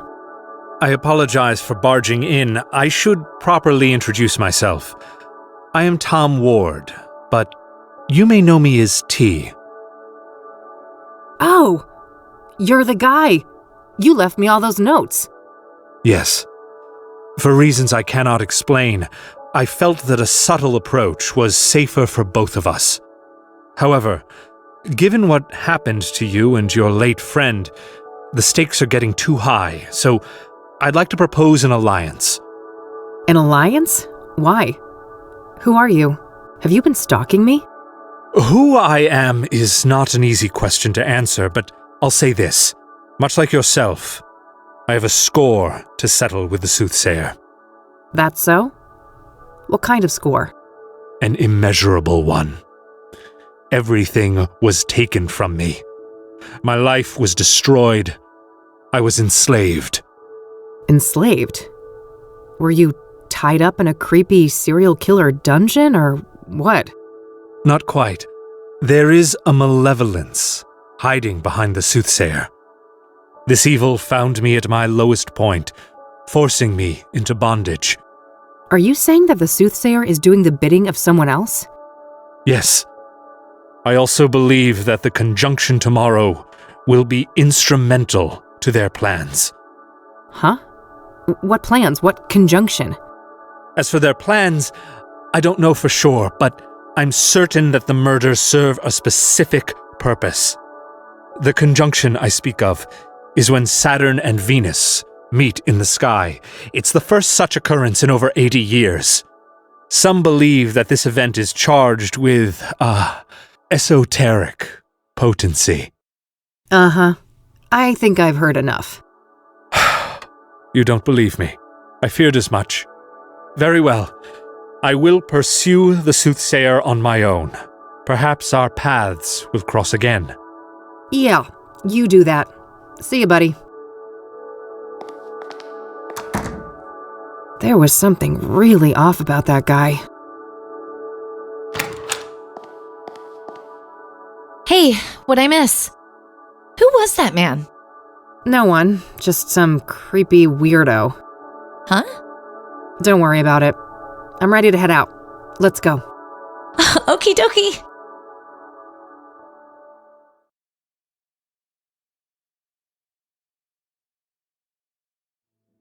So, yeah, that about sums it up. Wow. What a wild case. What will you do next? The Chief Ranger should be back now, so I think I'll go talk to him about Cooper. Yeah.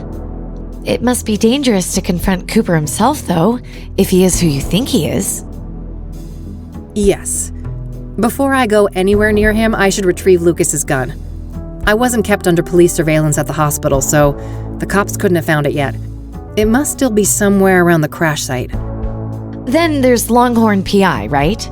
Maybe Lucas left some things behind? Assuming the cops haven't ransacked the place, yes. But good idea. I should check there sooner rather than later. How can I help with all of this then? Well, there's this cell phone that I found in Faith Cyrene's apartment. Passcode protected. Maybe you could do something with that? You bet. I'll have that cracked in no time. Great. Guess we have a plan then. Meet up here tonight? Okie dokie.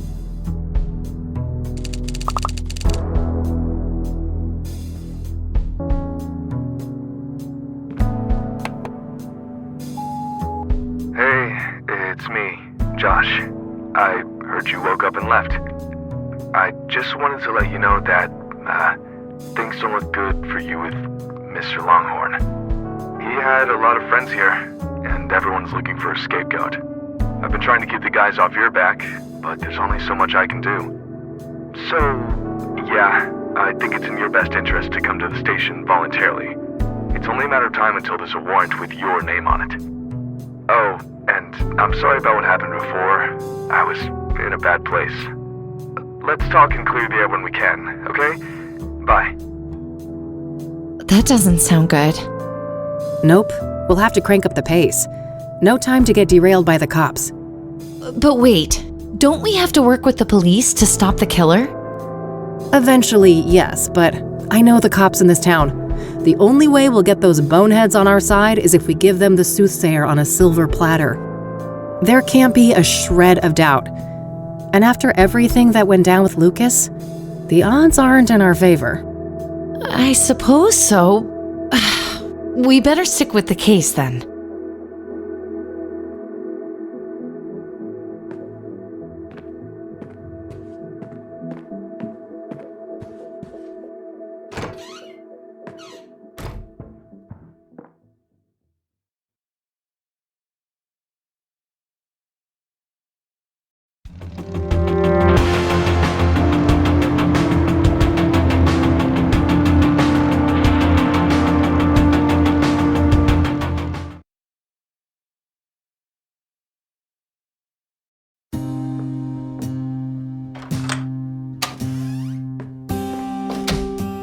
Good thing I still had my spare key. Looks like the cops haven't been here yet, so I better work quickly before they get a warrant and ransack the place. I've always been jealous of this view. It was the one thing I couldn't hope to match when I set up rain investigations.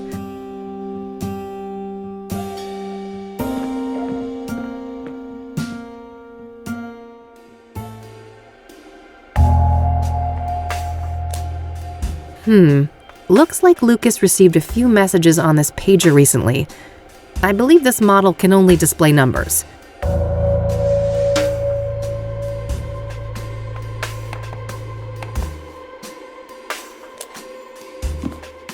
Standard KPD radio manual. Lucas probably used this to decipher police communications.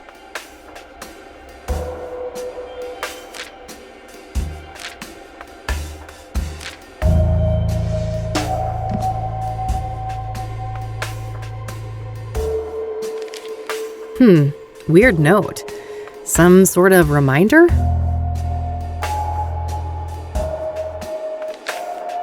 A police scanner for eavesdropping on the cops. Common practice in the PI business. Alright, so this is what Lucas was up to this month. Hopefully I can find some useful clues in here. Jackson is Lucas's youngest son. Must be his birthday that day. Dog watching, huh? For whom, I wonder? This must be that thing Lucas mentioned about digging up dirt on the mayor. Shouldn't be relevant to me right now. Dog watching, huh? I remember this JK person from when I worked here. They're a police informant. I don't know their real identity, though. Probably worth trying to learn more about them. Looks like Lucas had a meeting with JK here on the 18th. That's a few days before he approached me about the Soothsayer. That's the day when Lucas came to me to ask to team up. I wish I'd taken him up on it. Looks like some meeting related to Lucas's ex-wife. I doubt that's relevant to me. That was the night when he died. JK deliver here on the 25th. Was Lucas waiting for a delivery from the informant when he died?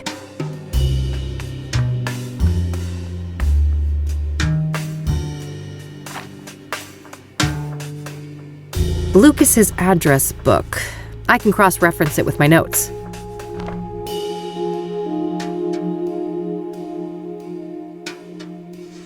Still just the initials, but a number for JK is listed here. I should give them a call.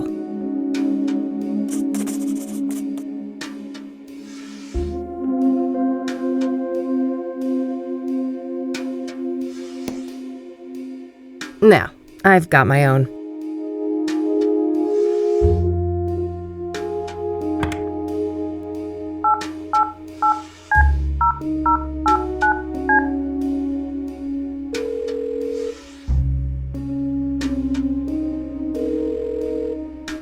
Reached a numeric pager system. Please enter up to 12 digits and end your message with the pound key.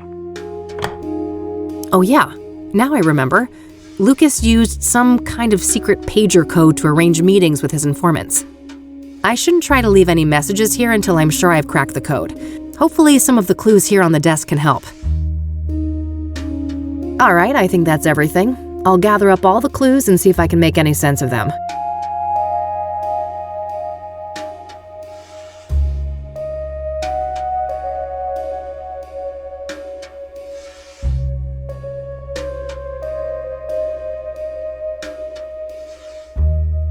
Alright, so I know that Lucas used some sort of pager code to set up meetings with his informants, including JK. My objective should be to crack the code and then send a message to JK, posing as Lucas.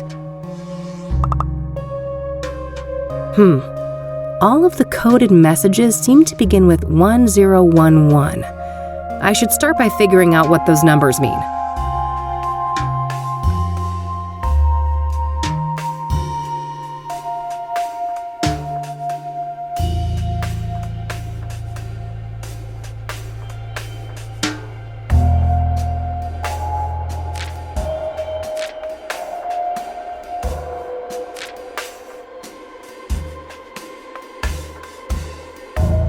I should write something down first.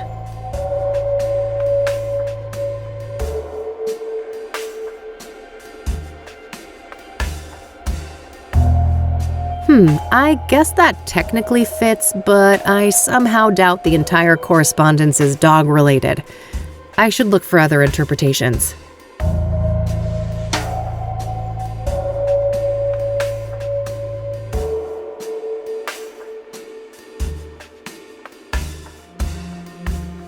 Oh, yeah! 10 and 11 match the positions for J and K in the alphabet. That can't be a coincidence.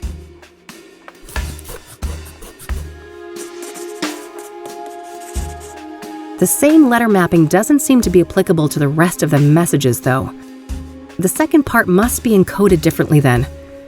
First, there's a simple initial prefix to determine the sender, and then some other representation of the message itself.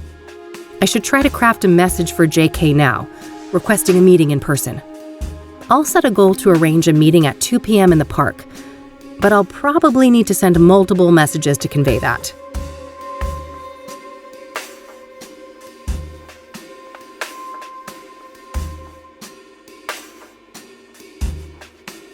Yes, 1212 would represent LL, Lucas's initials, in the same way that 1011 corresponds to JK. I'm not sure about the rest of the message, though.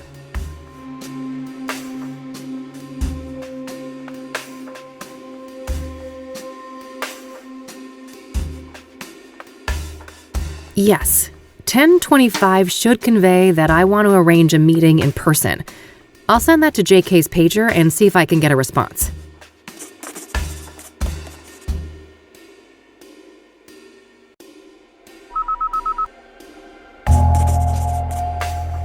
Got a response. 10-4. That must mean acknowledged.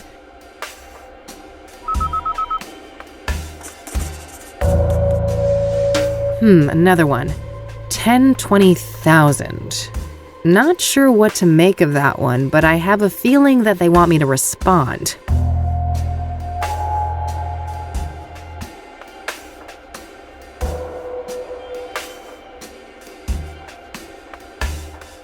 Yes, that should work. If the list on the post-it is correct, I think that this is the way to tell them that I'd like to meet at the park.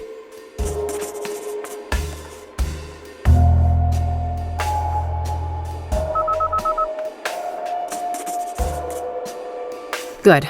Another acknowledgement.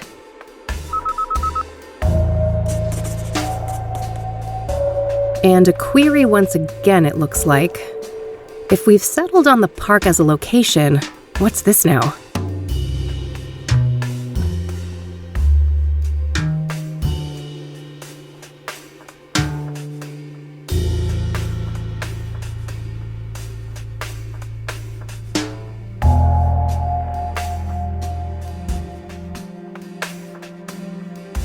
Yes, that should work.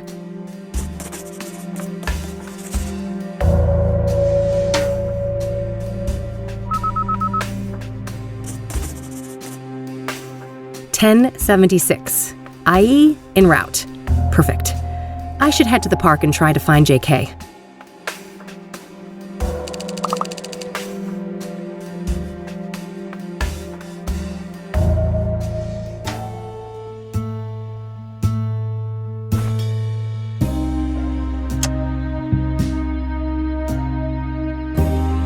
I think I'll keep this life-saving medicine, thanks.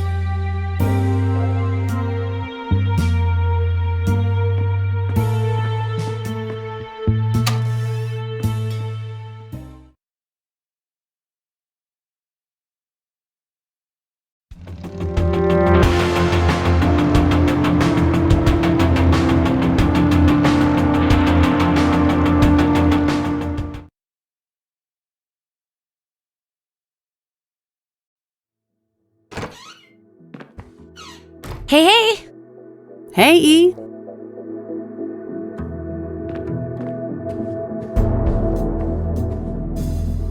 Nothing out there but a brick wall and a bucket load of misery.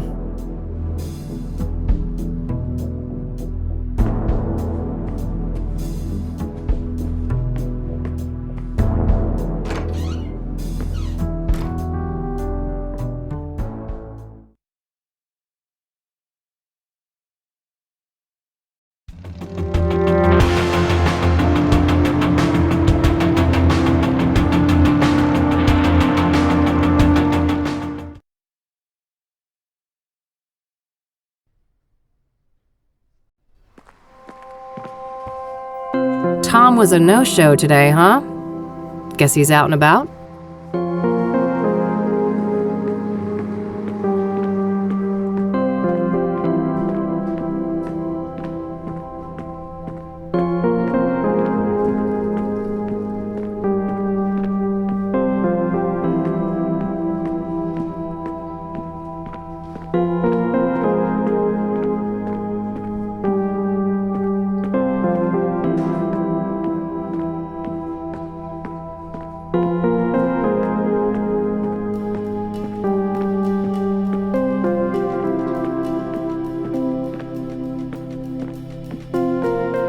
That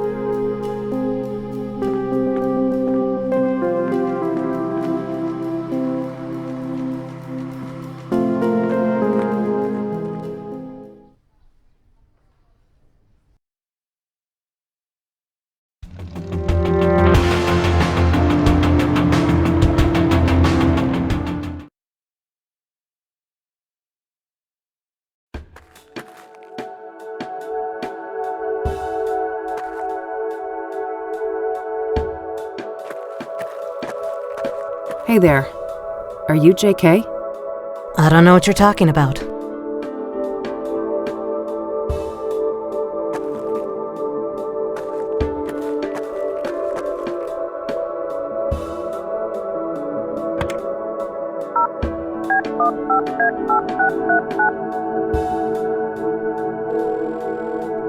You have reached a numeric pager system. Please enter up to 12 digits and end your message with the pound key.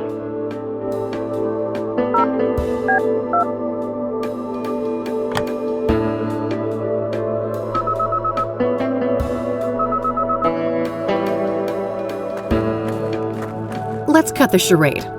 I heard that thing beep in your pocket. You're JK. That's so. Who am I talking to? I'm Kathy. Lucas couldn't be here. He sent me on his behalf. No, he didn't. We both know he's dead. All right. I guess you caught me. Why'd you even come if you knew I wasn't him? Wouldn't you? Part of me wanted to believe the poor bastard faked his own death. I wish. I was there when he died. She, a suspect, killed him and I nearly caught her. She? It wasn't Andrea Hall, was it? No, at least, I don't think so. This woman used the name Faith Cyrene. Who is Andrea Hall? A senior at KCU. Lucas asked me to trace a motorcycle for him and... And what? No. Damn it. I've already said too much. We shouldn't be discussing this. Look, the damage is done. You already gave me a name. If I wanted to rat you out to the chief or whatever, I could. Oh, honey. I'm not trying to protect myself. I'm looking out for you. Me? You don't even know me. Why do you care? Because Lucas did. He stood up for me when no one else would. I owe that man a great deal. If anything, he'd want me to solve the case and destroy that harpy for what she did to him. No, I don't think so. He loved you like a daughter. You know that, right? Fuck off. Don't tell me that. Don't you think I feel bad enough already? That's what grief is supposed to feel like, hon. You're in a bad way, and I won't help you get yourself killed. Now go on. Get out of here. This lady can go to hell. She doesn't know Lucas. She doesn't know shit.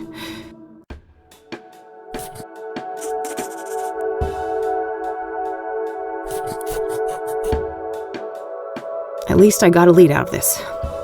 Andrea Hall, whoever she is. Guess it's time to head over to the university.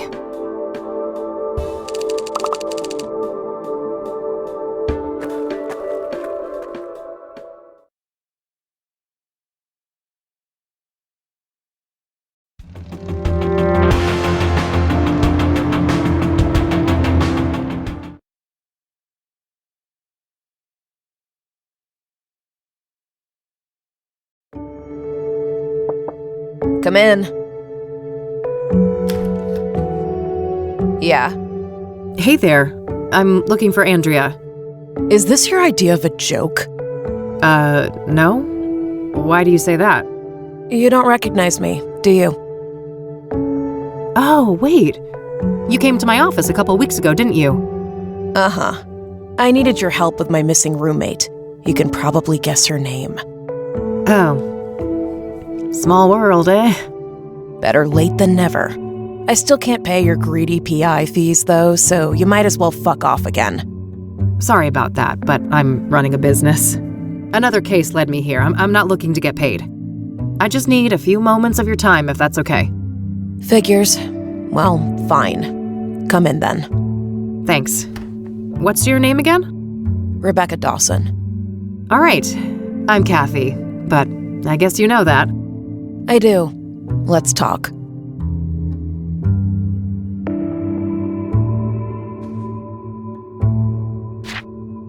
Can you tell me about Andrea's disappearance? Sure. Basically, she took off on her motorcycle one night and never came back. Didn't say where she was going or why. She was a biker, huh? What kind of motorcycle are we talking about? Well, it was black, pretty big, looked kind of sporty. I think she said it was imported from Japan. Got it, yeah. I happened to see one just like it a few days ago. Please, continue.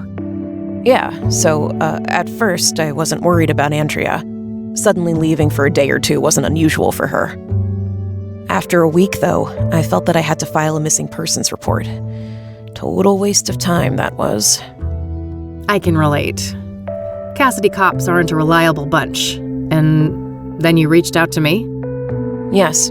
Tried every PI in town. Maybe I was naive to think I could afford any of them, but I felt I had to do something. That plan obviously didn't pan out either. Weeks passed, and after a certain point, I had to let things go. There was only so much I could do.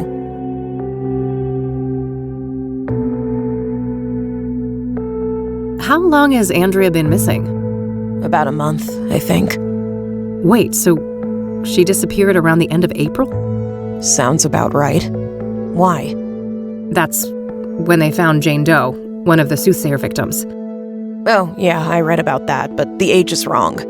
Andrea's 22 and the paper said 18. Rebecca, there's a margin of error. The later paper said early 20s. Oh no. How could I be so blind? It's her. It's gotta be her. We don't know that for sure, but yeah, things don't look great. Andrea is not a local, is she? Far from it. She came from Australia. That would explain the lack of dental records, too. Fuck. We need to tell the cops all of this, don't we? We do, but let me handle that, okay? I have more evidence to share with them. Okay. God damn it, Andrea.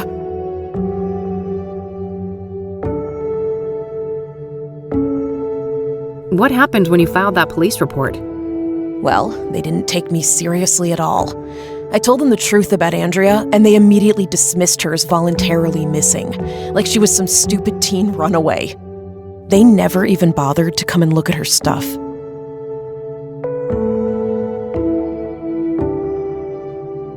So Andrea has had a tendency to disappear from time to time? Yeah. She's been known to hang out in some sketchy circles. People who like to party hard, if you know what I mean. Ah, drugs were involved? Yes, all kinds. Who were those sketchy people then? Got any names? No, I didn't want anything to do with that crowd.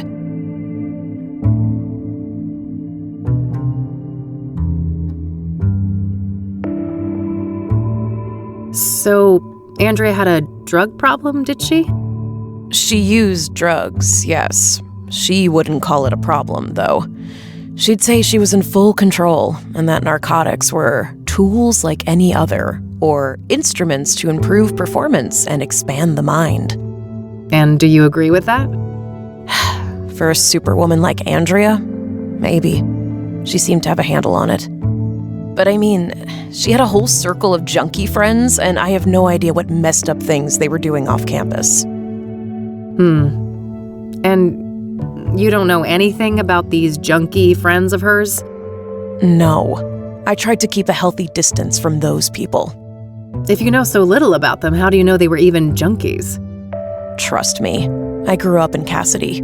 I've seen meth heads on the street since kindergarten. Yeah, point taken. What was Andrea like? She was brilliant. A born engineer, obsessed with technology, computers, and tinkering with all of her little gadgets. But she wasn't weird or awkward like so many smart people are, you know? She understood people. She could explain the most complicated things so anyone could understand. Sounds like a woman with a bright future ahead of her. I have a feeling it wasn't all sunshine and rainbows, though? No, she had a self-destructive side, too. I think she saw herself as a thing to push to the limit, just like her machines. Okay, can you elaborate? Well, she didn't care much for her health.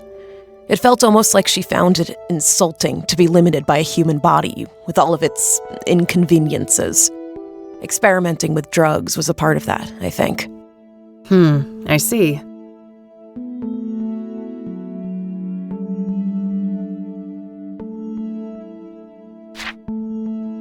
Do you know a Faith Cyrene? She's supposed to have some form of facial scars. Nope, I'd remember a person like that. This might be a random question, but Andrea didn't have any facial scars, did she? No, not any obvious ones at least. Why? Oh, nothing. Just a wild idea.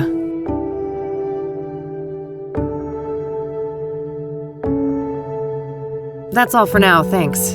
Mind if I have a look at some of Andrea's things? Go ahead. I'll take care of some homework.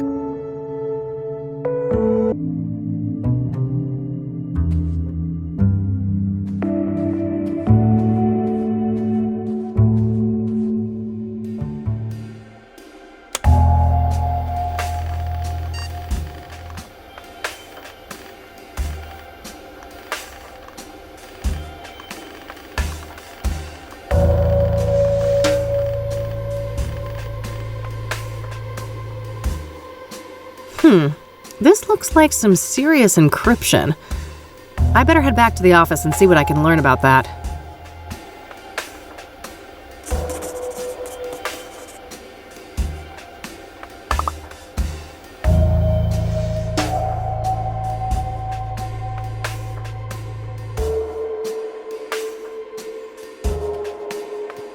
What a mess.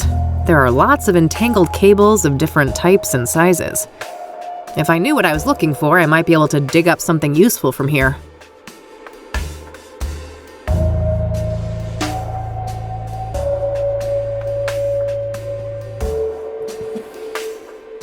There's a spool of metal wire here. I could probably find a good use for that.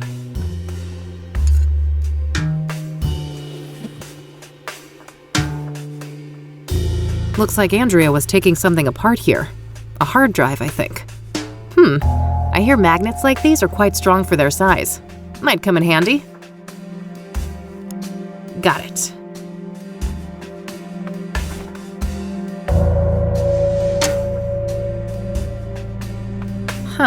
Wouldn't that be something? Eileen told me that strong magnets can basically destroy computers.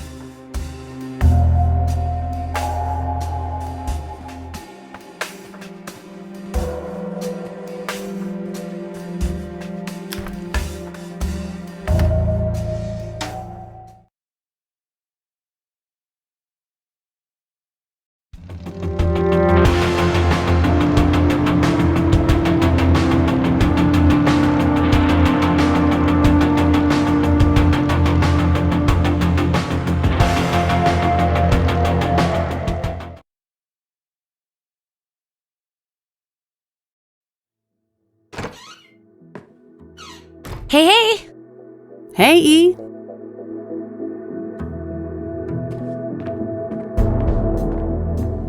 Can I talk to you for a sec?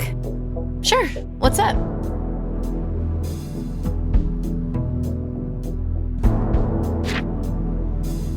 Do you know anything about hard drive encryption?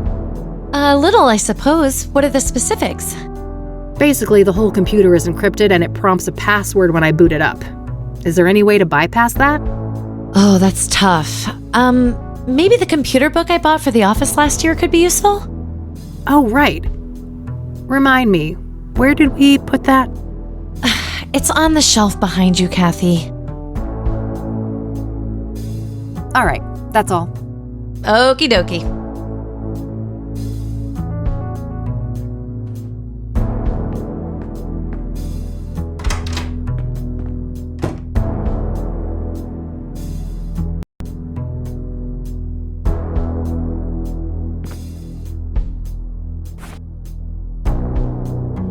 Huh.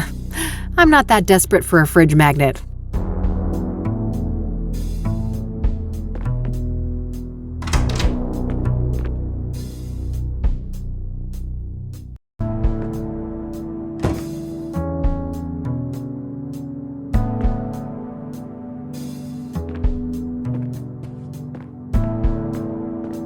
Ah, here's the book Eileen mentioned. Excellent. There are a few pages about the type of encryption I saw at KCU.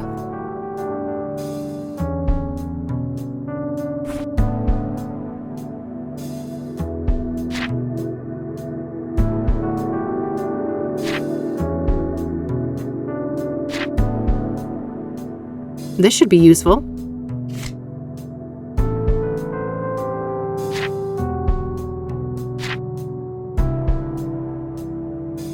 First things first, I need another computer. Can I talk to you for a sec? Sure. What's up?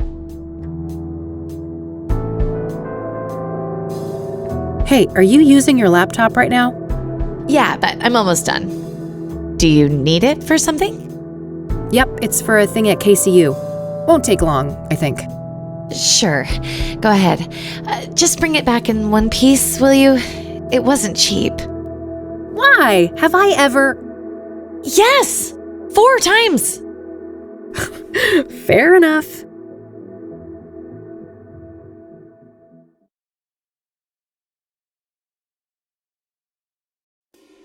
All right, there we go. I've got the laptop set up. Time to deal with the next steps in the book.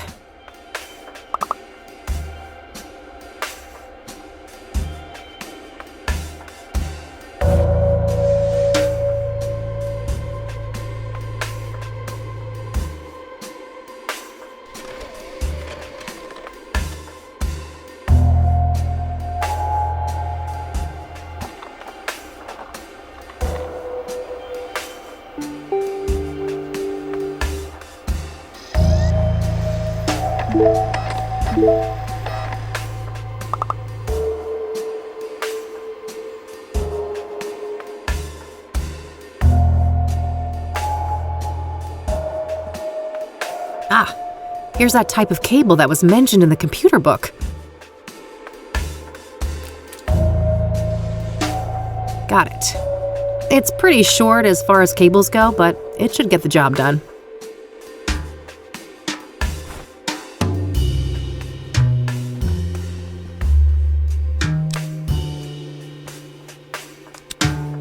All right, all hooked up.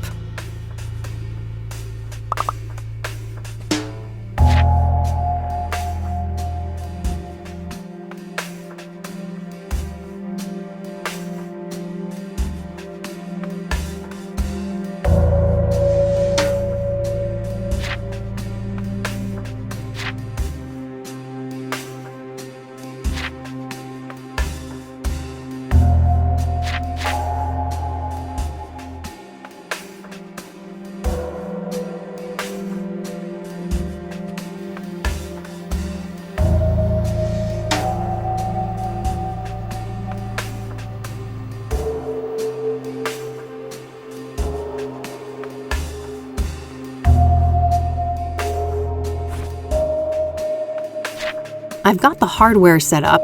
Now I just need to change the right BIOS setting on Andrea's PC. I should look for something that says DMA.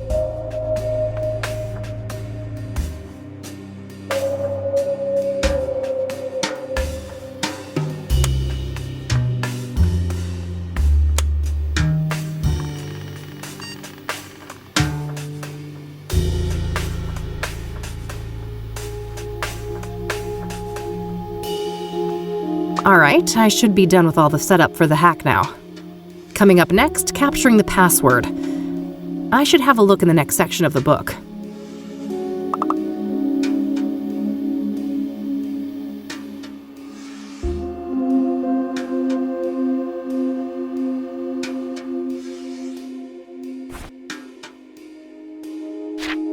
I'm done with this part. I should continue with some of the other steps in the process. Alright, so I need to assemble the memory signature following the format outlined in these pages. I think I can find all the information I need on Andrea's computer, despite the lack of a password. Alright, so I need to I think that's called leet speak. It's some computer nerd lingo.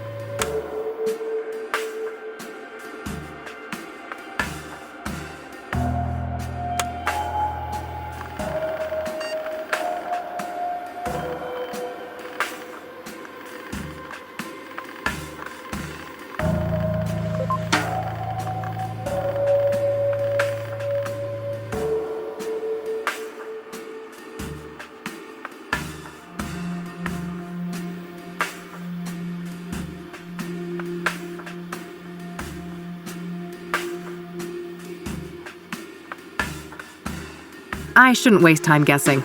With this type of encryption, she's not likely to use a simple password.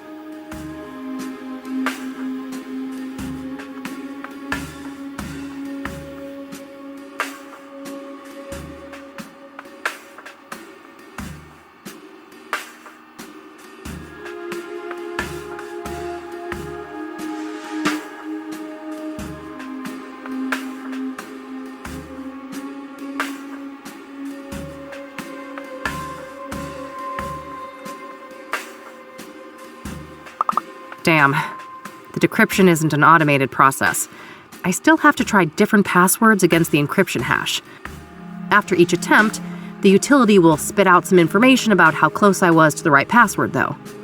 We're dealing with a 7-character password, including a mix of numbers, lower and uppercase letters. I should have a look around the room. Maybe I can find some 7-letter words to put me on the right track.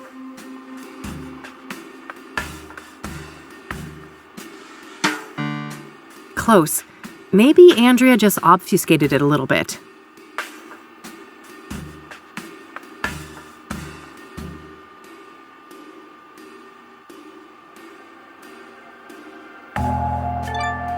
Yes! Got it.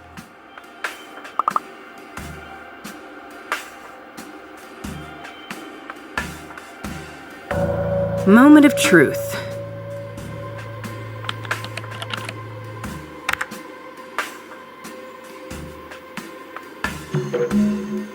All right, I'm in.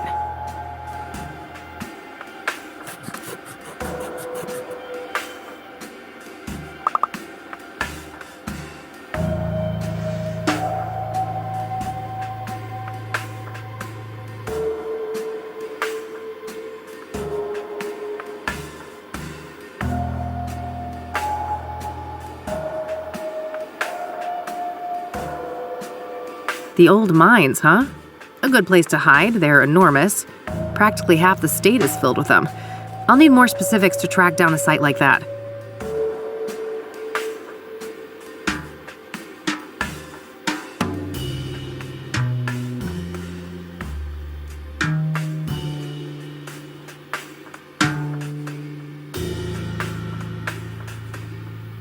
Not sure what to make of all this, but it sounds like Andrea was in cahoots with the pyre dealers, building some kind of secret base for them.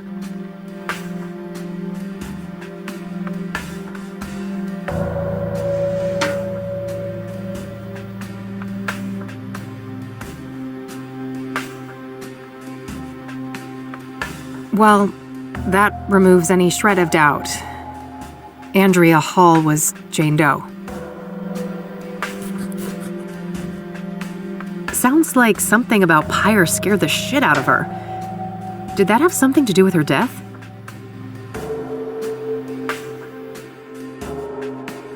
Hey, Rebecca? Yeah? I'm done here. Gonna head out. Thanks for the help. No problem. Did you learn anything? I did, but it's not looking good. Andrea was involved with some bad people. I think it's more than likely that she's Jane Doe. I'm sorry.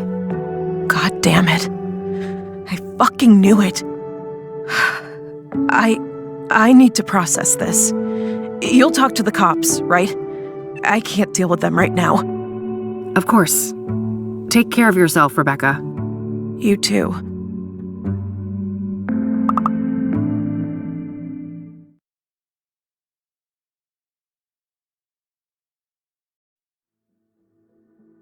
This laptop worked like a charm. Thanks. Glad to hear it. What'd you find out? Too much to explain now. I'll fill you in tonight. I still need to go and track down Cooper. Okie dokie.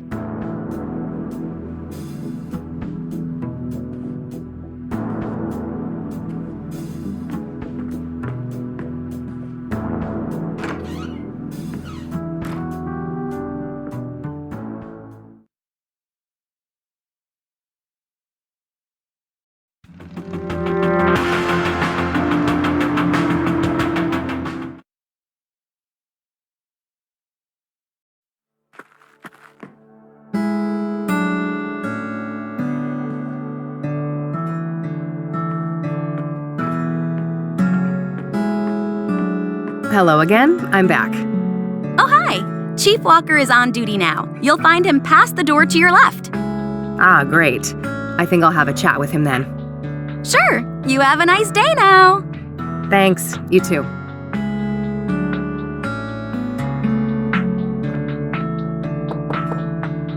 Yes, come in. Chief Walker? Yeah, that's me. Who's asking? Kathy Rain, private investigator. Oh, another one. I thought you'd all given up by now. Sorry to disappoint, but this gal is more stubborn than most. Apparently. Go on then.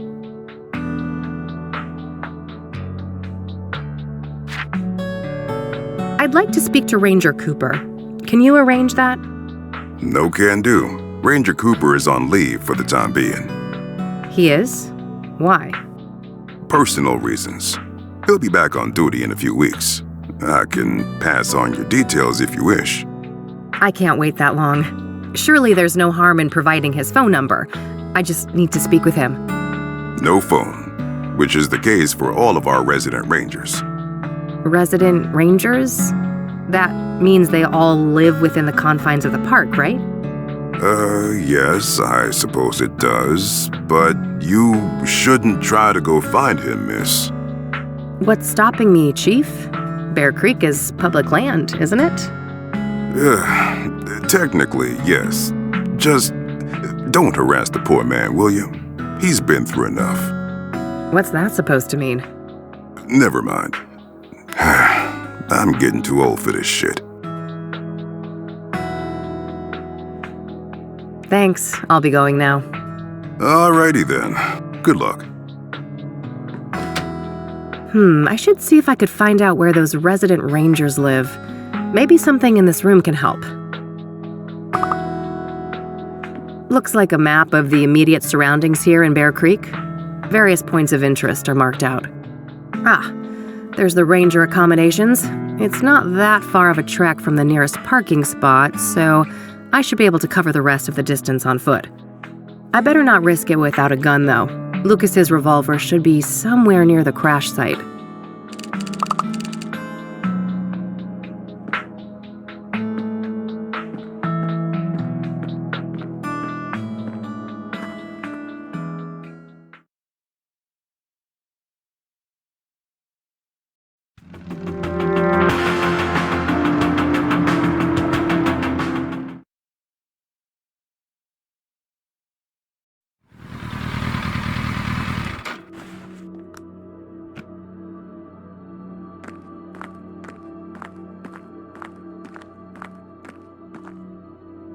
Bingo! I can see something shiny down there. How to get it up, though?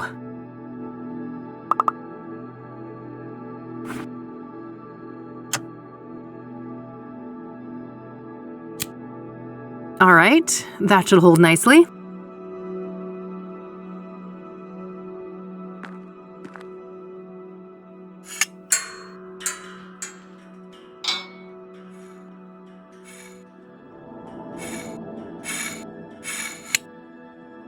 Yes, got it. This thing is nearly out of bullets, though. I should keep an eye out for more.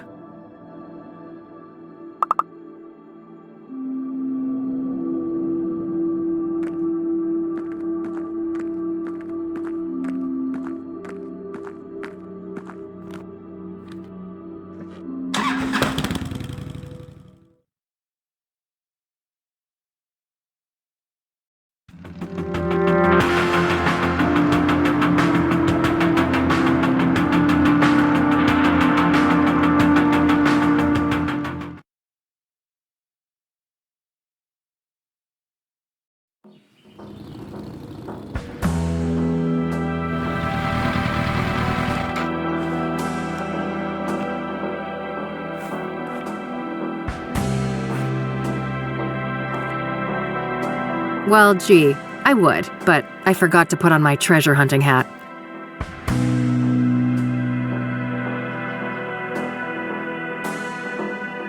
Well, gee, I would, but I forgot to put on my treasure hunting hat.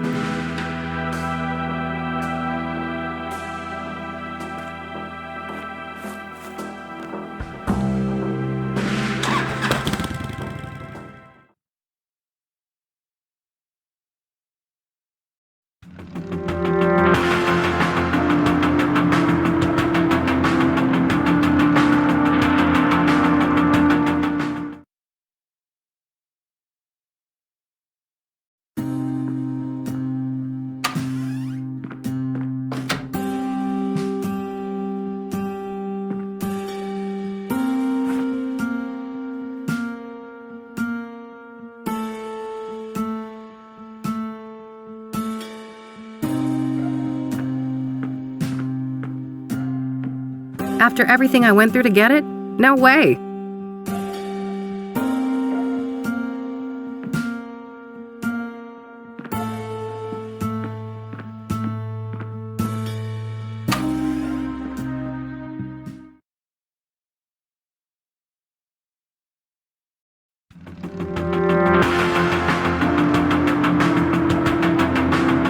I have a weapon now, but ammo is scarce. I should take care of that before I confront Cooper. Longhorn PI should be a good place to look.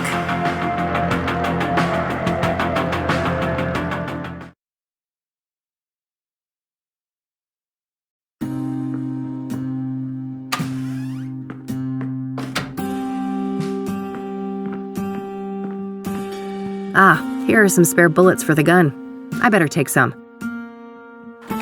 All right, that should be plenty. I've reloaded the gun too.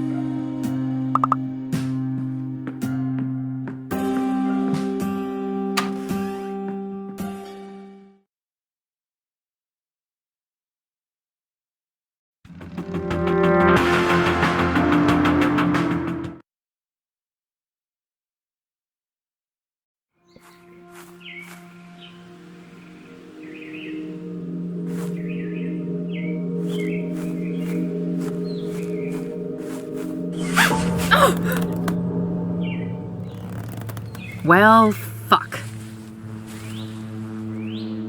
Oh, my head. This is not good. Need my pills. No!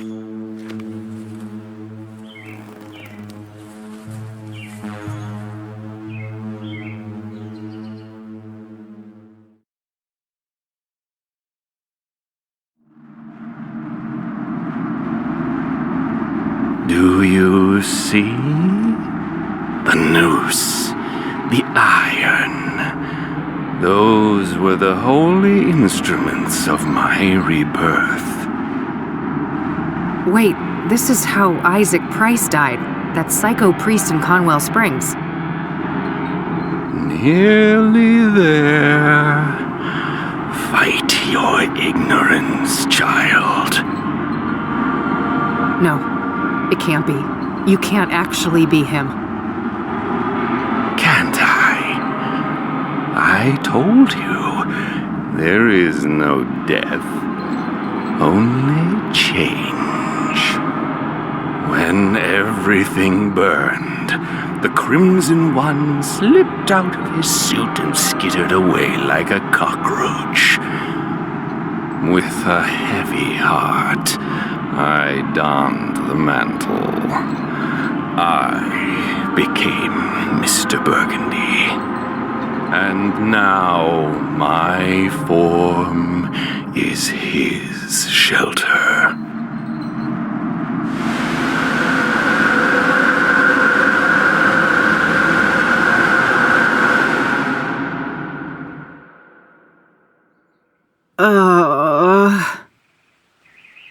Easy.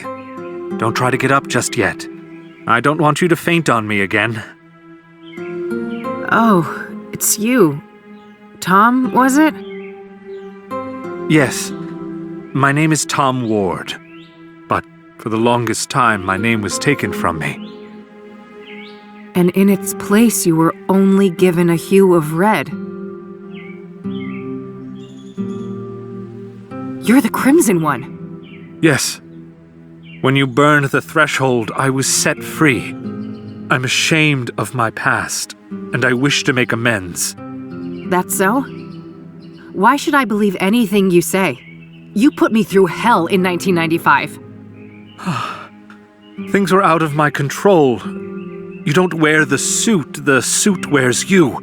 You can stretch it, bend it, but if you go too far and rip the fabric, you rip yourself. I see you haven't lost your penchant for nonsense metaphors. At least you're not fucking rhyming again. There's the Kathy we all know and love. I was afraid I had lost you there for a while. I'm still me. Not that that got me anywhere. I'm broke and brain damaged, my friend was killed, and I'm chasing some of the most dangerous people on the planet. Dangerous indeed. Which is why I will urge you to reconsider a cooperation. We have a common foe, and you will need allies. For all I know, you're the same bastard you always were, and this is all some kind of double-cross. If it was, it would be quite an elaborate one. Weren't you completely helpless a few minutes ago? I guess so. I should say thanks for that. You're welcome. I understand that all of this is a lot to take in, and in due time, I'll explain everything. You better. I don't know what the hell is going on, and you're just giving me more questions. I realize that, but this is neither the time nor the place. When circumstances allow, I'll come find you again. Just wait a minute. Oh, getting woozy again.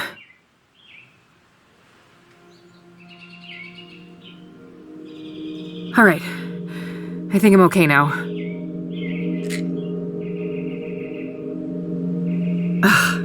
Well, he's gone. Again. Guess there's nothing I can do but check out the cabin.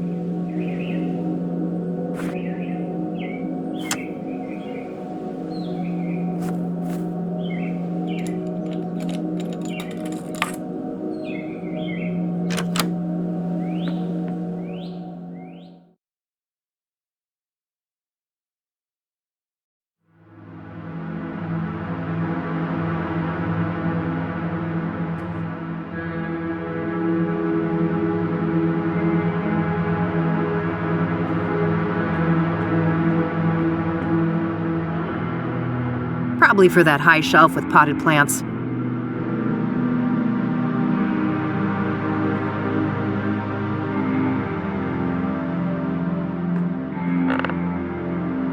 Huh? What was that?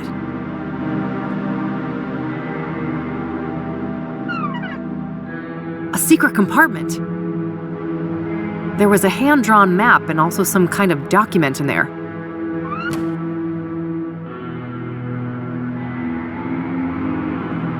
Nothing else in there.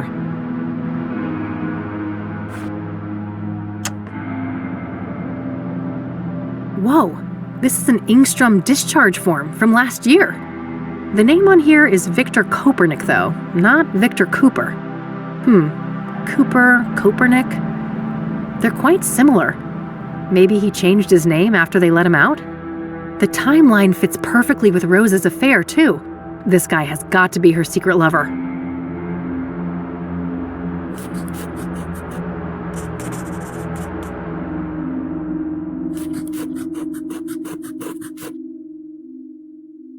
I better head back to Engstrom's tomorrow to follow up on all of this. It's too late to catch their visitation hours today. Looks like Cooper has drawn a map here, a path through some kind of tunnels. There's no indication of where this is, though. Maybe if I had something to compare it with? Oof, long day. I better get back to the office and share all of these findings with Eileen.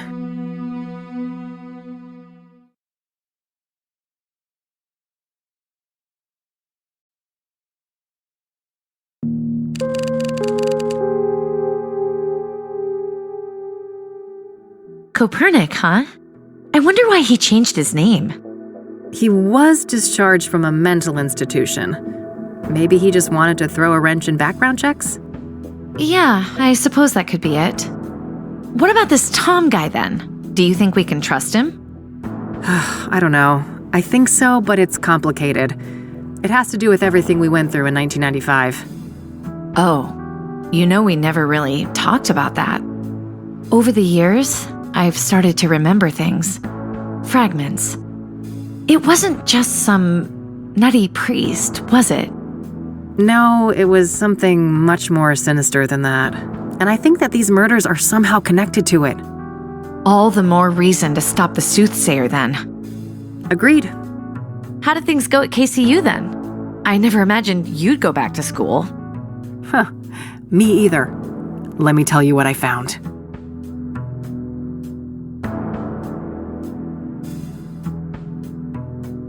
Poor Andrea. What a horrible way to go. Indeed. Can't say I envy her. We shouldn't forget that she wasn't all that innocent, though. She was helping the pyre dealers and showing no remorse about it. On the contrary, she seemed excited as hell about it. Until she wasn't, right? In the last note from her, it said she was scared out of her mind. Yes. Something about pyre freaked her out, and from the look of things, that's what got her killed. Well, at least we know now they have a secret hideout in the mines. Yeah. Narrowing down that location will be the final piece of the puzzle. Anyway, how have things been progressing here? Any luck with the phone? Easy peasy. Cracked and ready. I had a peek in the contacts, and guess who I found in there? Who? Tabitha Caldwell, that florist lady. Damn. So Faith Cyrene knew her. Tabitha's involved then. She's gotta be. Yeah, at least her name was in Faith's contact list, whatever that implies. The implication is fishy as hell, let's leave it at that. Anything else? Not that I could find, but you know this case better than me. Any ideas? Well, there's this one thing. Rachel Wang mentioned this upsetting phone call. Oh, right! Outside Eric's apartment, wasn't it? You even had the date and time. Yeah, here's the transcript.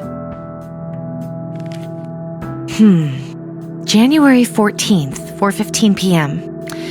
Okay. So?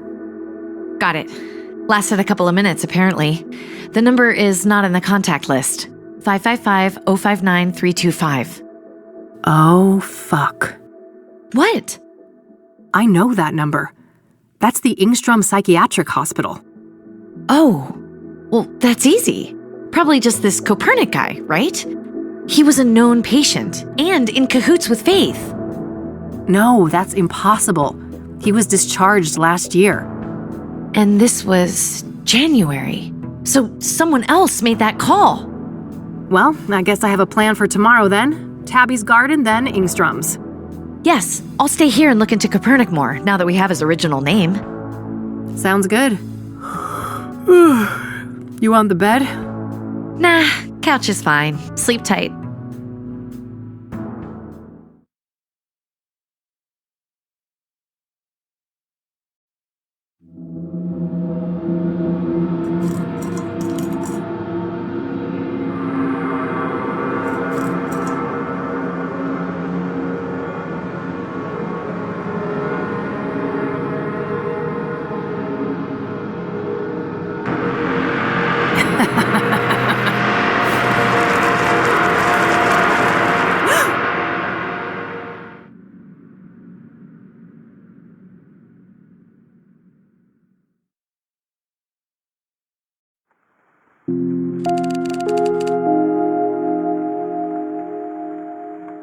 Rain again, huh? Let's go see if E is up yet.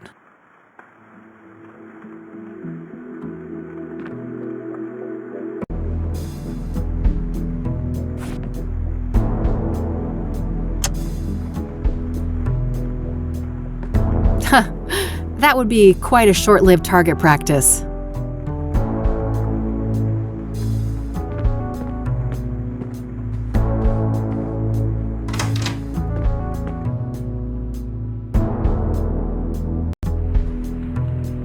Morning, E. Hey, sleep well? Nope, but that's par for the course. You know that. Yeah, I suppose I do. So what's on the agenda for today? Tabitha Caldwell, first of all. She knows more than she's letting on, or she wouldn't be in the contacts of that cell phone. Right. Just don't underestimate her. She could be dangerous. And then there's Ingstrom's, right? Yeah. Somebody called Faith Cyrene from that place and made her throw a tantrum all up in Eric's face. Yup, that was an odd one. Anyway, if you need some help, remember I'm only a phone call away. Plenty of minutes left on that cell phone, so you can reach me from almost anywhere. Ah, that's convenient. Pocket phones, huh? What's next, robot cats? Oh, I would never. You're the best girl. You two are just adorable. Oh, quiet you. What's E gonna entertain herself with then? Victor Copernic, I think. Yeah, sure that guy's a fucking hoot. Oh, you know what I mean, silly. Research. And maybe I can dig up what he tried to hide with that name change. Not a bad plan. Let's get to it and touch base tonight. Okie dokie.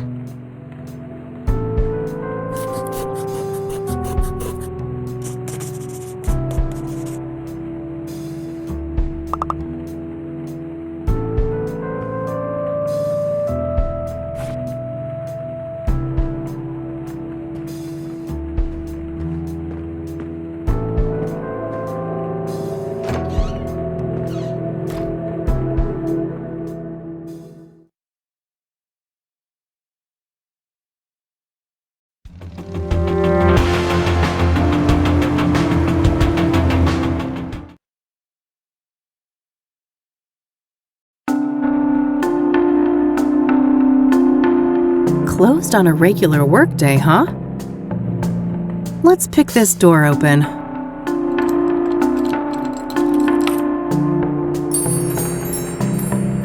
Hello? Tabitha?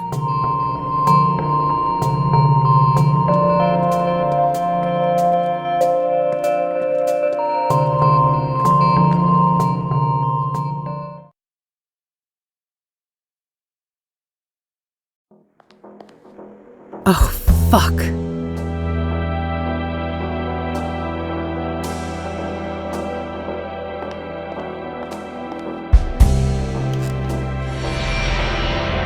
God, I'm sorry, Tabitha. I'm so sorry.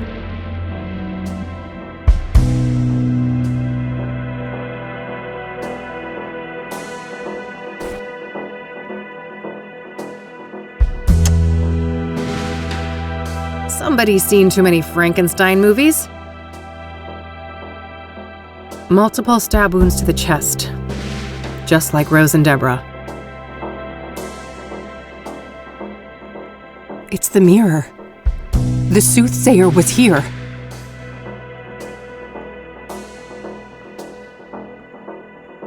Looks like Tabitha's address book might contain some clues.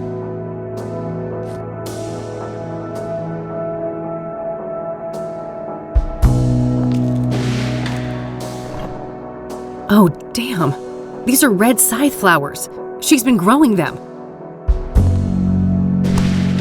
Something tells me I just found the key ingredient of pyre. The question is, was Tabitha an unwitting participant or a full-on co-conspirator?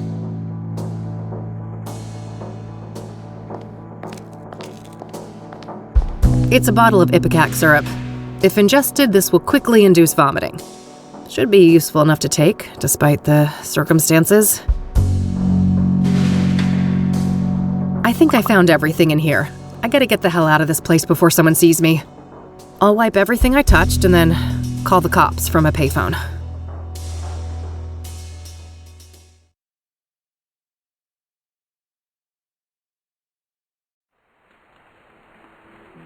That poor lady. It seems everyone who has something to do with Faith Cyrene ends up dead. Yes. I wish I'd pushed Tabitha harder the first time we met. Maybe she'd still be alive. It's not your fault, Kathy. At least you found some clues in there. Yeah, I'll follow up on those now and see what I can find. All right, I'll stick with the research. Be careful. And call me if you need me. I will.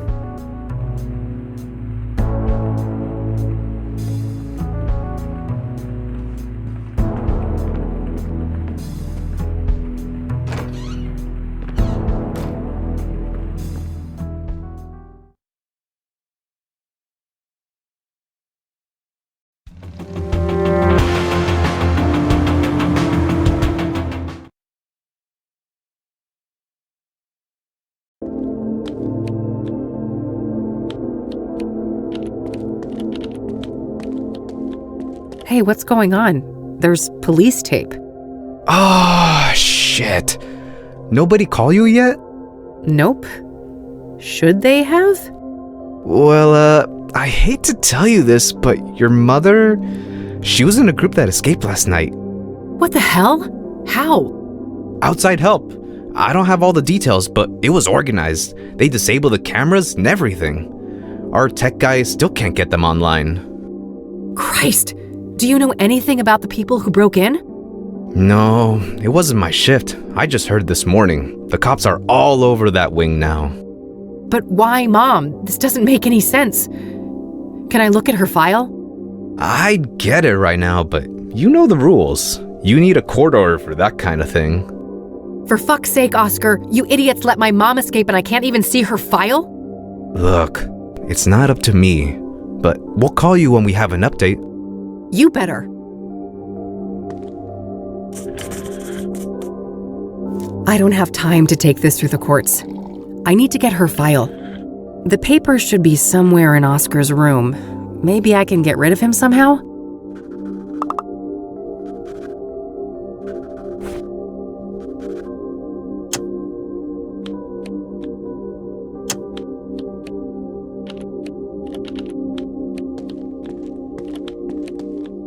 Hey, that's employees only.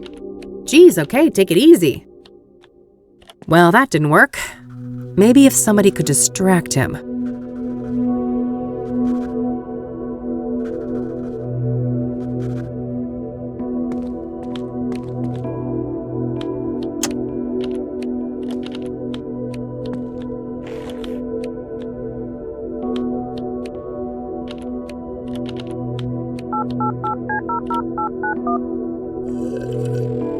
Rain Investigations, Eileen speaking. Hey, it's me. Hey, how are things going out there? Well, not great, and I could use your help. I'm at Ingstrom's. Say no more. I'll be there in a jiff. Great. Thanks, E.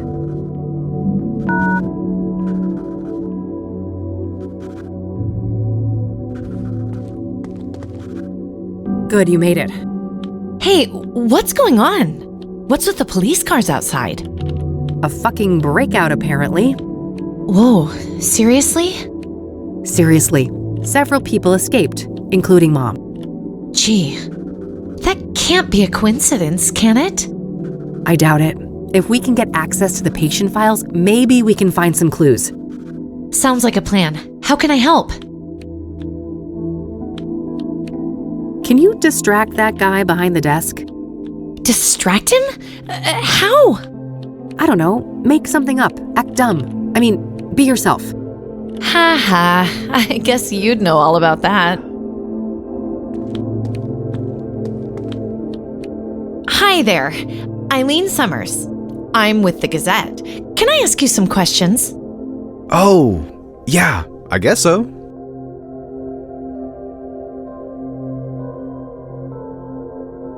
And you said they disabled the cameras? Like that one on the ceiling? Yeah, exactly. Our computer nerd boss here on site. Don't print that. Our head of IT, that is, he's still working on it. Perfect. That's all the questions I had. Thanks, Oscar. Anytime. So, when will this print? I gotta tell my mom. Le va encantar. Very soon. Gotta go. Bye. Any minute now.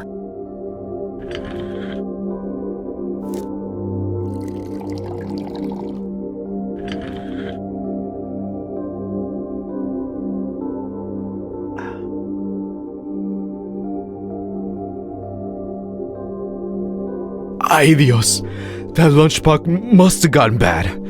Clear the way! I'm about to hurl!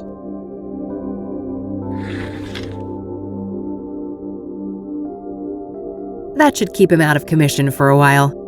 Poor Oscar. He'll be okay, right? He'll be fine. Those are legit meds. Keep watch for me, all right? Okay. It's locked. Better get the pics.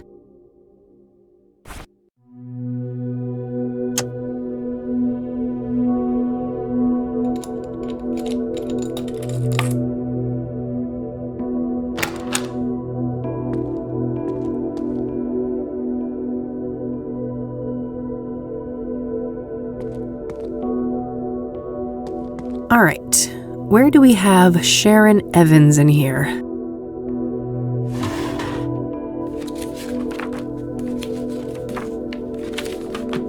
Great, that's Mom's file sorted. Let's see if I can find Kopernik's too.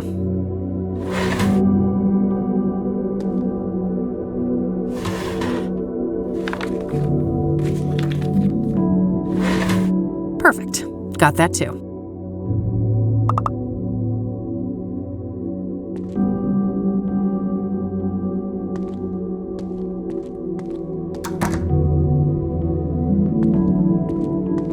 Hey, I got what I needed. Nice. Meet at your office later? Yep. See you tonight.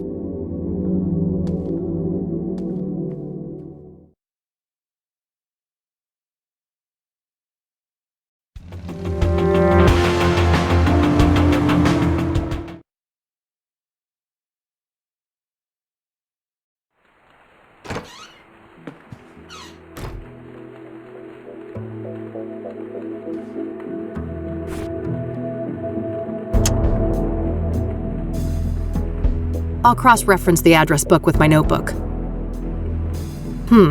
No, there was nothing in common between my notebook and this address book.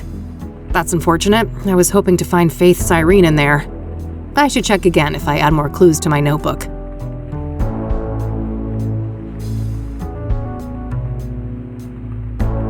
I'll cross-reference the address. No, there was nothing in common between my notebook and this address book. I should check again if I add more clues to my notebook.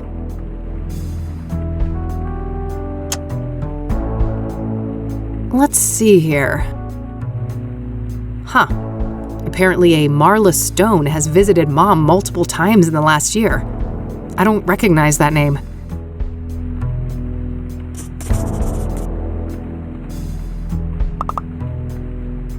Well, it seems our boy had quite the stint at the facility.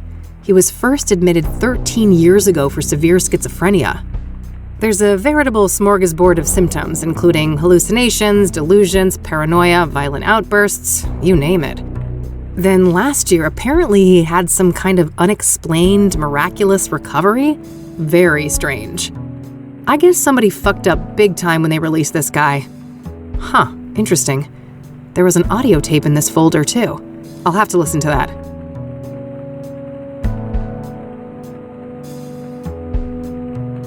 It says Session 12. I found this along with Cooper's file at Ingstrom's. I should be able to listen to this on my radio. It doubles as a tape player.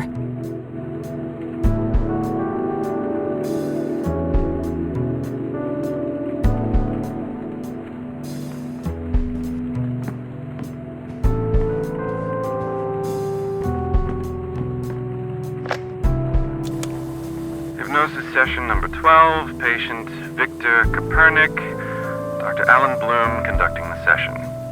Victor, can you hear my voice? Yes, I can hear you, Dr. Bloom. Okay, Victor. I want us to go back to the forest. Can we do that? Yes, I'm in the woods. I'm in uniform. A work day like any other. Pleasant weather. This is nice. No people. Very good, Victor. Now take me forward to when you start to feel that something is amiss. Okay. I've wounded a stag. I'm tracking him. He's run off the beaten path. There's a strange smell mixed up with the iron of the blood. Probably nothing. I need to catch up with him before dark. There he is, finally, collapsed in a clearing. Red flowers all around him. What a neat display. Wait, a sinkhole. That's not on the map. How far did I... That god-awful smell is making it hard to think. It stings. My eyes are watering. Wait. He's still alive. The stag is standing up and staring at me now with those shiny black eyes. They look like polished rocks. He speaks. What is he saying, Victor? I have made a great sacrifice, and you must offer up a piece of yourself in return. Fair is fair, I suppose. I've turned into a little boy now. My uniform is too big for me. The stag is so close I can feel his breath on my face. See my reflection in his eyes. Why does it look like my reflection is screaming? It hurts. Something is crawling in my head. Coming loose. No! No! The eye!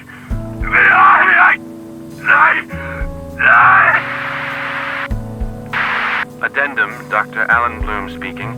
The hypnosis session was terminated following a traumatic breakdown. The patient had to be sedated and restrained.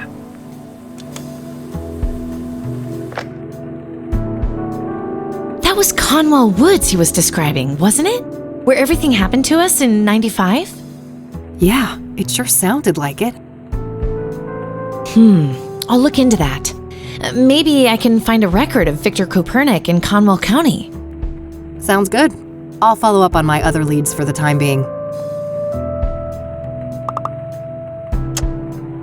I'll cross-reference the address book with my notebook. Whoa, Marla Stone is a hit. Huh.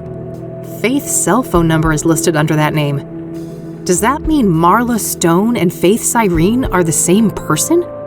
If they are, Mom could be the mystery caller from Engstrom's that Rachel overheard.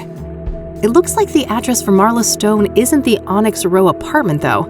It's some P.O. box at the library, number 14. I better go check that out.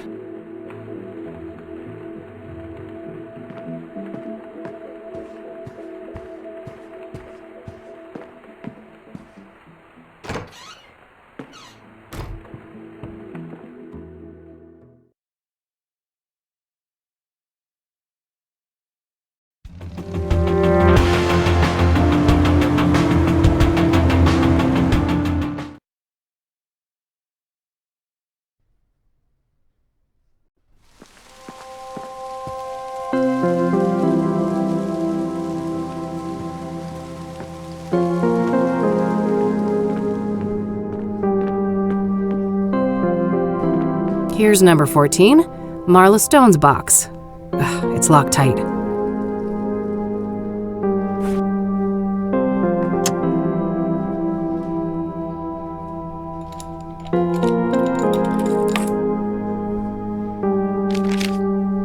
There was a letter in there.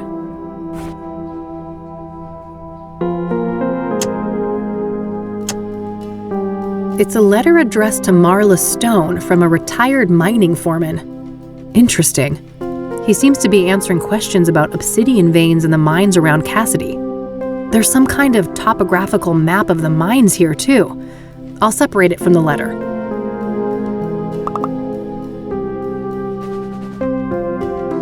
It's a topographical map of all the mines around the greater Cassidy area. One of these mines may well be the one mentioned on Andrea's computer, but I'll need to narrow it down somehow. Good idea. Let's see if I can find any tunnels that look like this sketch. There it is, right next to an entrance to an old quarry. Fuck. I think this is it. This is where their hideout is.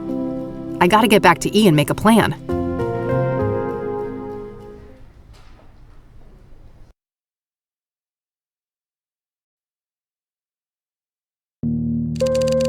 I can't believe it. We actually know where these awful people are now. Yes, we have to confront them tonight. If they've got Mom, God knows what they'll do to her. Just the two of us? I know it's the right thing to do, but maybe we should try to get more help? Some backup would be great, but, I mean, who could we trust with something like this? Hold that thought. I'll get it.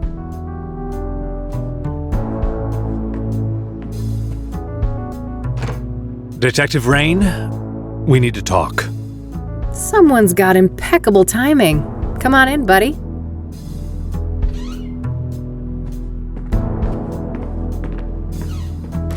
Oh, hello there. How do you do? I'm Tom Ward. Eileen Summers. Kathy told me about you. Thanks for looking out for her yesterday. Don't thank me yet.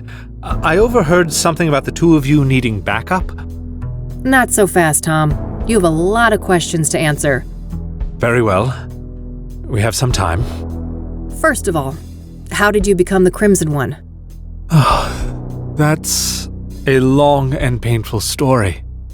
Just give me the broad strokes then. Well, let's just say I suffered a great personal tragedy. I had nothing to lose and nothing to live for. And I was in the wrong place at the wrong time. Conwell Woods. In that moment of weakness, the old god seized me and wrapped me in that red velvet prison. And there I remained, until your blaze offered an escape. An escape? How? It's difficult to explain, but the fire weakened the old god enough for me to break free from his influence. So what? You're back to your former self now? As far as I can tell, yes. It's as if that horrific night in Conwell Woods never happened. Tell me about your former master then. The one the church revered as the old god. He is the great I, the evoker behind the curtain, the master of the Malleable. The Malleable? That's the realm you entered in 1995. The shifting depths powered by the red flowers. So what happened when I burned them all? You cut off the old god from our world and cauterized the threshold to the Malleable. He was weakened in the process, allowing me to slip out of the suit and escape. What is the old god exactly? I wish I knew. He isn't human, I know that much. He doesn't have a name. In fact, the concept of names is completely foreign to his kind. And he's bound to this malleable place? It seems so, but I can't say for certain. It is possible that he is the Malleable incarnate. What does he want then? He should be called evil, for he did heinous things.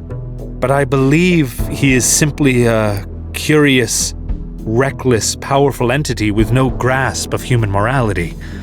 A child playing with ants, if you will.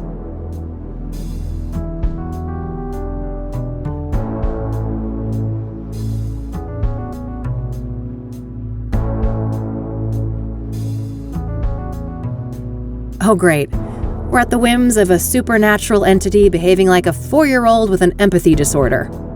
You may be sarcastic, but that simile might be closer to the truth than you think.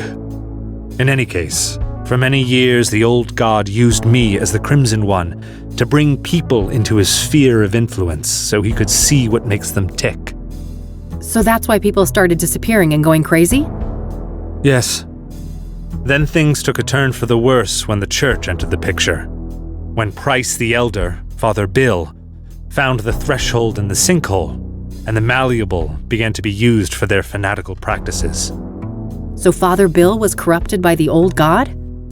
If anything, they corrupted each other. I watched as the old god assumed a role of divine authority, aligned with Father Bill's zealous ideas of penance and contrition. So where does the Soothsayer come in? You think the killings are related to the old god? Yes. I believe that whoever is committing these murders is trying to restore the threshold to the Malleable. How would they even do that? Through ritualistic killings. Obsidian is a material with mystical properties and intimately linked to the old god's power. Wait, isn't that supposed to be the red flowers? One does not exclude the other, and when combined, both of these elements have an even greater potency. That makes sense. I found indications that the bad guys have been cultivating red scythes, probably to make pyre with, right? Oh, yes. That's been my working theory for some time now. As for what motivates these villains, I cannot say. Concerning Cooper, I might have a clue. I just found proof that before he changed his name, he used to work as a ranger in Conwell County. That's when he was admitted to Engstrom's.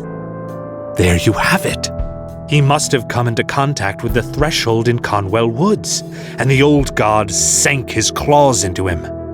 Makes sense. What about Cyrene, then? Is that the scarred woman? I've come across descriptions of her, but never a surname. That's her. She calls herself Faith Cyrene. I wish I could provide some insight, but I've learned very little of her. All right. I also wonder why the heck these people may have broken Mom out. Both Cooper and Sharon were at Engstrom's at the same time. They must have had some contact there. I guess so. Regardless, if she's with these people, Mom is in serious fucking trouble. Agreed. I'd go as far as to say mortal peril. Another thing, Tom. You mentioned a planetary conjunction? Ah, yes. When Saturn and Venus meet, the planes align and the Malleable draws close. So, that's when you think the bad guys will try to re-establish this threshold? That's what I fear, yes. At that moment, the conditions will be ideal. When does this event occur exactly? Oh, Meadow mentioned that before. It should be about 6 hours from now, give or take. All right, shit. Guess we're on the clock. Indeed. So how about it, Detective Rain? Shall we work together?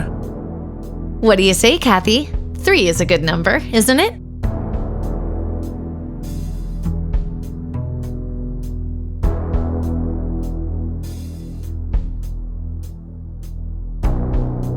Well, I guess beggars can't be choosers. Bold words coming from a girl I found hanging unconscious from a tree. I guess you got me there. Let's make a plan.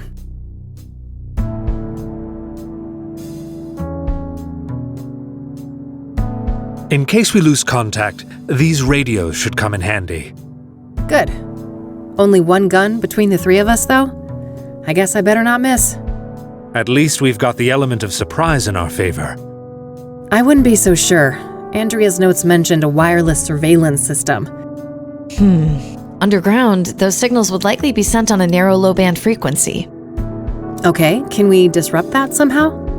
I think so. I should be able to modify one of those radios to briefly jam the video feed. Perfect. You got a car, Tom? I do. You take the lead, we will follow.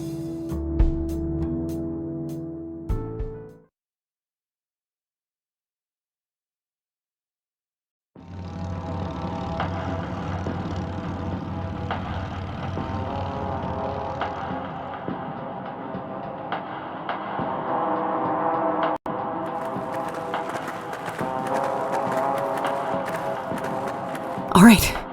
This should be it. Better move carefully.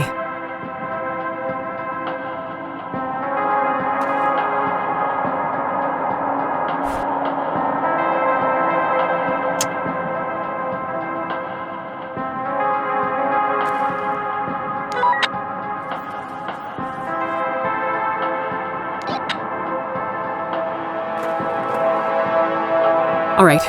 The coast is clear. Let's go.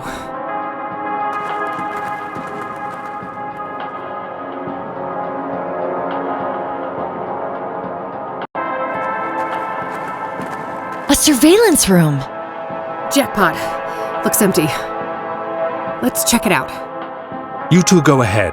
I'll scout the rest of this tunnel. Good idea. I'll be with you in a sec.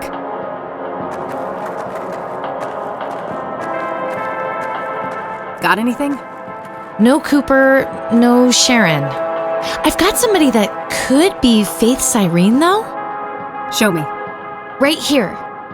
Yeah, I think that's her. Any idea how to get to that room? Nope. There's no map or layout anywhere. I'll bring Tom and look for her. You stay here and keep an eye on the monitors. Okay, call me on the radio if you need me. Will do. Oh, and... Yeah? In case something happens to me and Mom's here, you'll get her out, right?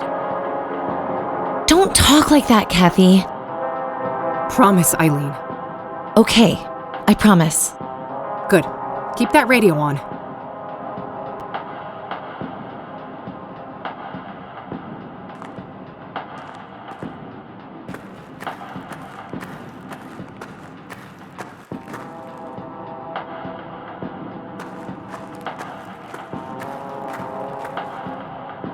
Looks like it splits off here.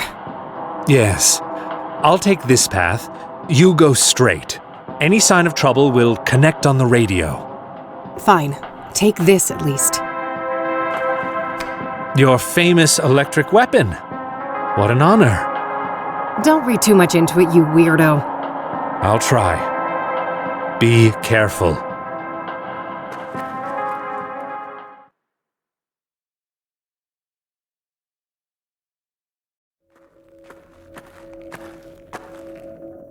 Took you long enough.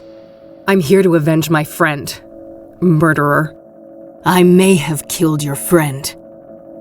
But you killed my world. No. It can't be.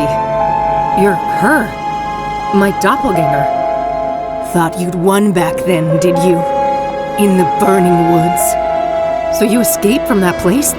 The Malleable? Oh. I've been to hell and back, and Big Daddy, he is very, very angry with you. He'll return soon, thanks to us. And when he arrives, he will tear you from limb to limb. Whatever you're planning, you won't live long enough to see it. This is for Lucas, bitch. Don't you dare harm my child, Vixen! No, Mom, you've got it all wrong. Victor, get your useless hide over here. It's not what you think, Mom. She's fooling you. Enough lies.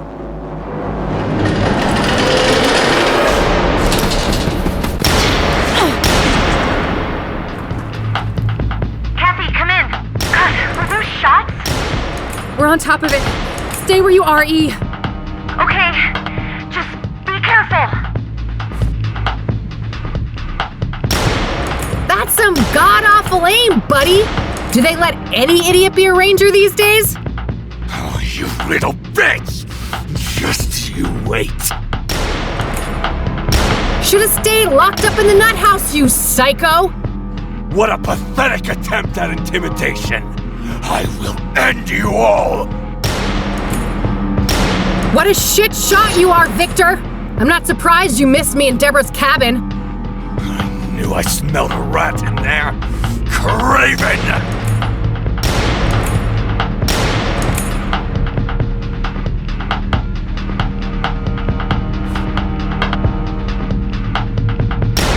Hey, Tom, come in. Over. I hear you. Over.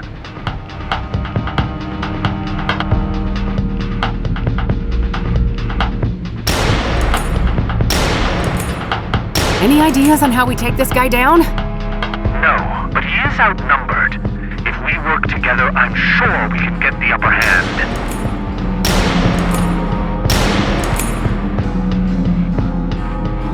Could you make a run for that valve? I'll do my best. Cover me. I'll make a move shortly after we hang up. Will do.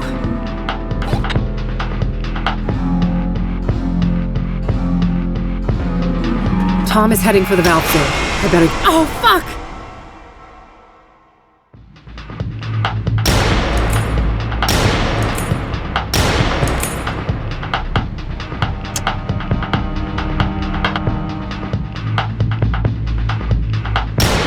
Not right now. He's shooting in this direction.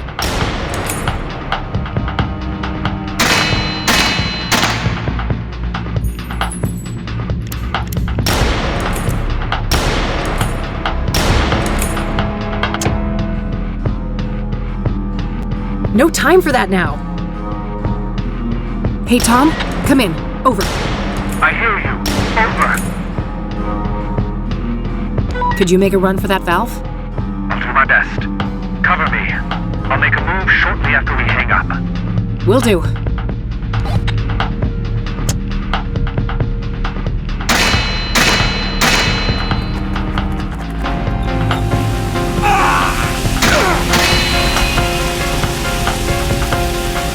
Good job, Tom. I hit that bastard. Yes, but let's not celebrate just yet. We've got the advantage, but we better not dawdle.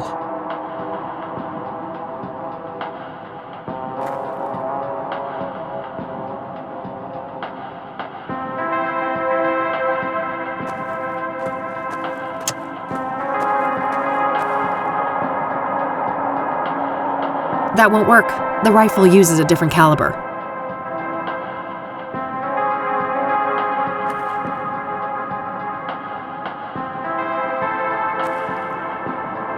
Hey, Eileen, come in. Over. I'm here. I saw you on the monitor.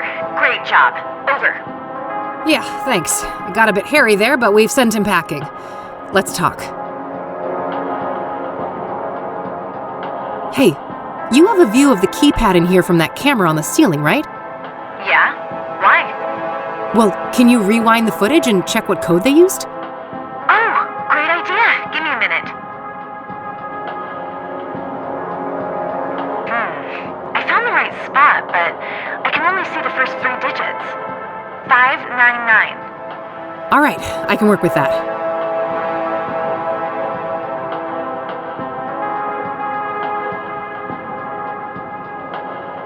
That's all for now. Over and out.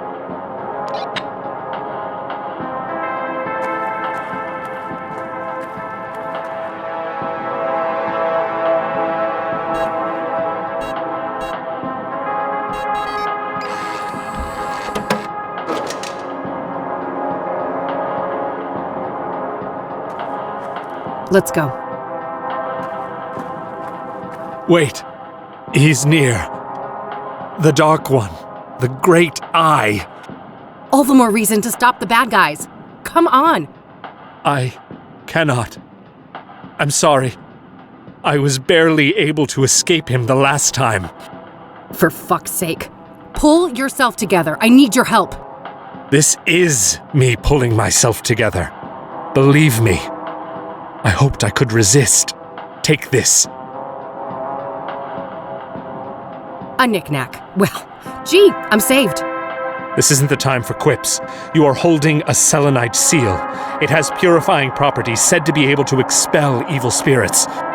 Sounds like a lot of wild conjecture to me. It is not, trust me. Keep it close. You will know when to use it. Now, go. Stop them. Save your mother.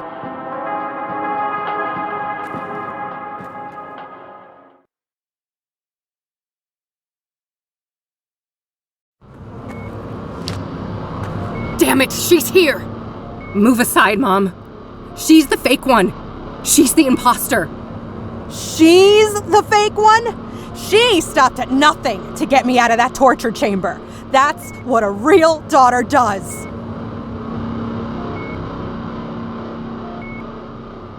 She only broke you out to use you, Mom. And you're playing right into her hands. She hasn't asked me to do jack shit. Unlike you, she was there for me. Like a real daughter would. She's just saying what you want to hear. Does that truly sound like the daughter you know? Well, I thought you'd changed.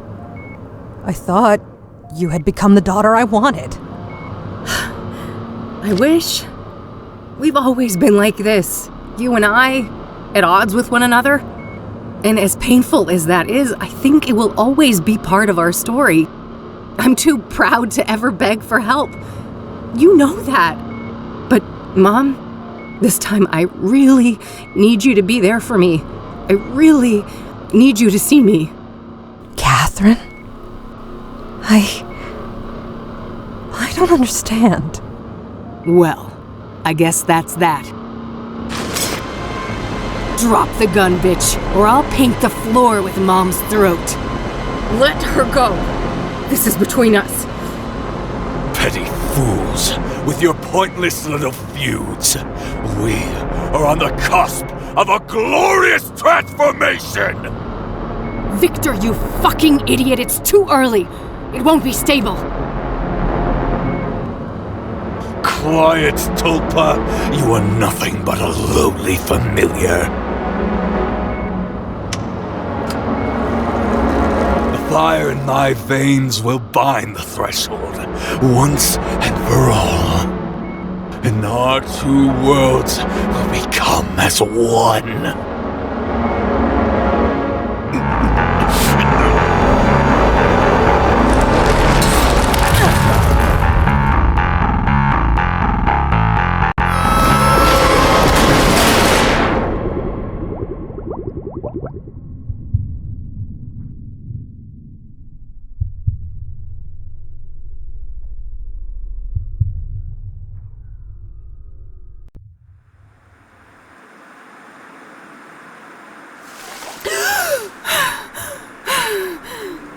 No, not again. I've beat this place before. I can do it again.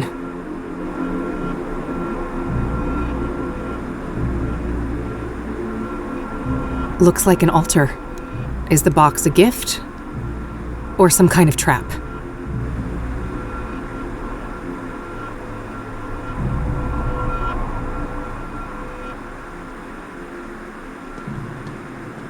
It's a box with 3 locks requiring 3 keys.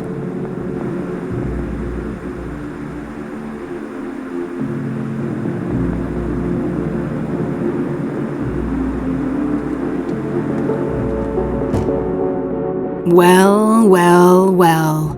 Look what crawled out of the gutter. Ready for a world of pain? The Malleable will make you squirm, and I've got a front row seat. When I get through this door, you'll be the one in a world of pain, Soothsayer. Soothsayer, huh? Don't give me too much credit. For all his faults, that deranged psycho Victor managed to stab 3 out of 6. Deranged is an understatement, sacrificing himself like that. You think that was deliberate? No. That was just a stupid overdose. That idiot couldn't even follow a simple plan. Stabbing women was more his strong suit. Mommy issues, I'm sure. What a brute. Unlike him, I kill with finesse. It takes cunning to murder someone by a fall, to burn them alive, hang them by a noose. Why'd you even do it like that? You should know. You're the one who taught me.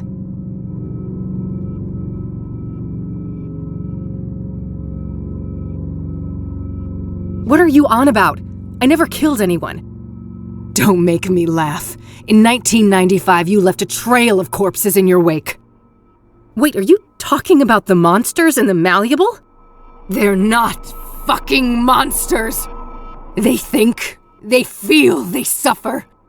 And you stab them, pushed them down a pit, burned everything, did this to my face. What I've brought to the world is justice. So, wait, hanging the deacon? That was because of how Isaac Price died in jail? Penny finally dropped, huh? Good for you.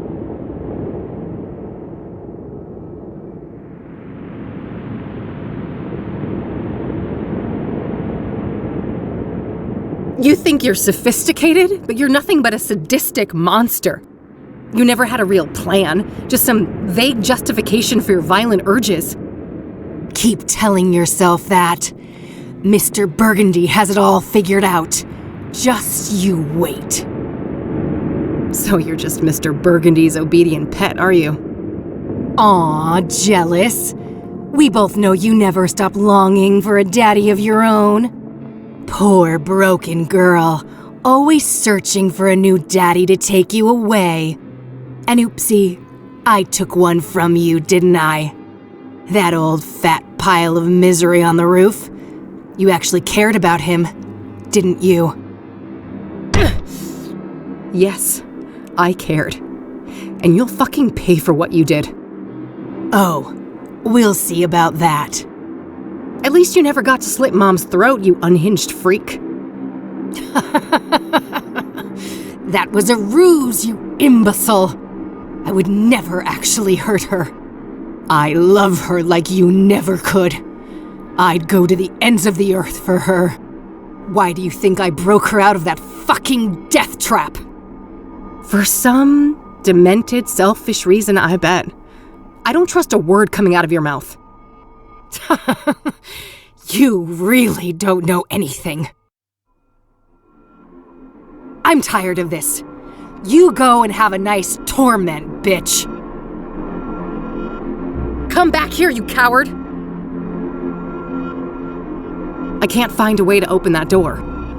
There's no choice but to explore this place.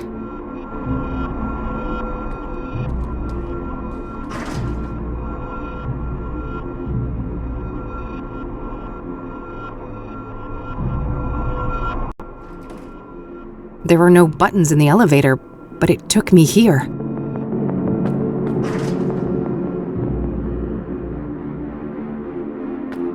Looks like a stack of newspaper articles. Shit.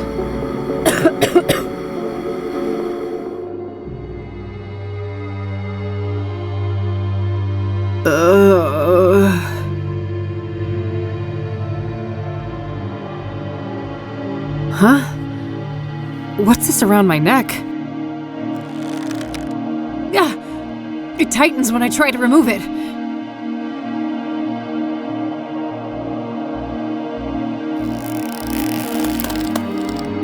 My God. Kathy Rain, judgment awaits. Ben Townsend? Is that you? Benedict Townsend is with God. I was made in his image. Now, heed these words. Enlightenment leads to mercy, ignorance to doom. You may approach the first altar.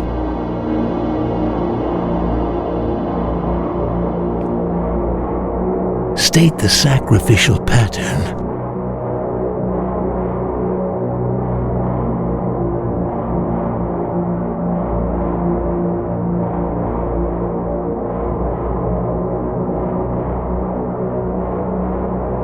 A knife-like shape.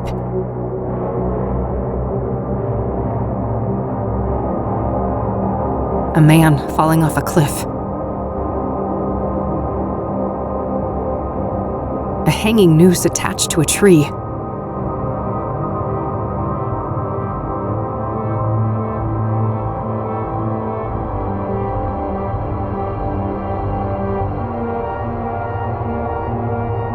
A bonfire.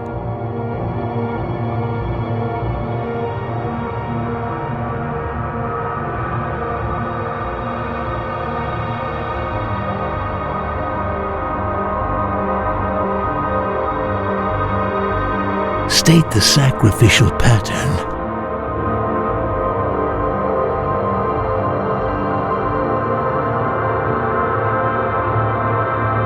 a knife-like shape. A man falling off a cliff. A hanging noose attached to a tree. A bonfire. State the sacrificial pattern.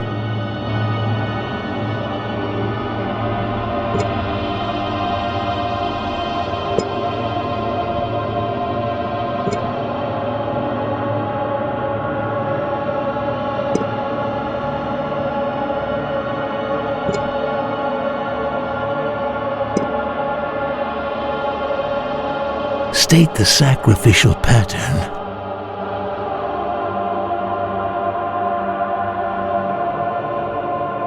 You have passed. Proceed to the second tribulation.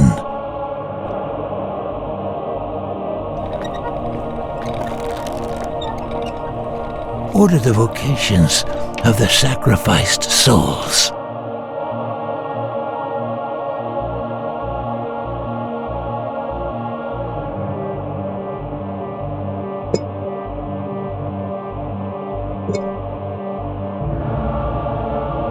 An indentation in the altar where something could be placed. It's numbered with Roman numerals.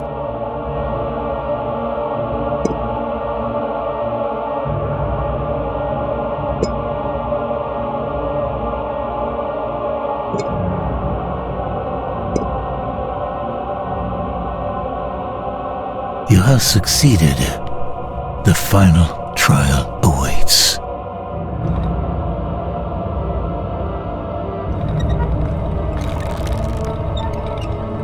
State the sequence of the sacraments in the ritual.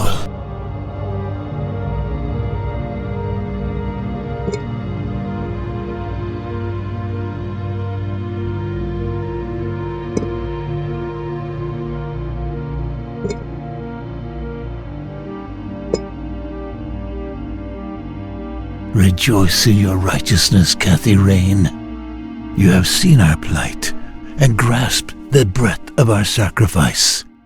Go with God's blessing.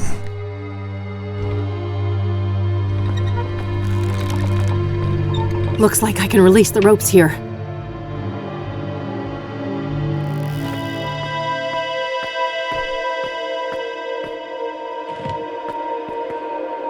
Is that mercy?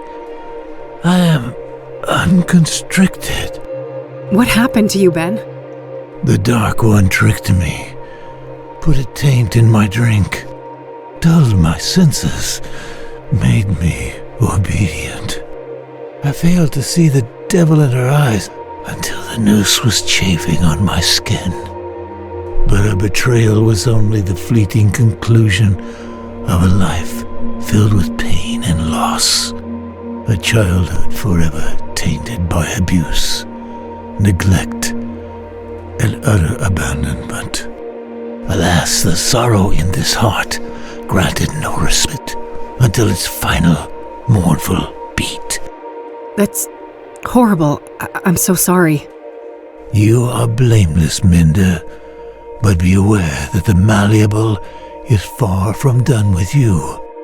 The only way to emerge victorious is by defeating the true enemy, the one who assumed and grasped beyond his station. Who are you talking about? Sadly, I'm not allowed to say. This wretched shell cannot defy its creator, as certain boundaries are out of my reach. But take this before I depart for the void.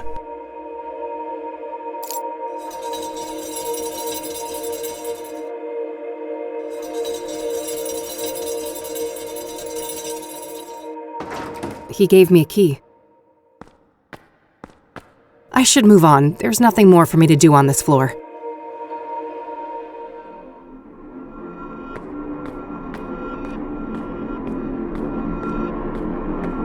A candelabra.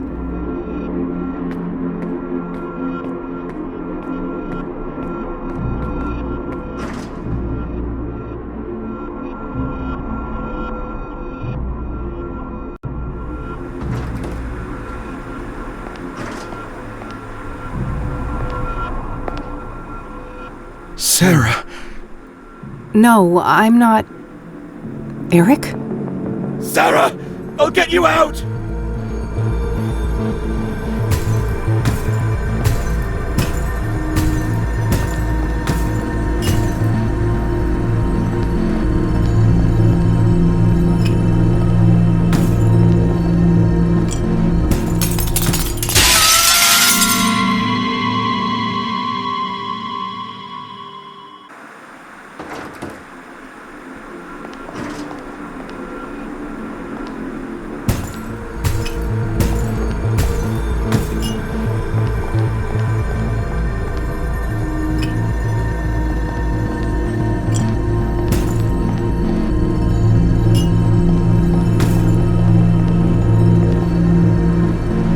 There's only a single word on the stone.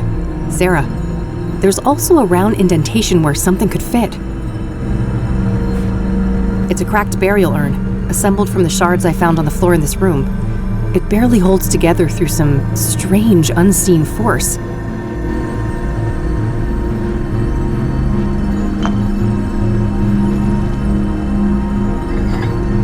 The shards fuse together, repairing the urn. What's that familiar, warm light? Bring the vessel, please.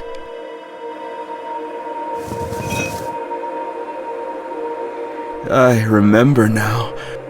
Sarah was the beginning, not the end. What happened, Eric? I spiraled, and then that scarred harpy found me. Oh, the drugs she brought. Oh, how well they fit in the holes my rotting love left behind. Pyre was the worst of them. It drilled through skin, flesh, and bone, cut so deep it started to scratch the soul. And now, that broken spirit fuels the malleable. I need your help, Eric. How do I leave this place? If I knew I wouldn't be here, I can feel the pain in every inch of this wretched body. But soon, the iron chain will grant me blissful oblivion, and I'll crawl back into the womb of the machine.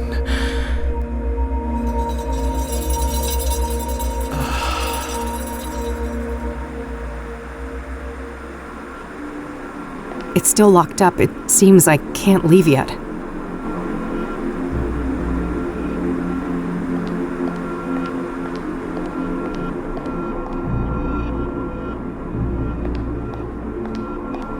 Boarded up and nailed shut.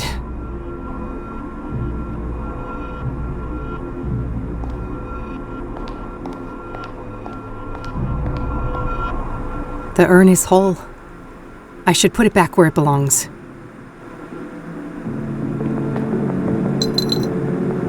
Huh. I can suddenly hear something rattling inside. There was another key in the urn. I'll grab that before I put it back.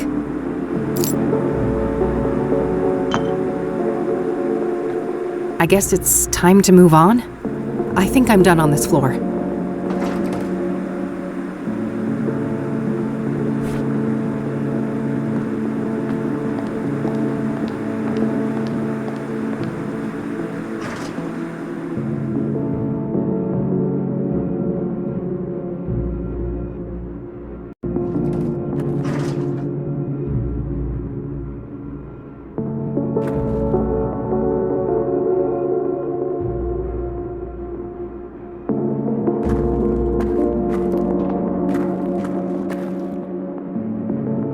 Andrea? You did this to me. No, that was Faith. I'm not her. I need you to feel what I feel. I need you to burn.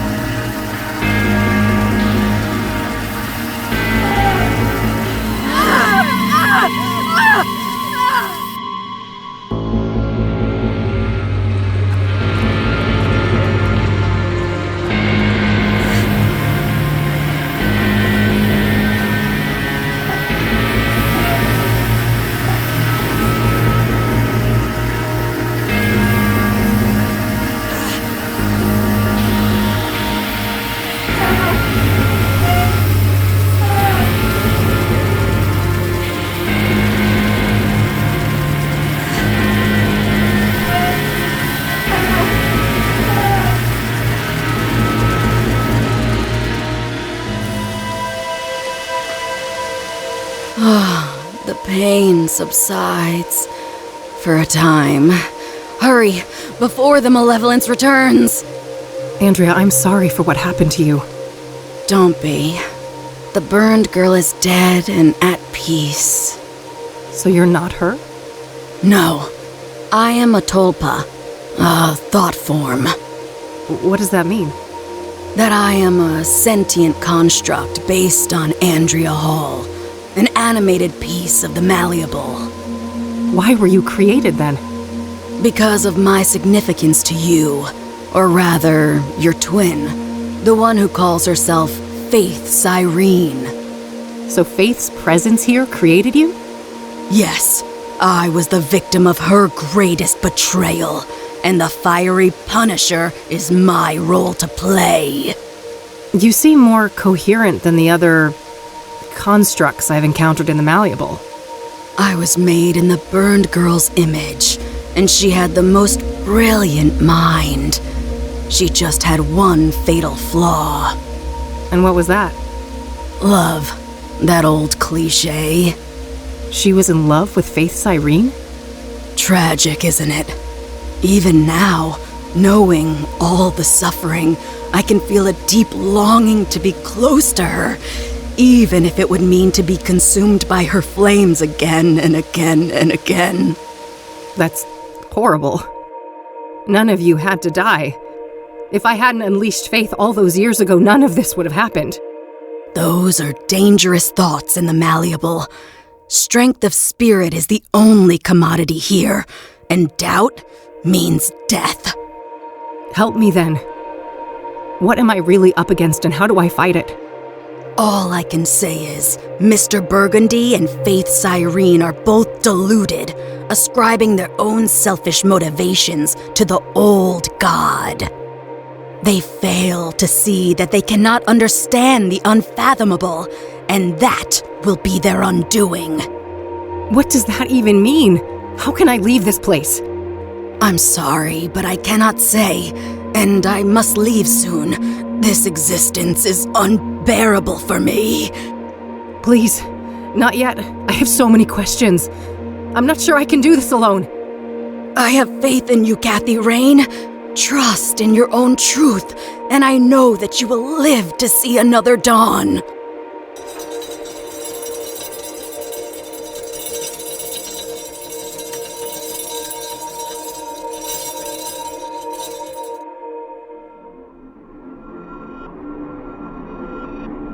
The elevator doesn't open. I'm stuck in here.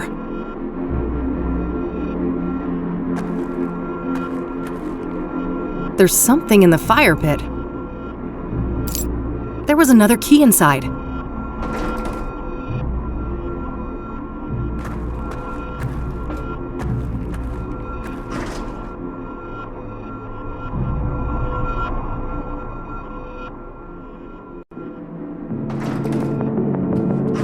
The elevator took me back here.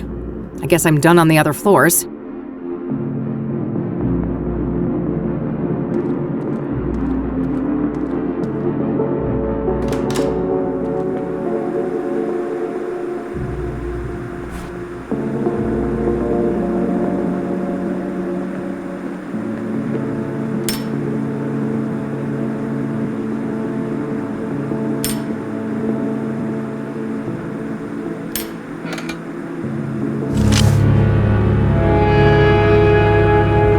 Lucas's revolver. Only one bullet in it, though. Better make it count. Time to end this.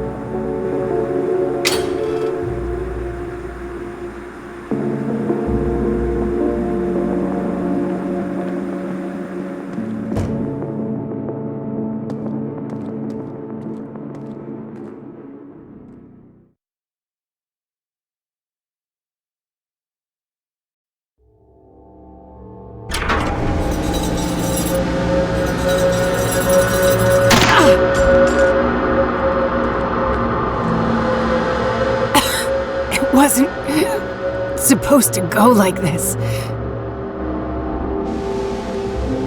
Oh, thank God you're here, Mr. B. Help me. I've done everything you asked for. I killed all those people for you, just like you wanted. There, little thrall. It will soon be over. Alas, your time has come. But you promised. You said I'd be the one. That the old god would... that he would make me prime. That he'd make me the real one. Hush now. With the sacred power I carry within, I consecrate you, and I bless you. It is time, Kathy Rain. Vengeance is yours. You want me to do your dirty work for you? Take out your own trash, Isaac. Everything she did was because of you. You were the one behind the murders. Of course, as was my duty. I am ever the old god's servant. Every sacrifice made his voice clearer, his will more tangible.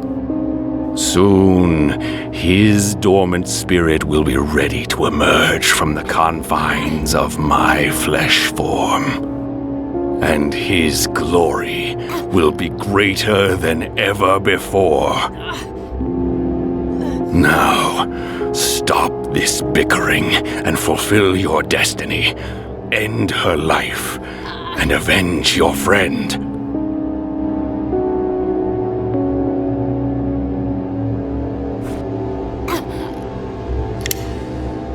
I loaded the bullet in the empty chamber. No, I'm not gonna do what you want. You feed on the misery of others. I know who the true enemy is. You fool. Nothing from the Malleable can harm me. Oh, I don't doubt that. It just so happens I brought a little present with me. That insolent betrayer slipped you something, didn't he? Goodbye, Isaac.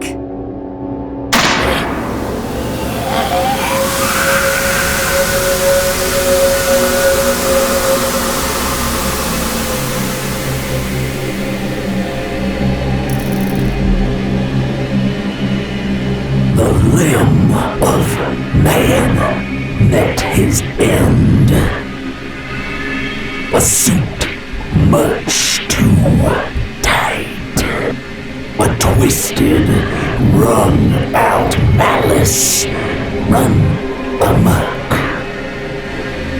The parasitic shades of the pulpiteers, progenitor, progeny, have played out their parts. I grieve your present lack of voice, but in places like this, the air is not really air. Since I was shrunk by the flames, this has been a discordant threshold dwelling. When things are out of tune, everyone suffers.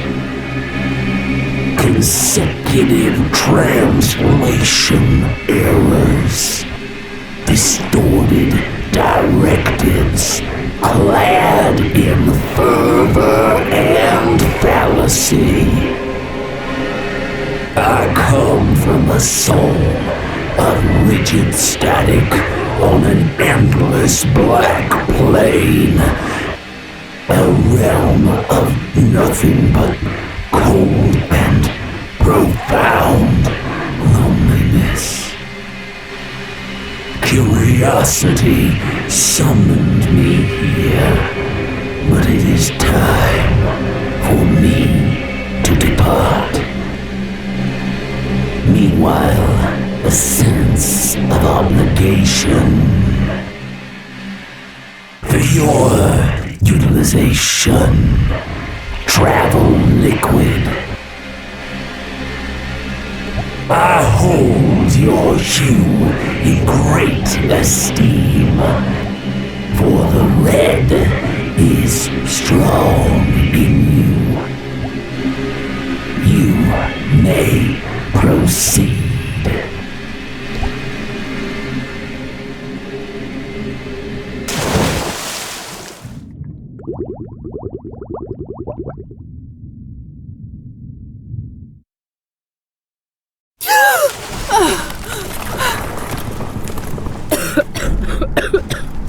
Fuck.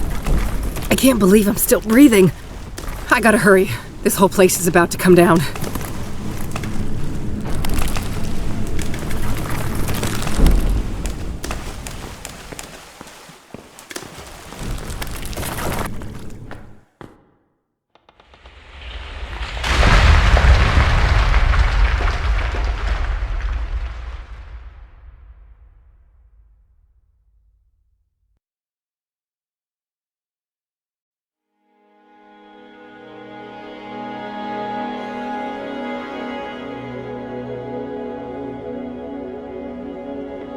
Did we win?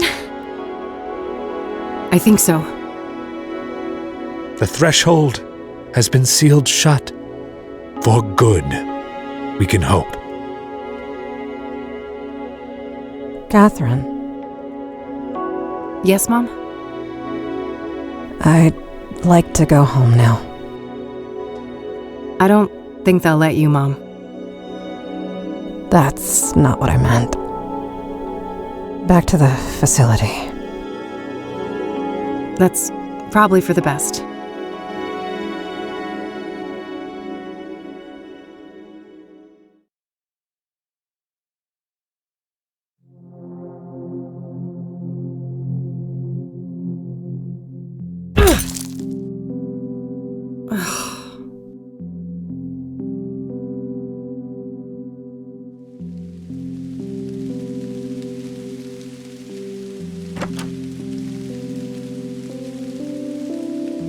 Hey. Oh, hey. So, you can probably tell what happened. Yeah. I'm really sorry, Kathy. I don't have anywhere else to go. I realize that. Is there something you want to ask me? This is already humiliating enough, E. Maybe. But I need you to ask me properly. Come on, E. Did you hear what I just said? Eileen? Yes? Can I please stay with you for a while? Of course you can. You're my friend. And I love you.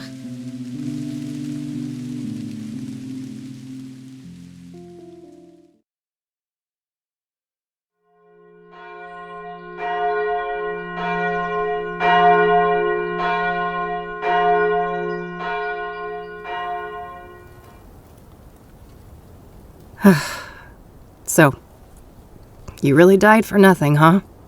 All that evidence buried under tons of rubble. And the reward goes bye-bye. But hey, look on the bright side. At least the cops didn't pin your murder on me. Fan-fucking-tastic, eh? Miss Rain? Let me guess. The debt collector? You must be here for my organs.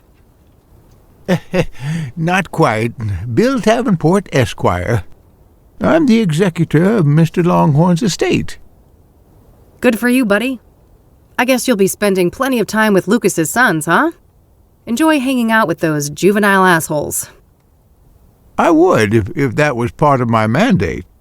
However, the wishes stated in Mr. Longhorn's will were different. No, he fucking didn't. I think we can take care of that medical debt for you. And more.